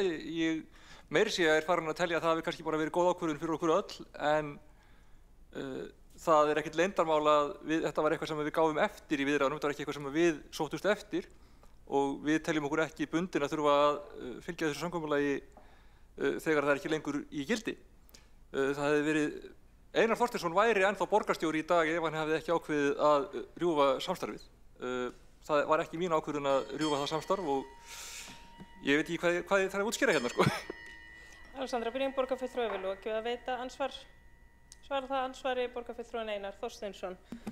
Forseti, þetta snýst ekkert um mig eða Framsókn eða síðasta meirihluta. Þetta snýst um pólitíska afstöðu gagnvart þeirri tillögu sem að er hér á borðinu og til afgreiðslu og það er bara gott að flokkar lýsi sinni sýn, pólitísku sýn, sínum áherslum, þá vitum við það að jafnvel þrátt fyrir að fasteignagjöldin hafi þróast með þeim hætti sem íbúar vita og finna fyrir í buddunni, að þá eru hér flokkar sem eru ekki tilbúnir að afsala sér þeim tekjuauka sem fyrir séður eru á næsta ári og ætla ekki að standa með heimilunum, hvað þá fyrirtækjunum í borginni og það er leitt.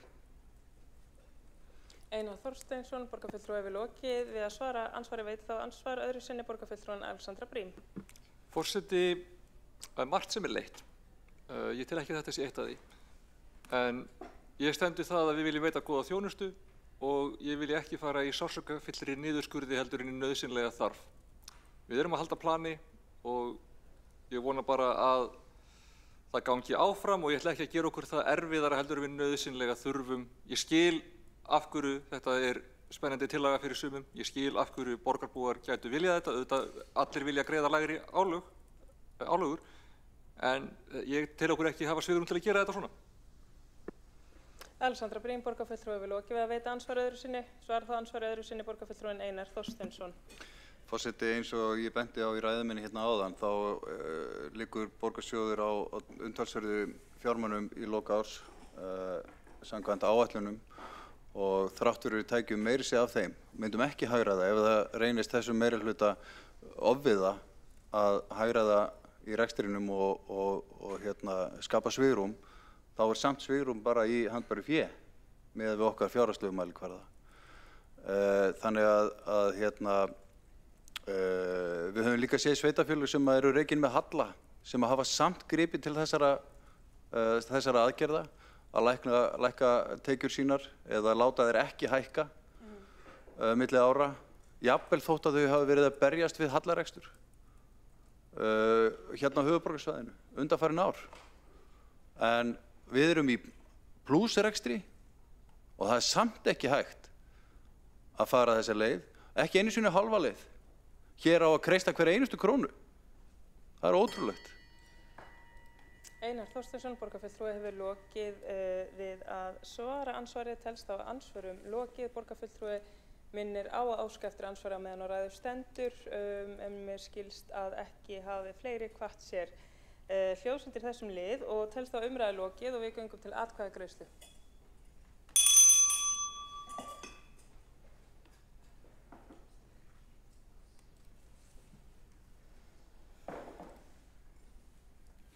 Mikið óvissa hvernig niðurstaða þessara kosninga verði. Gott að við bíðum eftir að allir koma í salinn.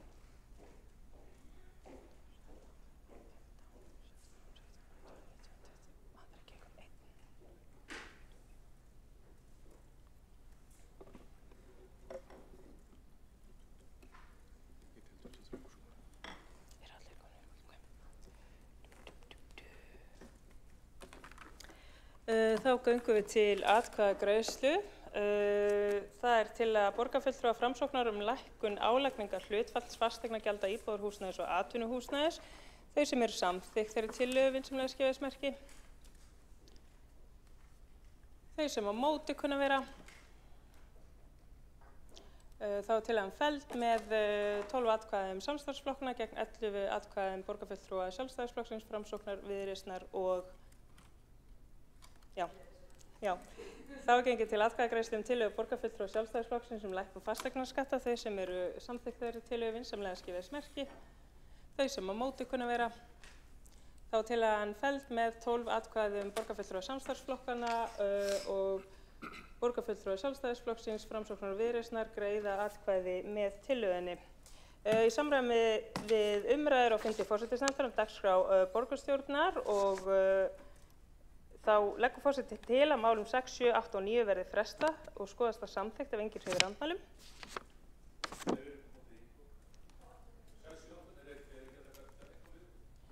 Þá er lagt til að liður 6 í útsendri dagskrá umræðum stöðu löggæslumála að beiðni borgarfulltrúa verði frestað. Þau sem eru samþykkt vinsamlega gefið þess merki.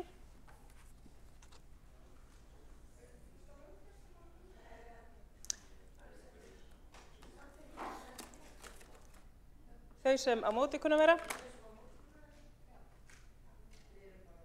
Þá er samþykkt að fresta umræðum stöðu löggæslumála með 12 atkvæðum samstarfsflokkana, borgarfulltrúa Sjálfstæðisflokksins, Framsóknarflokksins og Viðreisnar greiða atkvæði gegn. Þá er lagt til að borgarfulltrúa Sjálfstæðisflokksins stækkun athafnasvæðis knattspyrnufélagsins Víkings verði frestað. Þau sem eru samþykkt vinsamlega gefið þess merki.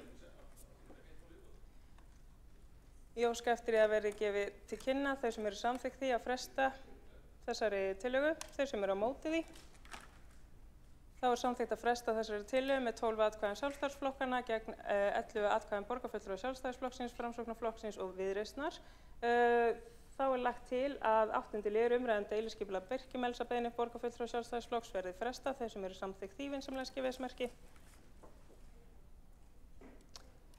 Þau sem á móti kunna vera. Þá er samþykkt að fresta þessari umræðu með 12 atkvæðum samstarfsflokkana, borgarfulltrúa Sjálfstæðisflokksins, Framsóknarflokksins og Viðreisnar kjósa gegn. Þá er lagt til að 9. liður tillaga borgarfulltrúa Sjálfstæðisflokksins um mótun stefnu um stæði fyrir stóra bíla í borgarlandinu verið frestað. Þau sem eru sammála vinsamlegast gefið þess merki. Þau sem á móti kunna vera. Þá er samþykkt með 12 atkvæðum samstarfsflokkana að fresta þessum lið. Forseti með orðið, þá er samþykkt með 12 atkvæðum borgarfulltrúa samstarfsflokkana að fresta þessum lið og borgarfulltrúa Sjálfstæðisflokksins, Framsóknarflokksins og Viðreisnar kjósa gegn því. Er borgarfulltrúinn Einar Þorsteinsson að óska eftir að veita stutta athugasemd til fundarsköp borgarstjórnar.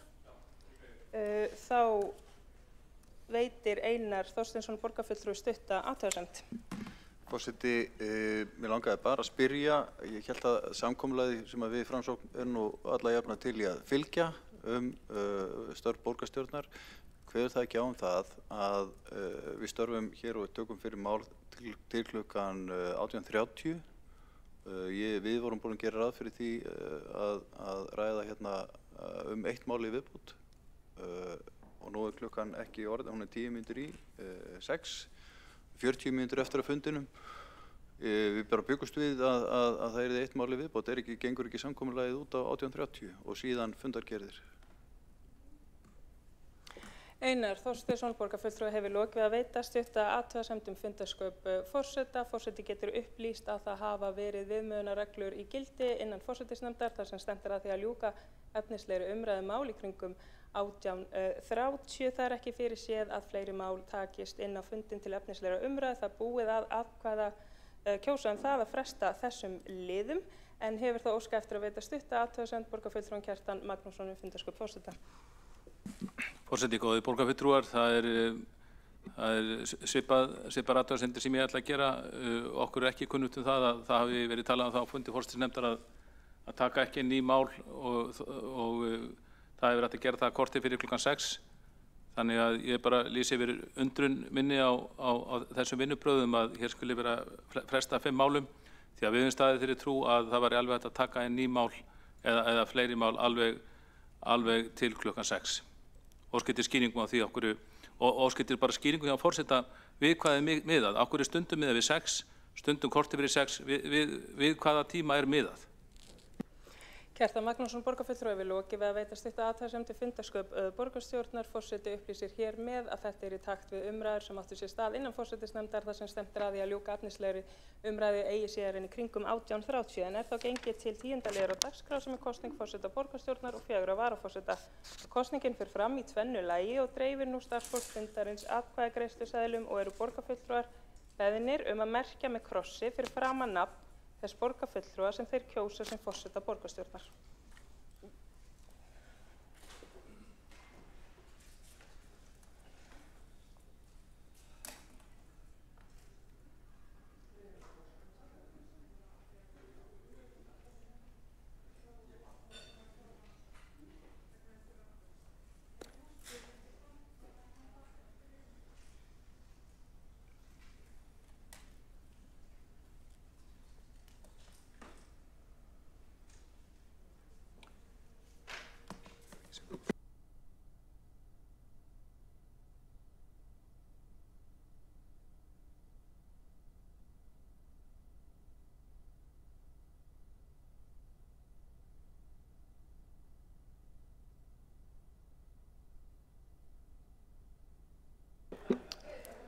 Óskar eftir því að skrifarar komi og fylgist með talningu.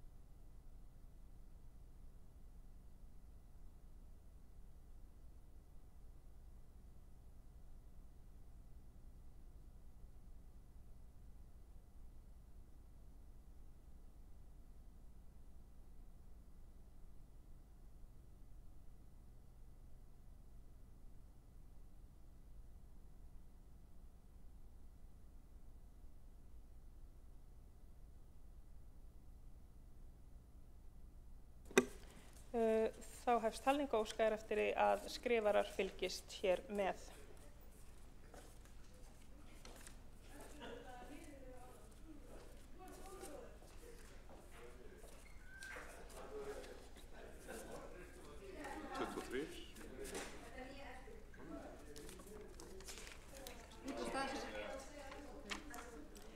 Sanna Magdalena Mörtudóttir.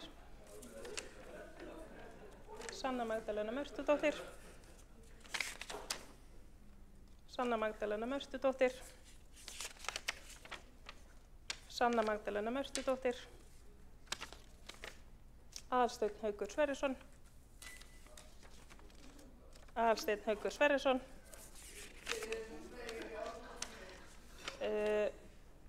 Tómur Seðl. Tómur Seðl. Auður, afsakið, Auður Seðl. Auður Seðl. Auður Seðl. Auður Seðl. Auður Seðl. Auður Seðl. Sanna Magdalena Mörtudóttir. Sanna Magdalena Mörtudóttir. Sanna Magdalena Mörtudóttir. Sanna Magdalena Mörtudóttir. Sanna Magdalena Mörtudóttir. Sanna Magdalena Mörtudóttir. Sanna Magdalena Mörtudóttir. Sanna Magdalena Mörtudóttir. Sanna Magdalena Mörtudóttir.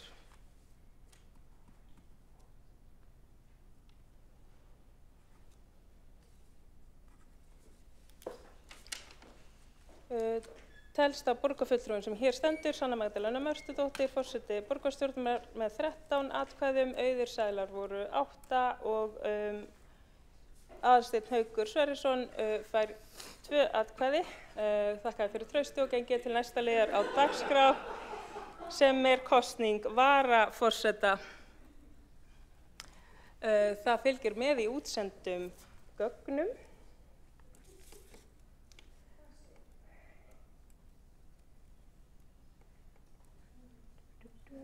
Já, þá göngum við til kosningar varaforseta. Fyrir fundinum liggur tillaga að Guðný Maja Rýba, Marta Guðjónsdóttir, Magnús Davíð Nordal og Magna Gná Jóhannsdóttir taki sæti sem varaforsetar í þessari röð og skaðast það samþykkt ef enginn hreyfir andmælum.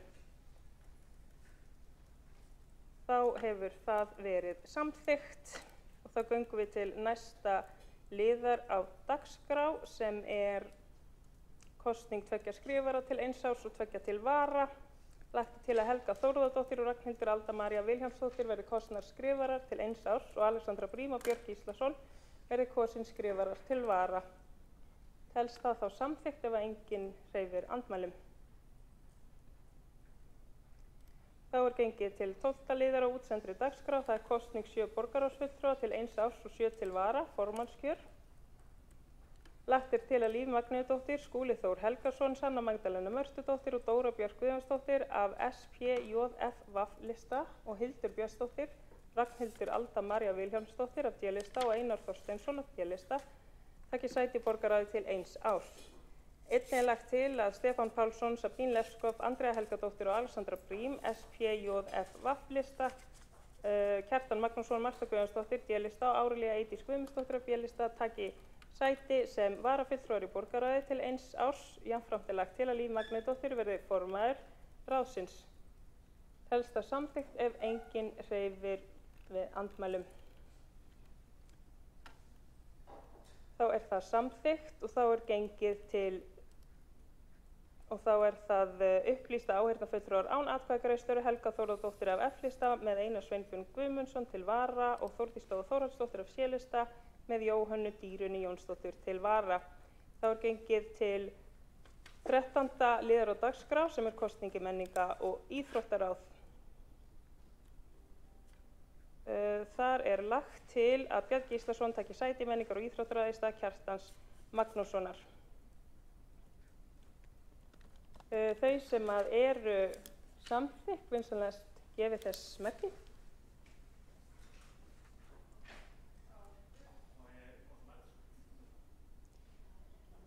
biðja þarf orðið áður en atkvæðagreiðsla fer fram. Er óskað eftir að taka til máls undir atkvæðagreiðslu?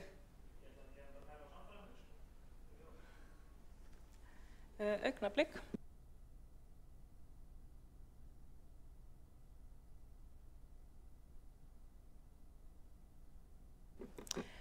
Komið var að atkvæðagreiðslu, þannig að það er of seint að óska eftir því að taka til máls. En þau sem að samþykkja þetta vinsamlega gefið þess merki.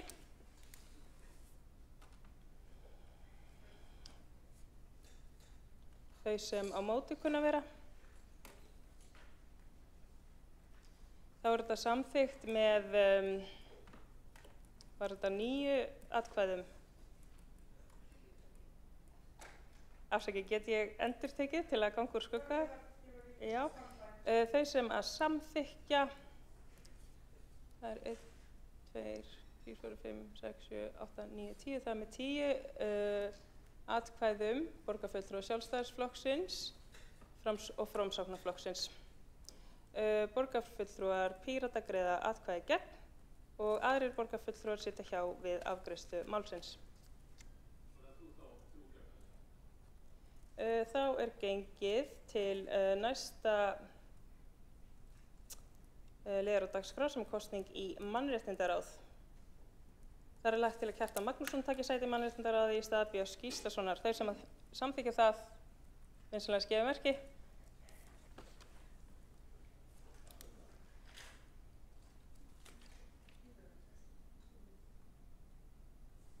Já.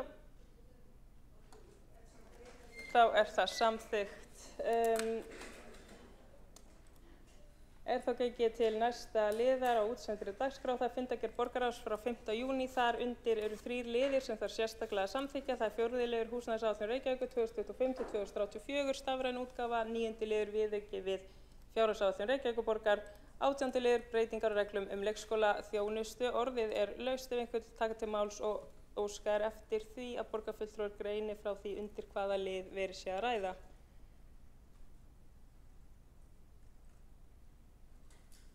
Þá hefur enginn óskað eftir því að taka til máls. Er þá gengið til atkvæðagreiðslu 4. lið húsnæðisáætlun Reykjavíkur 2025–2034, stafræn útgáfa. Þau sem eru samþykkt vinsamlega gefið þess merki.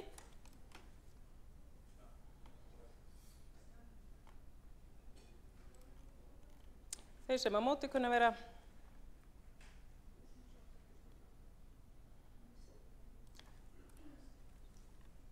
Já, þá er þetta samþykkt með 12 atkvæðum samstarfsflokkana, 6 atkvæði borgarfulltrúa kjósa gegn og aðrir borgarfulltrúar sitja hjá. Þá er 9. liður viðauki við fjárhagsáætlun Reykjavíkurborgar. Þau sem að samþykkja vinsamlega gefið merki. Þau sem á móti kunna vera. Þá er það samþykkt með 12 atkvæðum samstarfsflokka, aðrir borgarfulltrúar sitja hjá við afgreiðslu málsins. Þá er það 18. liður breytingar á reglum leikskólaþjónustu. Þau sem að samþykkja vinsamlega gefið þess merki.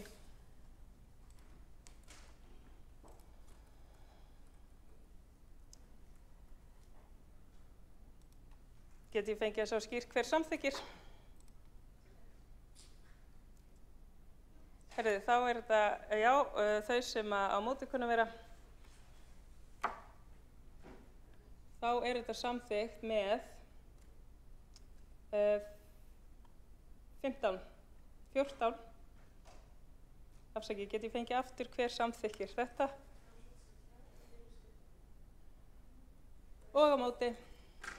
Já, þá er þetta samþykkt með 13 atkvæðum borgarfulltrúa samstarfsflokkana og borgarfulltrúa Viðreisnar. Borgarfulltrúa Sjálfstæðisflokksins greiða atkvæði gegn og aðrir borgarfulltrúar sitja hjá við afgreiðslu málsins. Þá göngum við til 16. liðar á útsendri dagskrá.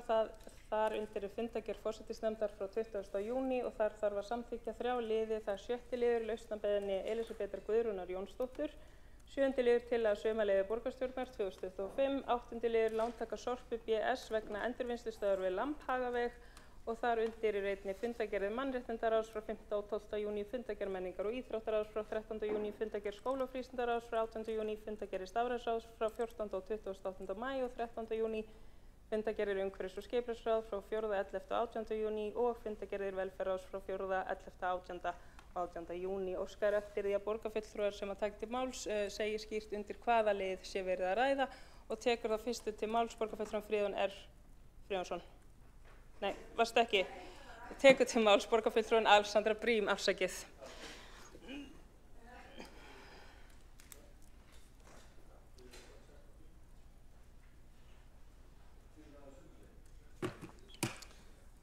Forseti, þetta verður nú ekki lengi hjá mér. Ég ætlaði að tjá mig aðeins undir 16. lið fundargerð forsætisnefndar frá 20. júní, 7. lið lausnarbeiðni Elísabetar Guðrúnar Jónsdóttur sem bara pírati í borgarstjórn og starfsoddviti á þessum fundi.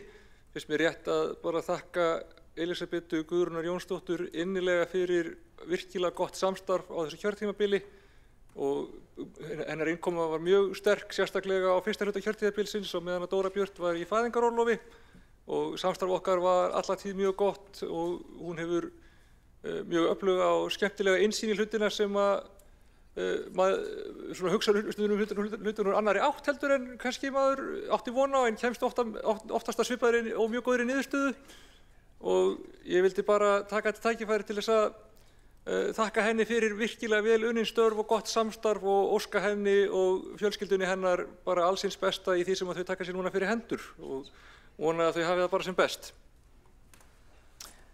Alexandra Brím, borgarfulltrúi, hefur lokið máli sínu. Einn borgarfulltrúi hefur óskað eftir að veita ansvar. Helgi Ásgrétarsson, borgarfulltrúi, veitir ansvar.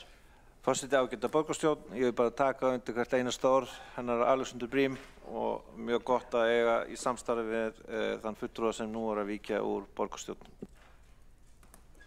Helgi Ásgrétarsson, borgarfulltrúi, hefur lokið að veita ansvar sem má lýsa sem nokkurs konar samsvari. Tekur þá næstur til máls borgarfulltrúan Kjartan Magnússon.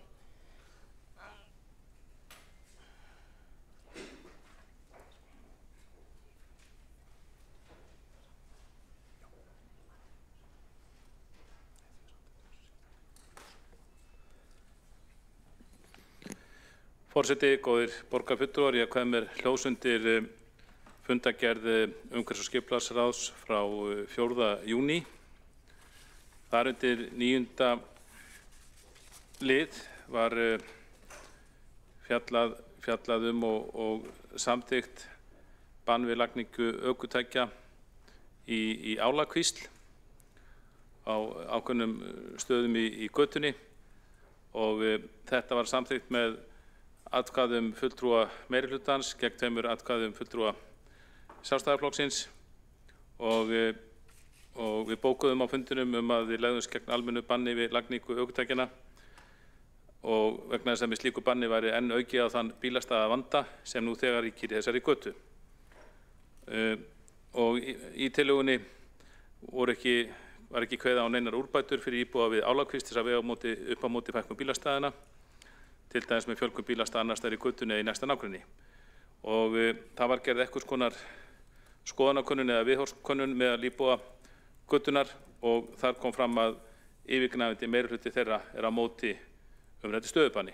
Og þrátt fyrir þessa könnun þá ákvað meirihluti ráðsins að ganga gegn vilja íbúanna. Nú í fundargerð umhverfis- og skipulagsráðs frá 18. júní þar var undir 17. lið lögð fram drög að friðlýsingarskilmálum fyrir Grafarvog og tillaga að mörkum friðlands. Nú og við borgarfulltrúar Sjálfstæðisflokksins myndum enn og aftur á það að mörk þess verndarsvæði sem fyrirhugað er að friðlýsa í Grafarvogi verði víðari.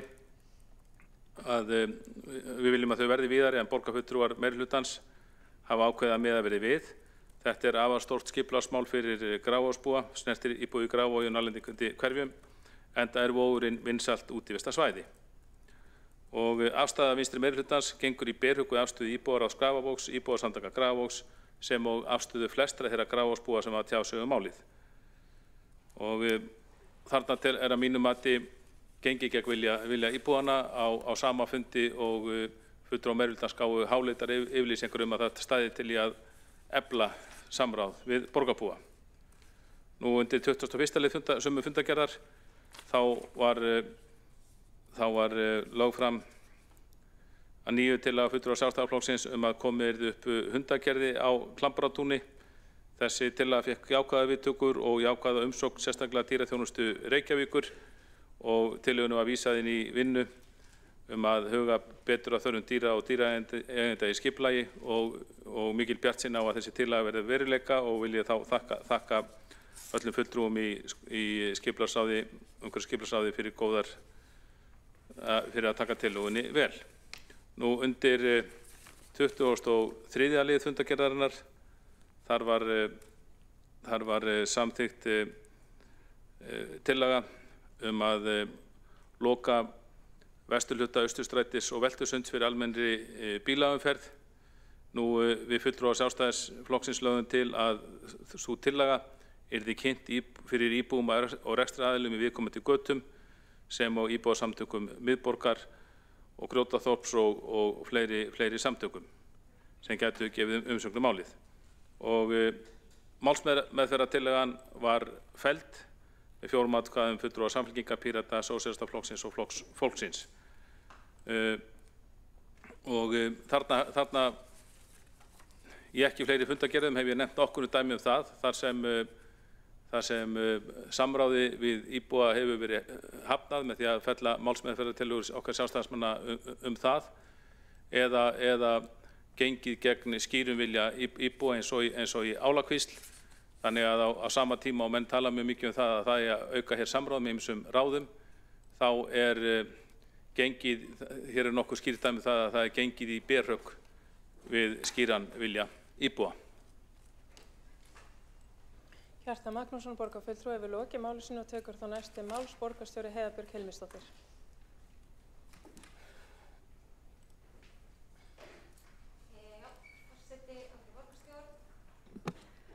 Forseti, ágæta borgarstjórn, mér langaði að kveðja með ljós undir fundargerð borgarráðs frá 20. júní, 16. liður á dagskrá, 7. liður á dagskrá þess fundar, að það er lausnabeiðni Elísabetar Guðrúnar Jónsdóttur. Mér langaði að fá að taka undir kveðju borgarfulltrúa Alexander Briem til Elísabetar Guðrúnar Jónsdóttur. Þakka fyrir öfluga innkomu á sviði borgarstjórnar og ekki síst hvað varðar aðgengismál fatlaðs fólks og heiðarlega og fallega umræðu hvernig samfélag birtist oft fötluðu fólki, að taka undir samtalið og mér langar að fá að lesa hér eitt kvót í hana Elísabetu Guðrúnu sem að mér fannst skemmtilegt af því að leið og ég þakka henni bara fyrir samstarfi og segja að það er alltaf hægt að koma aftur. Og við þurfum öflugt fólk sem að þorir að vera með skoðanir og standa með þeim sem minna mega sín í samfélaginu. Jafnvel þeim sem eru fatlaðir líka. En í ræðu hér bílastæði og hvernig fólk kæmist leiðar sinnar í borginni þegar Evrópufundurinn var. Það voru víðtækar götulokanir og margir hefðu ágjörð því. Þá sagði okkar formaður aðgengis- og samráðsnefndar með kót með leyfi forseta: það er mikilvægara að fatlast fólk komist leiða sinna í sínu hverfi heldur en að einhverjir Evrópuleiðtogar fá að vera í friði. Og maður setja eitthvað svona töff. Borgarstjóri Heiða Björg Hilmisdóttir hefur lokið máli sínu og tekur þá næstu máls Magna Egna Jóhannsdóttir, borgarfulltrúi.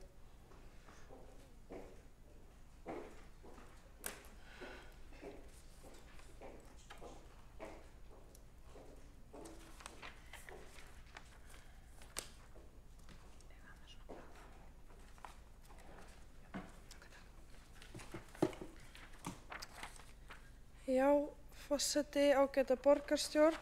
Ég ætla að koma hérna upp í fundargerð velferðarráðs frá 11. júní, 18. lið og ræða hans þá fyrirspurn sem að velferðarráð lagði fram alls saman varðar samning milli ríkisins og Reykjavíkurborgar þjónustu umsækjendur alþjóðlega vernd sem að ríki ákvaða að segja upp einhliða.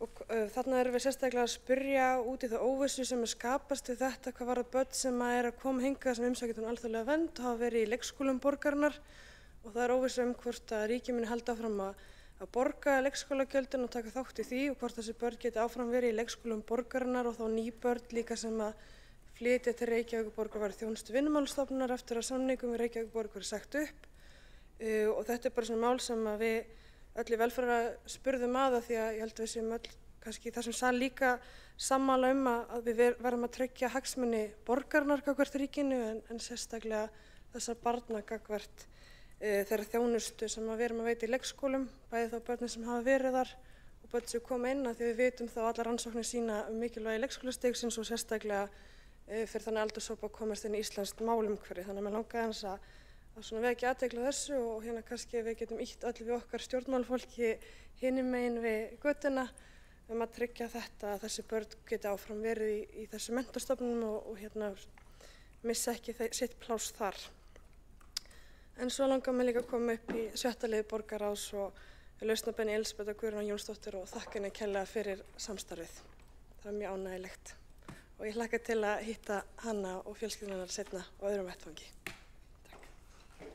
Magna Gná Jóhannsdóttir, borgarfulltrúi, lokið máli sínu forseta, bara minnir á að þarna var að ræða undir fundargerð forsetastundar frá 20. júní, bæði í ræðu borgarfulltrúans Magna Gná Jóhannsdóttir og í ræðu borgarstjóra Heiðbergar Hilmisdóttir en ekki fundargerð borgarráðs. En þá tekur næsti til máls borgarfulltrúi Helgi Ás Grétarsson.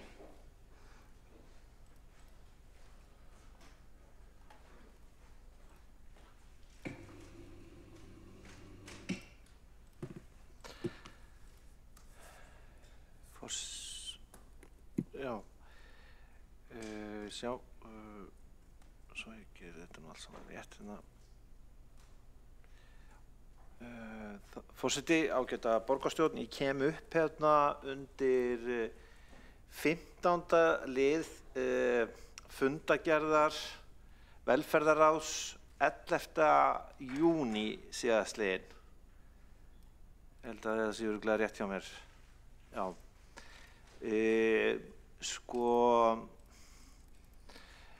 Þetta málefni sem varðar tillögu fulltrúa Framsóknar sem hefur nokkra reynslu í velferðarráði kynningu á skýrslu sérstaks ráðgjafarfyrirtækis skipulag málaflokks fatlaðs fólks.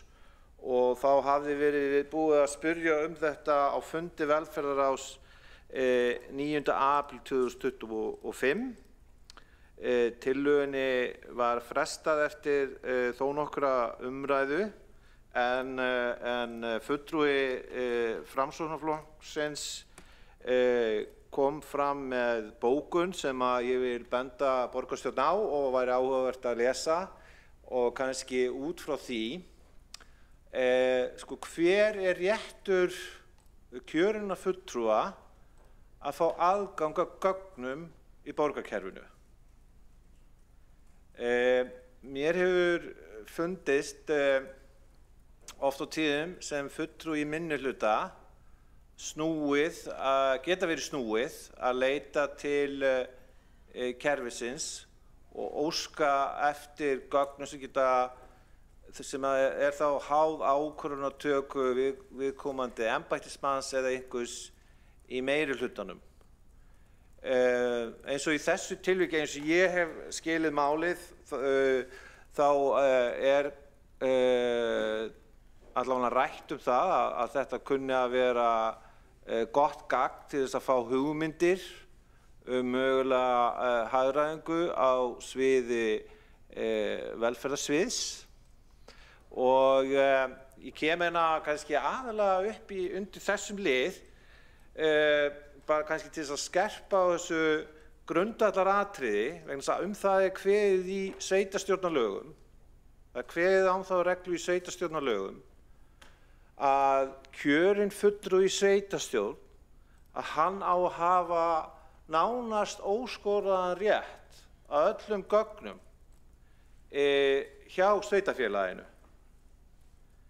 Og það líka svolítið snúið að því að hérna finnst mér svona athyglisvert við svona tvist í þessu máli að þegar sveitarstjórnarmaður fer úr meirihluta og í minnihluta og sá fulltrúi hann kannski veit að einhverju gagn í kerfinu sem að þeir sem hafa alltaf verið í minnihluta vita ekkert af. Það er líka svolítið athyglisvert svona tvist að það oft flókið að óska eftir aðgangar gögnum sem að þú veist ekki að eru til. En hverju sem því líður, þá fannst mér bókunin vera góð og ég vildi vekja athygli borgarstjórnar á henni og vekja athygli alla sem eru kjörnir fulltrúar í sveitarstjórn, meðal annars til þess að tryggja gegnsæi, að þetta eru okkar lög, þetta réttur sem varinn af lögum. Að fá aðgang að þeim gögnum sem til eru í hirslum sveitarfélagsins og varða eftir atvikum mikilvæga liði í starfsemi þess. Helgi Ás Grétarsson, borgarfulltrúi hefur lokið máli sinni, einn borgarfulltrúi hefur óskað eftir að veita ansvar, það Alexandra Brím. Forseti, ég aldrei samt vil bara taka undir orð Helga Ás Grétarssonar. Réttur borgarfulltrúa til aðgengis að svona gögnum mjög skýr. Í einhverjum tilfellum getur verið að maður þurfi að fara í eitthvað trúnaðarherbergi eða eitthvað svoleiðis til þess, eða læst herbergi eða eitthvað svoleiðis ef þannig gögn að ræða. En já, við þurfum bara að passa okkur að uppfylla þessar skyldur og ég veit ekki nákvæmlega hvernig stendur á með þessa tilteknu skýrslu sem hann að ræða en bara það þarf að passa upp á þetta. Alexandra Brím, borgarfulltrúi hefur lokið að veita ansvar, svara það ansvari borgarfulltrúin Helgi Ás Grétarsson. Já, forseti ágæta borgarstjórn, bara takk fyrir þessi viðbrögð, borgarfulltrúi Alexandra Brím. Auðvitað snýst þetta grundvallaratriði að lýðræðislega kjörinn sveitarstjórnarfulltrúi hefur rétt að nánast að öllum gögnum sem varða rekstur sveitarfélagsins. Það grundvallaratriðið. Það náttúrulega hins vegar flókið fyrir pólitískt kjörinn fulltrúa að óska eftir gögnum sem hann veit ekki af. Þannig að þetta mál, ég veit ekki hvernig það svo sem leysist, en ég vildi líka bara benda borgarstjórn á að mér fannst vera vel skrifa bókun hjá fulltrúa Framsóknarflokksins þar sem að þessi grundvallaratriði koma fram og bara við séum samstaða það að til þess að tryggja gagnsæi stjórnsýslu að aðgangur sé ótvíræður fyrir lýðræðislega kjörna fulltrúa hérna hjá Reykjavíkurborg að fá aðgang að gögnum. Helgi Ás Grétarsson, borgarfulltrúi hefur lokið við að svara ansvari, veiti það ansvar öðru sinni, borgarfulltrúin Alexandra Brím. Forseti, já, bara aftur tek undir þessa áherslu, við þurfum bara að passa þetta. Ég ætla reyndar að bara skjóta því að það nú hefur verið meira hluta árum saman og það oft líka þannig að það einhver gögn einhvers staðar sem ég veit ekki af heldur eða þetta er bara stórt kerfi og alls konar í vinnslu og maður veit ekki af öllu og það örugglega einhver betri leið til þess að halda utan um þetta. Ég veit ekki, eins og ég segi, hvað í gangi með þessa tilteknu skýrslu. Stundum náttúrulega skýrslur ennþá í vinnslu og fólki finnst óþægilegt eitthvað að opna á það. Þá meina bara starfsfólkinu sem kannski ennþá búið að fullvissa sig allar niðurstöður og eitthvað svoleiðis. Ég get alveg skilið það upp að vissu marki en ekki vikum eða mánuðum eða árum saman sko. Þannig að ég bara tek undir það að þetta þarf að vera í lagi og það lítur að vera hægt að finna út úr þessu. Borgarfulltrúin Alexandra Brím hefur lokið að veita ansvar öðru sinni. Telst að ansvörum lokið undir þessari ræðu og næstur til næstra mælendaskrá borgarfulltrúin Friðjón R. Friðjónsson.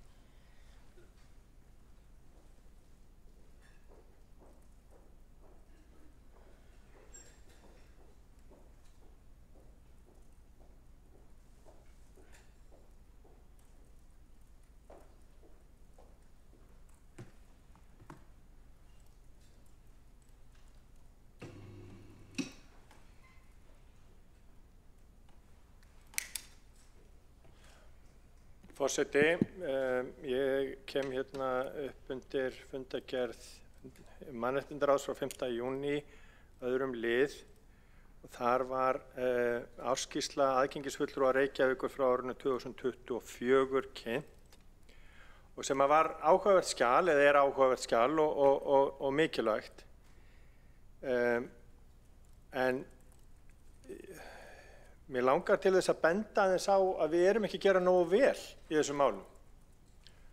Og ég nefni það sérstaklega vegna þess á því sama ári og áskýrslan nær yfir að þar samþykktum við deiliskipulag á Veðurstofu Reit þar sem að gert ráð fyrir að bílastæði fyrir hreyfihamlaða eru á svokölluðum grasstein, þannig að helmingur flatarins gras. Það í algerri andstöðu við byggingarreglugerð og leiðbeiningar þar að lútandi. vegna þess að það eiga að vera bílastæði fyrir þá sem eru hreyfihamlaðir, eiga að vera á sléttum, jöfnum fleti sem helst hálkuvarinn. Við sáum líka að það hús hérna út á Hringbraut 116. Það vísu bílakjallari, en aðkoman þar að fyrir þá sem eru hreyfihamlaðir mjög erfið.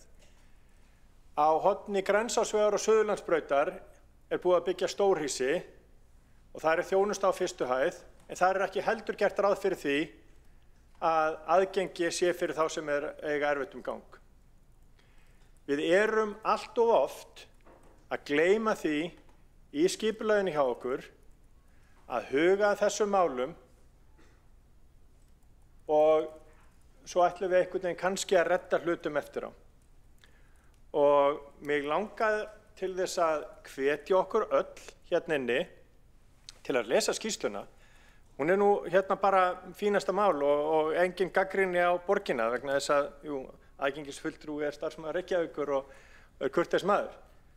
En það að koma aftur og aftur upp tilvik þar sem að við gleymum að gera ráð fyrir í skipulagi, gleymum að gera ráð fyrir því að það fólk sem á erfitt gang og þarf að komast leiða sinnar. Þannig að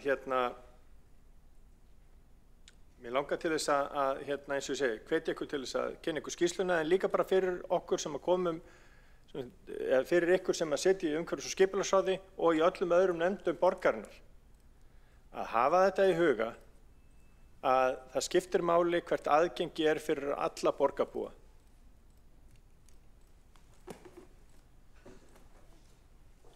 Friðjón R. Friðjónsson, borgarfulltrúi, hefur lokið máli sínu og ekki hafa fleiri hljóðs undir þessum lið og þó gengið til atkvæða 7. lið fundargerð forsætisnefndar frá 20. júní og það lausnabeiðni Elísabetar Guðrúnar Jónsdóttur.